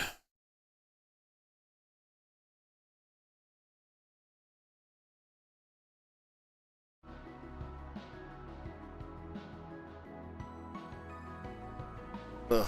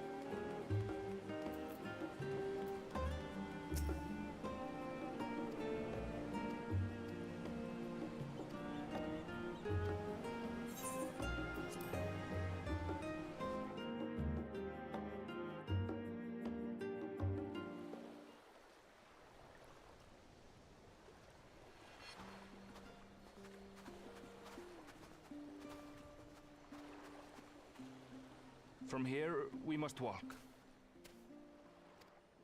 So much ice. It rivals even Yogg-Tural.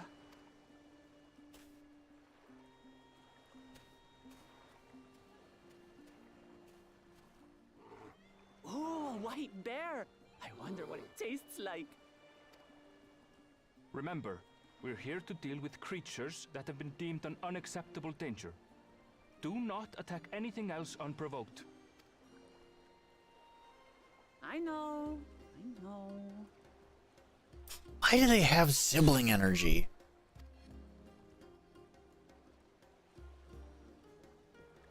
So this is the isle where ether literally bursts forth.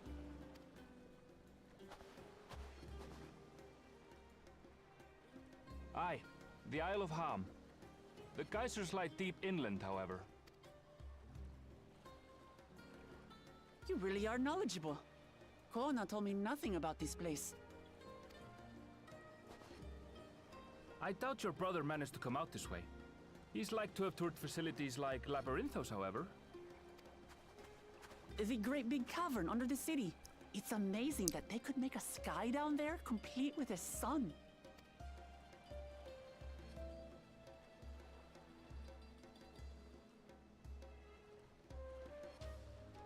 This brother of yours, he has been to Charlian. He has. Kono's my second older brother, and until recently he was a student in the city. He went on and on about technological amusements. It made me want to come here too one day. And so I did. I think I understood something of how he felt when I set foot in his beloved studium. He went to the studium? Your brother must be quite a scholar. But I wonder, like you, he'd be royalty, yes? With such a personage coming to Charlian to receive an education would surely have caused a stir, yet I recall nothing of the sort. He consulted with the head of the studium beforehand, that his identity might remain secret. Being Mikote, he had no trouble blending in. He's adopted like me, you see. One time, though, he almost let it slip to a professor. It was all he could do to parry the barrage of questions. Having no shortage of questions myself, I can imagine.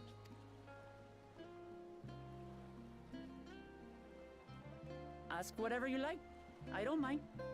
But I maintain, hunting together is the best way to get to know someone.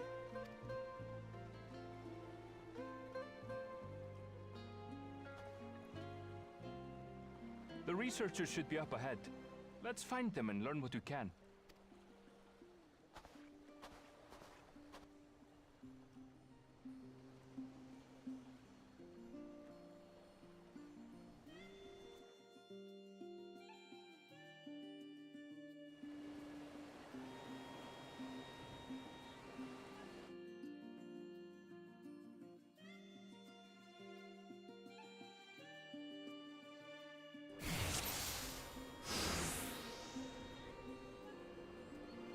researcher should be just ahead. There. The building to the northeast. So, ordinarily harmless creatures have grown savage. Don't know what's got them riled up, but I'll take down any that can try me. Let's hunt our fill.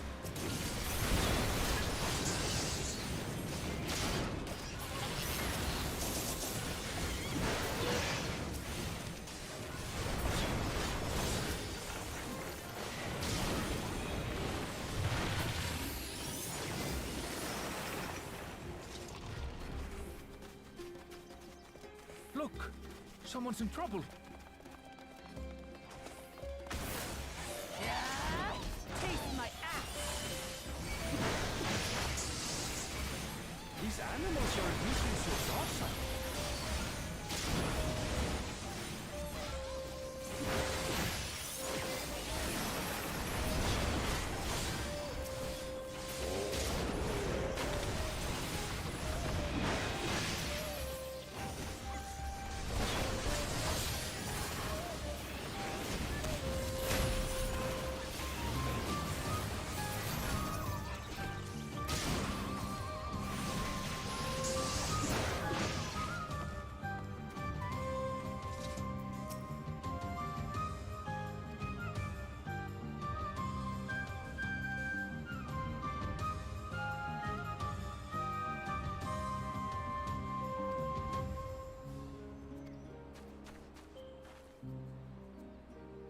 You really are famous. And for good reason, as you'll soon see for yourself.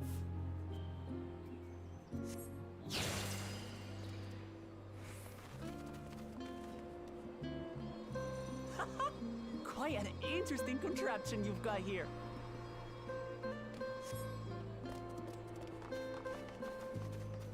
Is that our petitioner? Let's go and have a chat.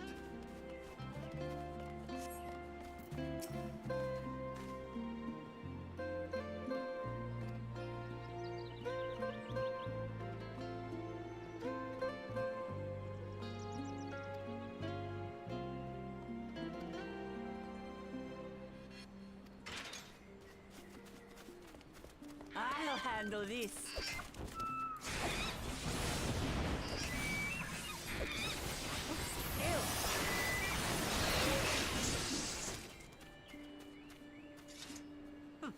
Is that all? Come on, let's pick up the creature's trail.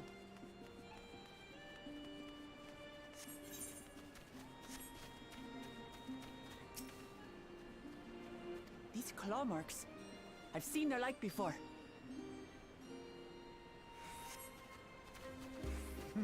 It's starting to feel like a proper hunt.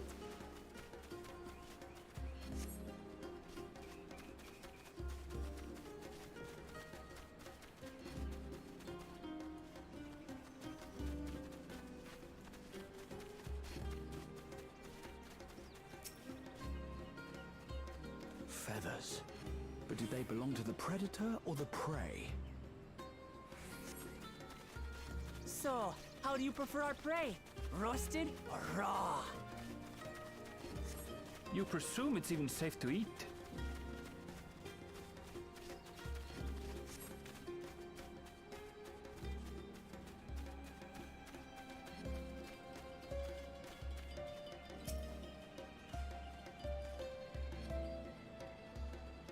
Still fresh. Whatever this beast, it cannot be far.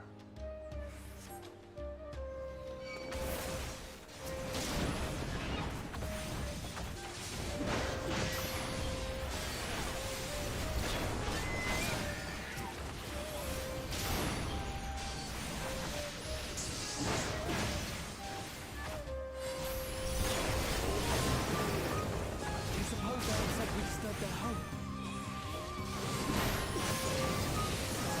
Who knows? If they're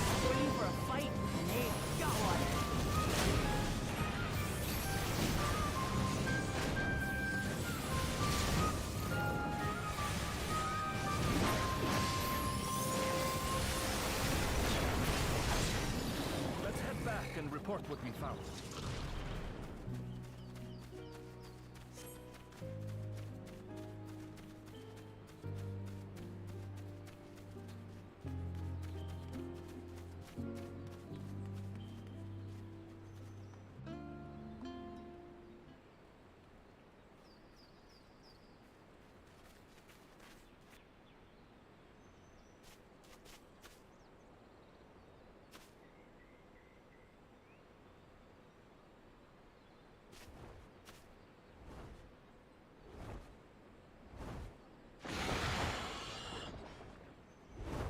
Powerful wings and razor-sharp talons.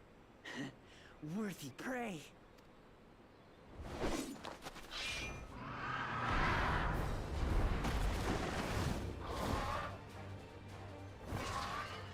Ah! What is that thing? What is that thing? What is that thing?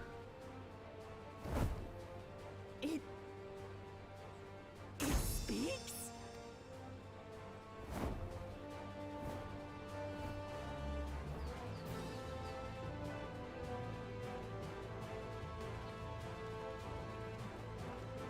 It's heading towards the falls. I'll stay with the researchers. The creature, I leave to you. Come, Woklamat. Right.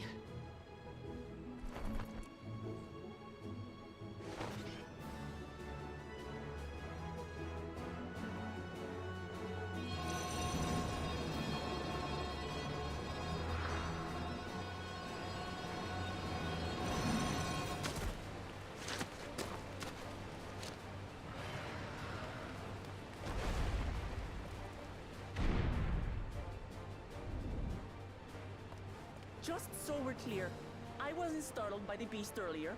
It caught me by surprise, that's all. Forgive me, but I failed to see a difference. I'm getting hungry. Let's be done with this so we can eat. Caught me by surprise! Caught me by surprise! Think you're clever, huh? I'll rip off that beak and roast you on a spit!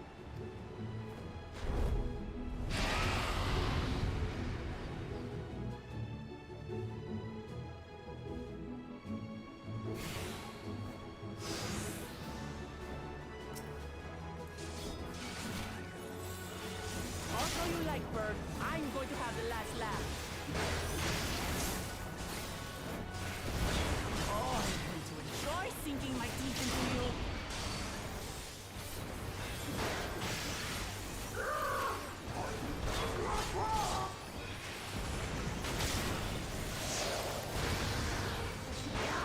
Shut up already, you blasted bird!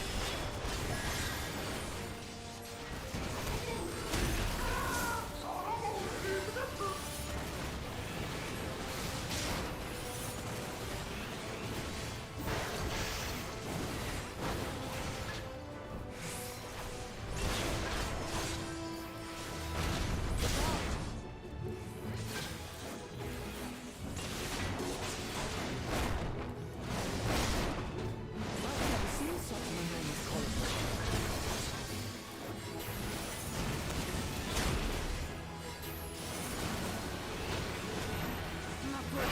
Quickly, gather together.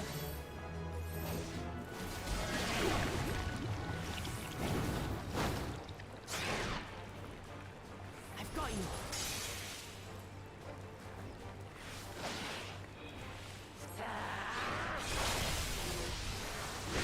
That was too close. Steady now.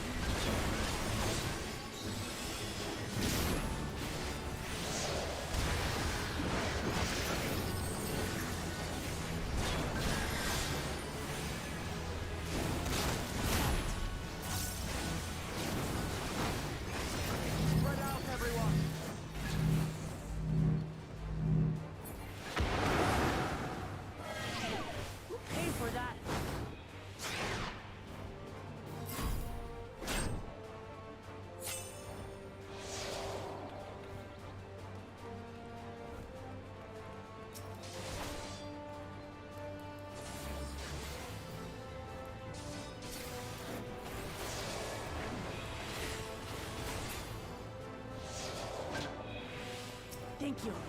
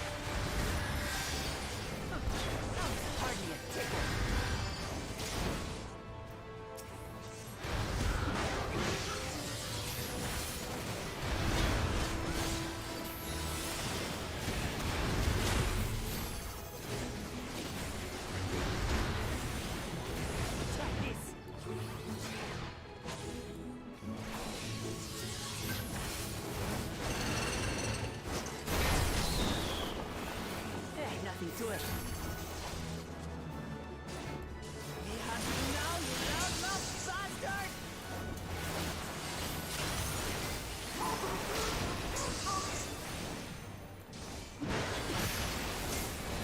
Throw everything you have.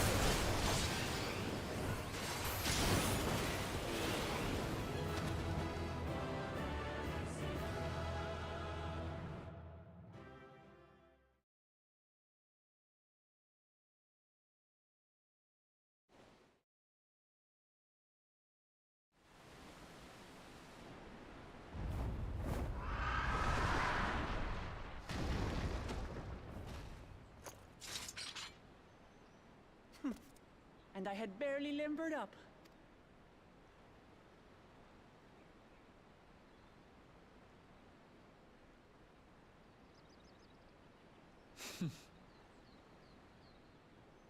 It was a terrible foe, but no match for your axe.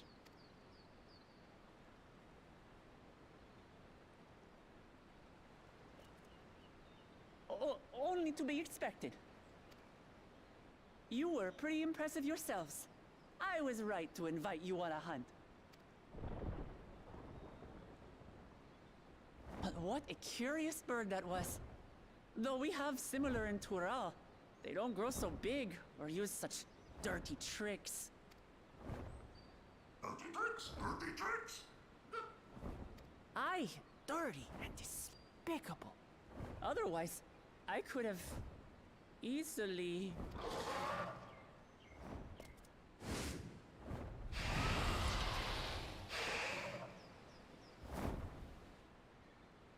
Leave this to me!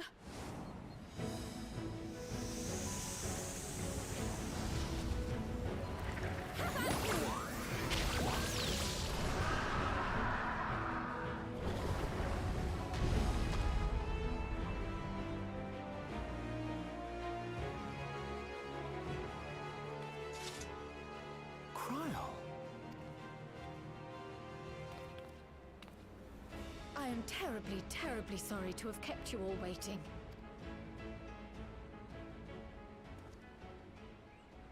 She arrived as I was seeing the researchers to safety. It was all I could do to keep up with her after I explained what happened.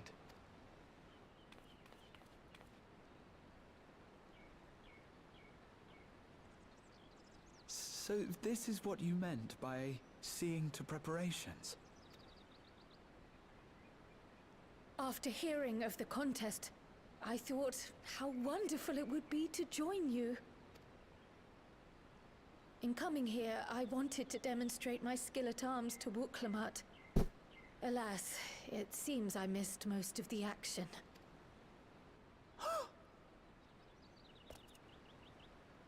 That was amazing! The piece didn't stand a chance!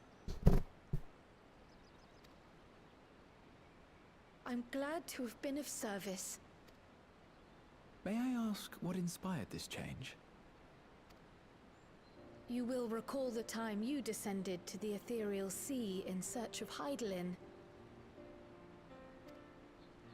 Recognizing that my skills were inadequate, I chose to provide support from afar rather than join you. It was the same when you set forth for Ultima Thule. How it pained me to stay behind again and again. That's what inspired this change. Ever since the final days were averted, I've used every spare moment to hone my craft. As you all have adapted your methods to suit the circumstances, I started by considering how I might best contribute. And after much deliberation, I arrived at my answer.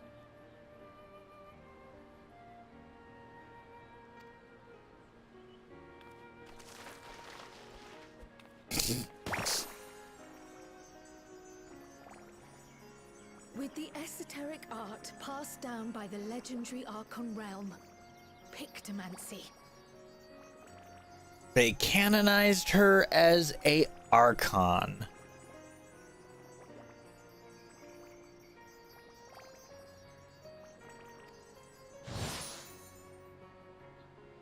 As I recall, you have embraced versatility to effectively complement a certain someone's style. What I do is much the same. Like you, I don't want to be left behind.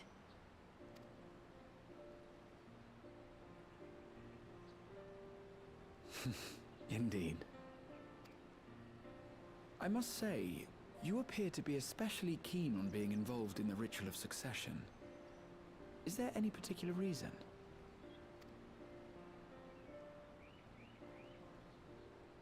Yes, there is. This letter from Tuli Yolal. It was addressed to my grandfather Galuf and turned up among the students' archives. The ink was faded, so I couldn't fully make out the sender's name.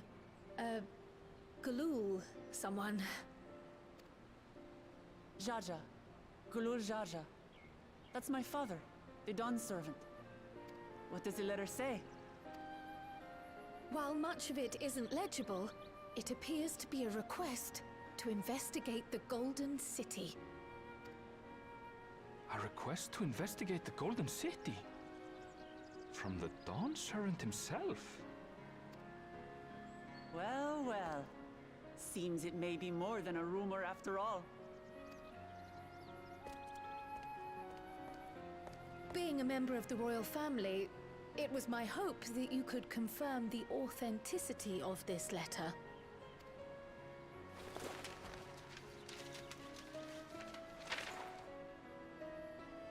I can say for a fact that my father didn't write this.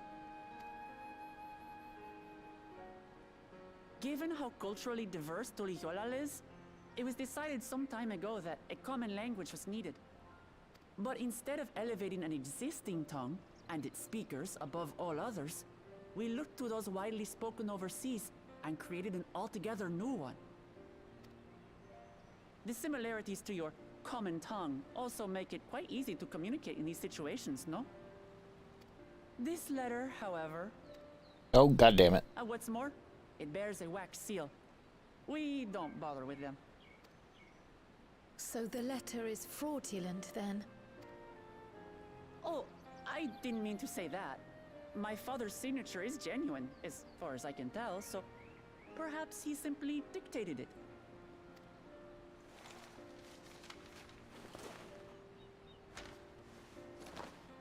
I see. Oh, thank you for the confirmation. It seems my grandfather indeed had dealings with Tuli Yolal. I can't help but be curious as to what exactly he was doing there. In order to help us decide on a course of action, would you mind if I asked you some questions about your home? By all means. After all, learning about one another was the purpose of this hunt. We can talk while feasting on this fellow. I, for one, am starving. We're eating that.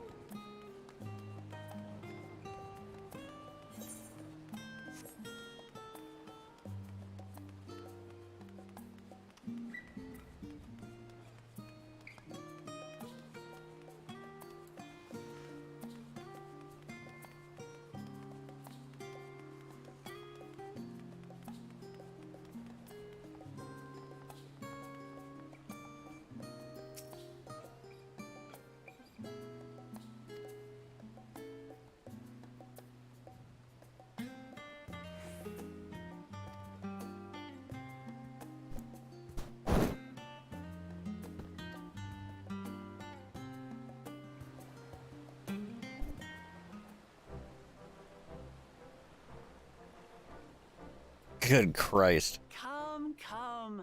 Let's enjoy the bounty of our first outing together.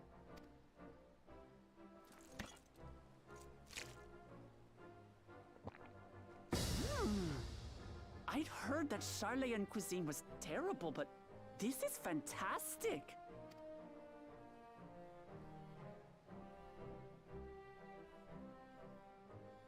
What is this? Oh, it smells spicy. Oh, come now. Since when did you become so soft?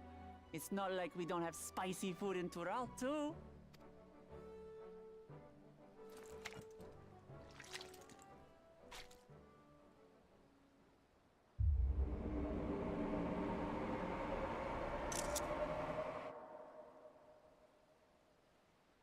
According to Dickon, intensely hot dishes have become popular in Razadhan after a traveller ordered a curry with several times the usual amount of spice. So he started offering the same in order to please the growing Harnish population here in Sharlayan.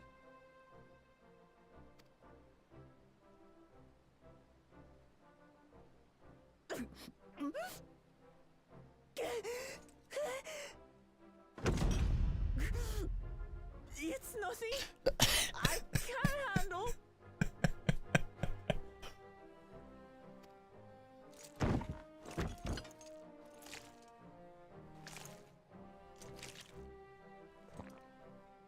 Your boorish manners reflect poorly on the both of us. I wish you would consider your station.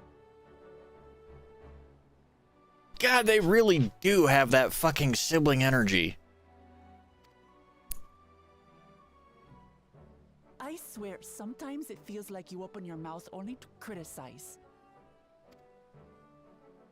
Would I be correct in assuming you've known each other for a long time? Aye, thick as thieves since we were little. I beg to differ. She is a long-standing acquaintance. Nothing more.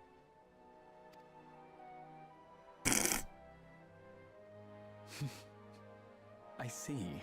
I see. Yeah, that kind of seals it. All this time you were from Tural. Oh, would that I had known sooner. There's so much I'd like to ask. You and everyone else. I've kept it quiet so as to avoid the endless interrogations. Well, if he's going to be a miser, I'll be happy to tell you about our homeland instead. Let me investigate this table here. Salads, sandwiches, burrito. Food. Glorious food. Since ancient times, Many peoples have called Tural home, and they've been fighting each other for nearly as long. The fighting finally stopped some 80 years ago, when the reigning Dawn Servant unified the disparate communities and founded a new nation. And that's how Tuliolal came to be. Since then, we've enjoyed an era of uninterrupted peace. But my father is getting old, and he wishes to relinquish the throne to a worthy successor. One who can preserve his legacy. Including myself, there are 4 claimants to the throne. But while we all have the right to participate, one among us cannot be allowed to rule.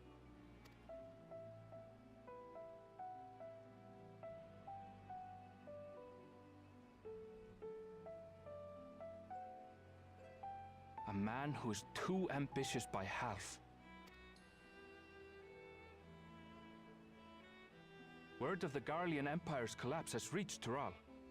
While most are simply relieved, he sees weakness to exploit and would lead our armies across the seas on a campaign of conquest. After everything my father has done to give us peace, he would drag us back into war. I can't allow it. No matter what, I must win this contest.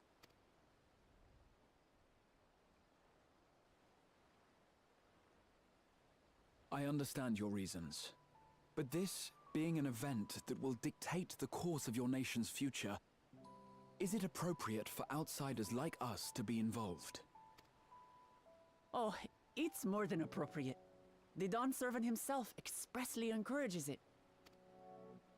The ruler of Tural must navigate the intricacies of myriad cultures, and there's no better way to prove oneself qualified to do so than to work with foreign allies. That's why I sought you out. Through our hunt, I've confirmed that you're a warrior of considerable skill, but more importantly, one of good character as well. And so I ask you, will you lend me your strength and help me win the throne of Tulihualal?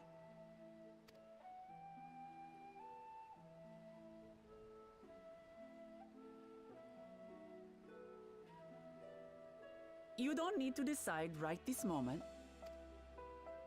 But I will need you if I'm to triumph over the competition. I'll stay here as long as I can while waiting for your answer. In that case, allow us to prepare a room for you at the Baldessian Annex. That's very kind of you.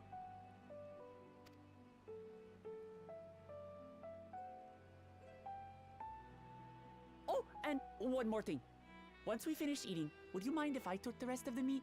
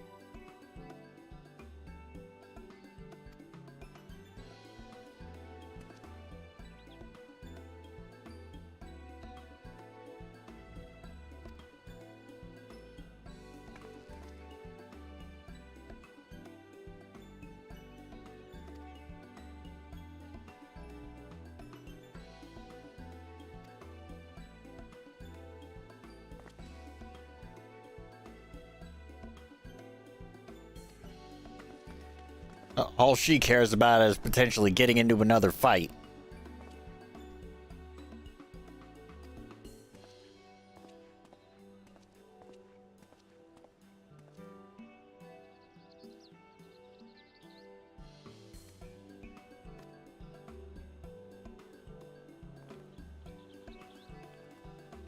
Alice is just like, what's that?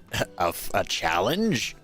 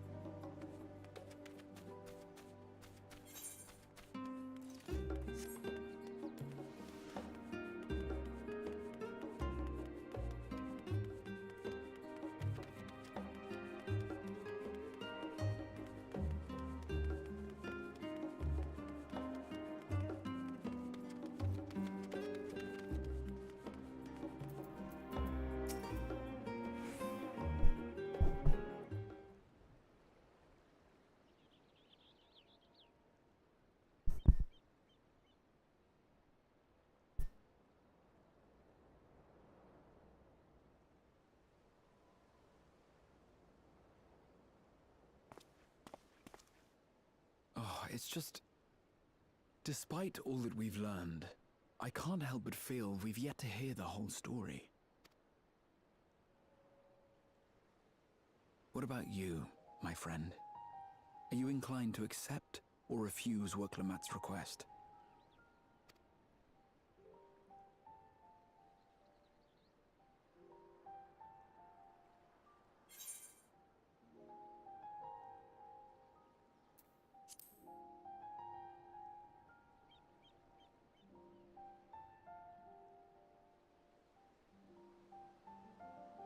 Ha! I thought you might say that. With an intrepid attitude such as yours, I believe all shall be well.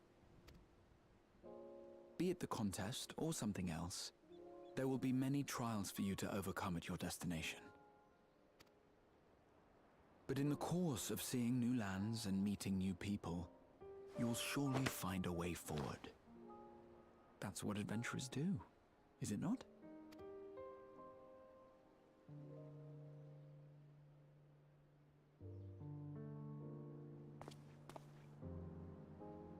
Such a journey would be the envy of many a scholar. Distant as it is, Tural remains largely unknown to us, with only meager records to be found in Numenon. The experiences to be had, all the things you might hear, feel, and think. It's enough to stir me to the core.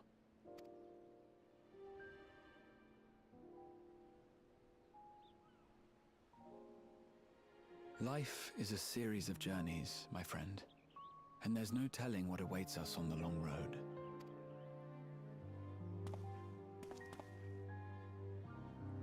But what's important is to be true to yourself as you walk it. Only then can we hope to be content when we arrive at the end of one and step forward into another.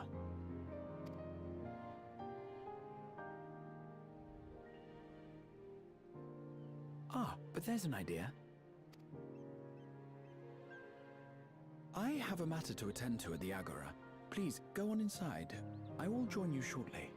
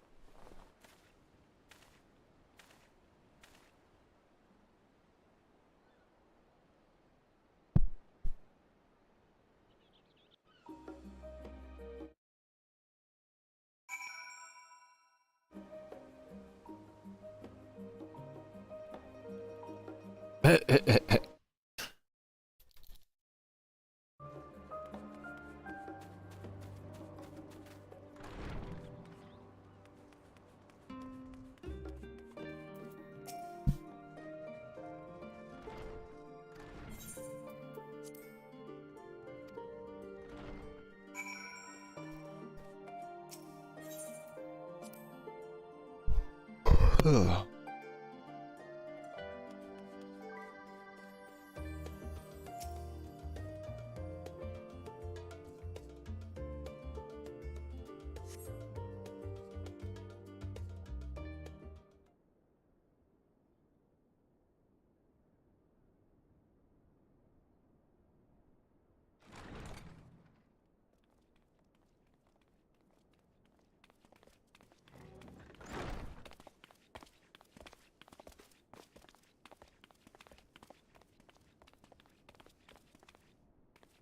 You have the look of someone who's made up their mind.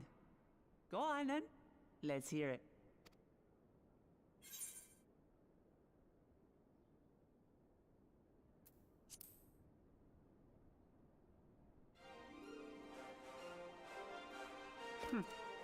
Then you need me as much as I need you. Together we'll blaze new trails in Tural.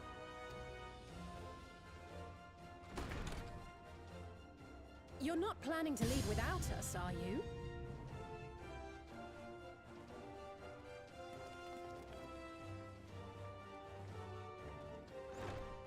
Alphino, Alize!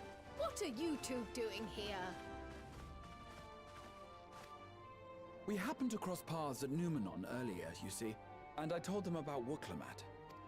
And when we fortuitously met again at the Agora just now, they expressed an interest in meeting our visitor.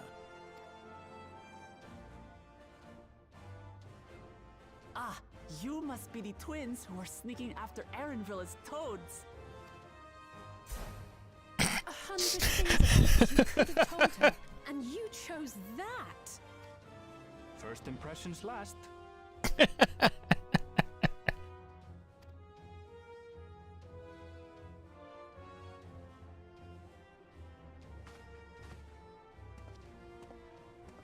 Tis an honor and a pleasure to make your acquaintance, Your Highness. Alphino Leveilleur at your service, and this is my sister Alize. Oh no, let's not do that. I really can't stand titles. So, you want to participate in the contest too, is that right? Indeed we do. We've been assisting with the rebuilding effort in Garlemald. Yet while progress is being made, the question remains of how the nation might reconcile with its neighbors. We believe there is much we might learn from Tuliolal, a nation founded on unity. And in return for this honor, we would spare no effort in supporting your claim. The more the merrier, I say. And I'd be keen to learn about Eorzea and Garlemald from you as well. Having recruited so many committed and capable allies, I presume you have no need for my continued assistance? Nonsense! Like I told you before, you're indispensable.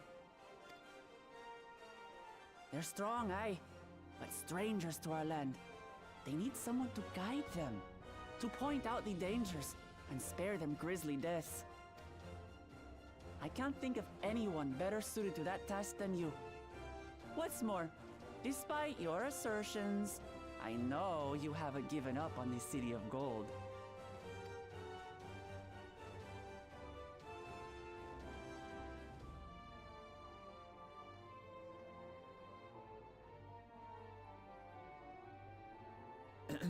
As I recall, Kryl, you were the first to state your desire to visit Tural. Perhaps I was. Still, I can't help but worry about being away, just when our order is beginning to find its feet again. You have nothing to worry about. I haven't forgotten how you held the fort while I set off to explore Alzadal's legacy. It's only fair that I return the favor. Pray, leave the students to Ojika and me. But, Raha...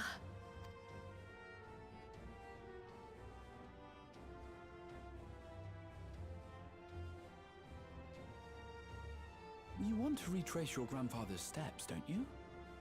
This is a rare opportunity, and I insist that you seize it.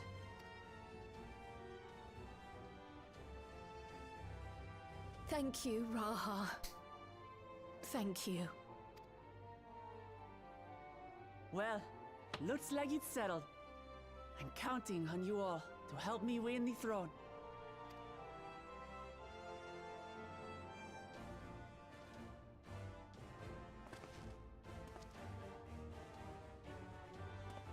I suppose now is a good time to show you what I spent a small fortune on at the Agora.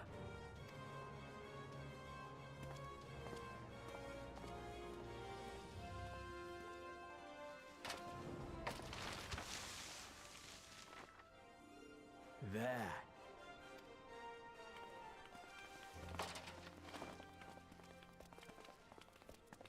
This, my friends, is the latest map of the world, created to celebrate our friendship with the Loporrits.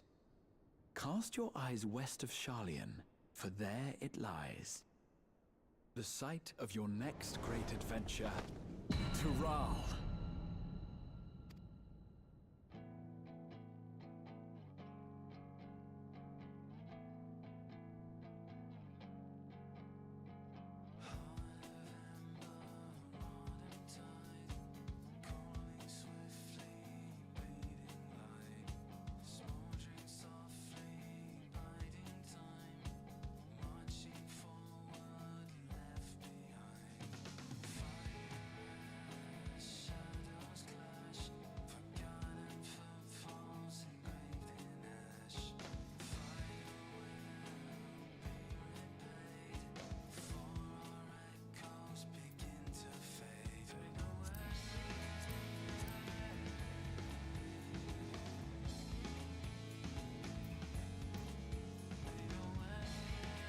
Oh, we got some nice new art.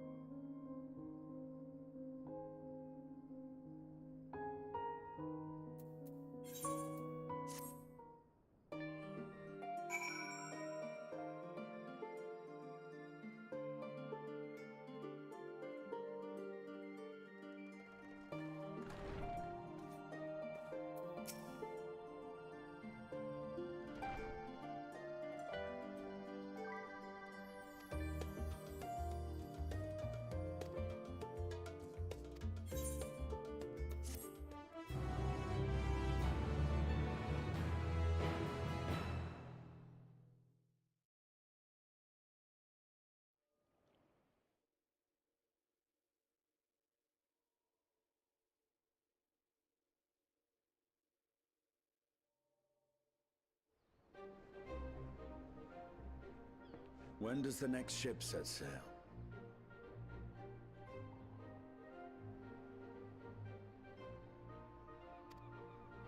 May I ask your destination? The north and east, I've already seen. I suppose I'll head west this time. West, you say?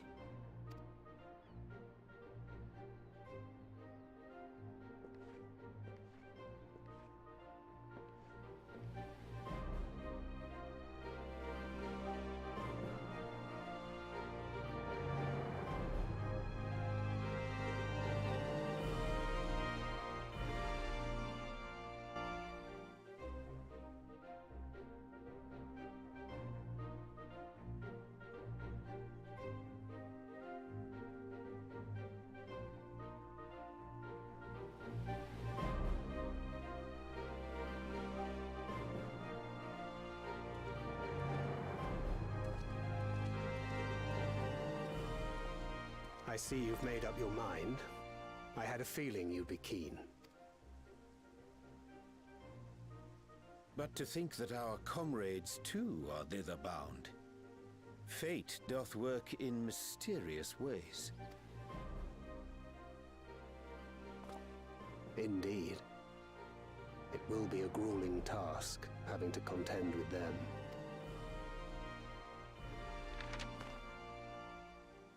If the prospect doth trouble thee, 'tis not too late to decline the petition.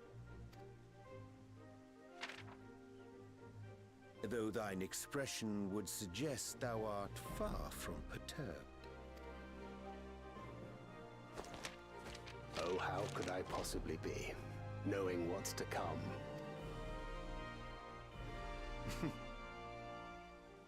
Then let us delay no further and secure passage on a vessel.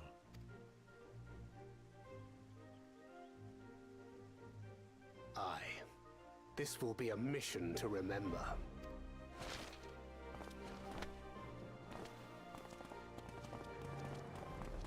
Come, my friend. We make for Taral.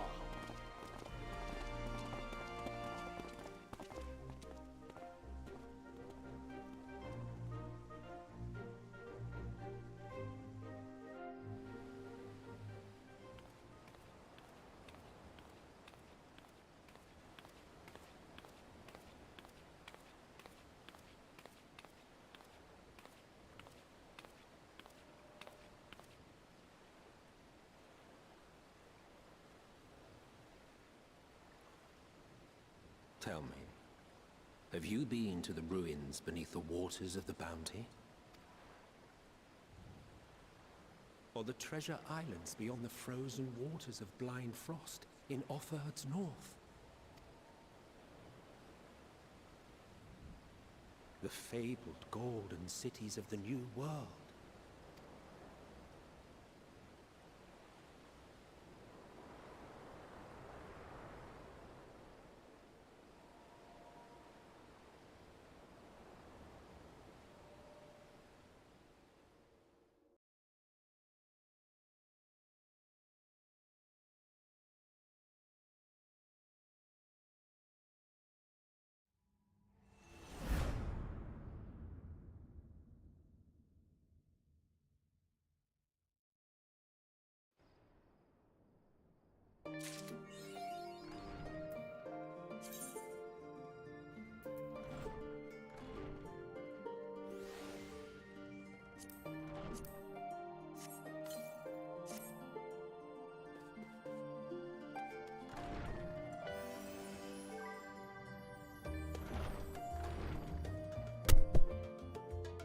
Well, all that done.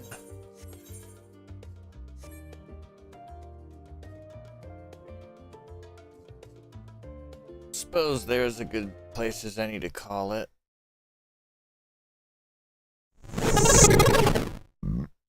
Oh. We end it here. Get in a nap or something. I might stream tomorrow. I might not. Normally I don't stream on Wednesdays, but I may make an exception. Just this once, though. So, yeah. I will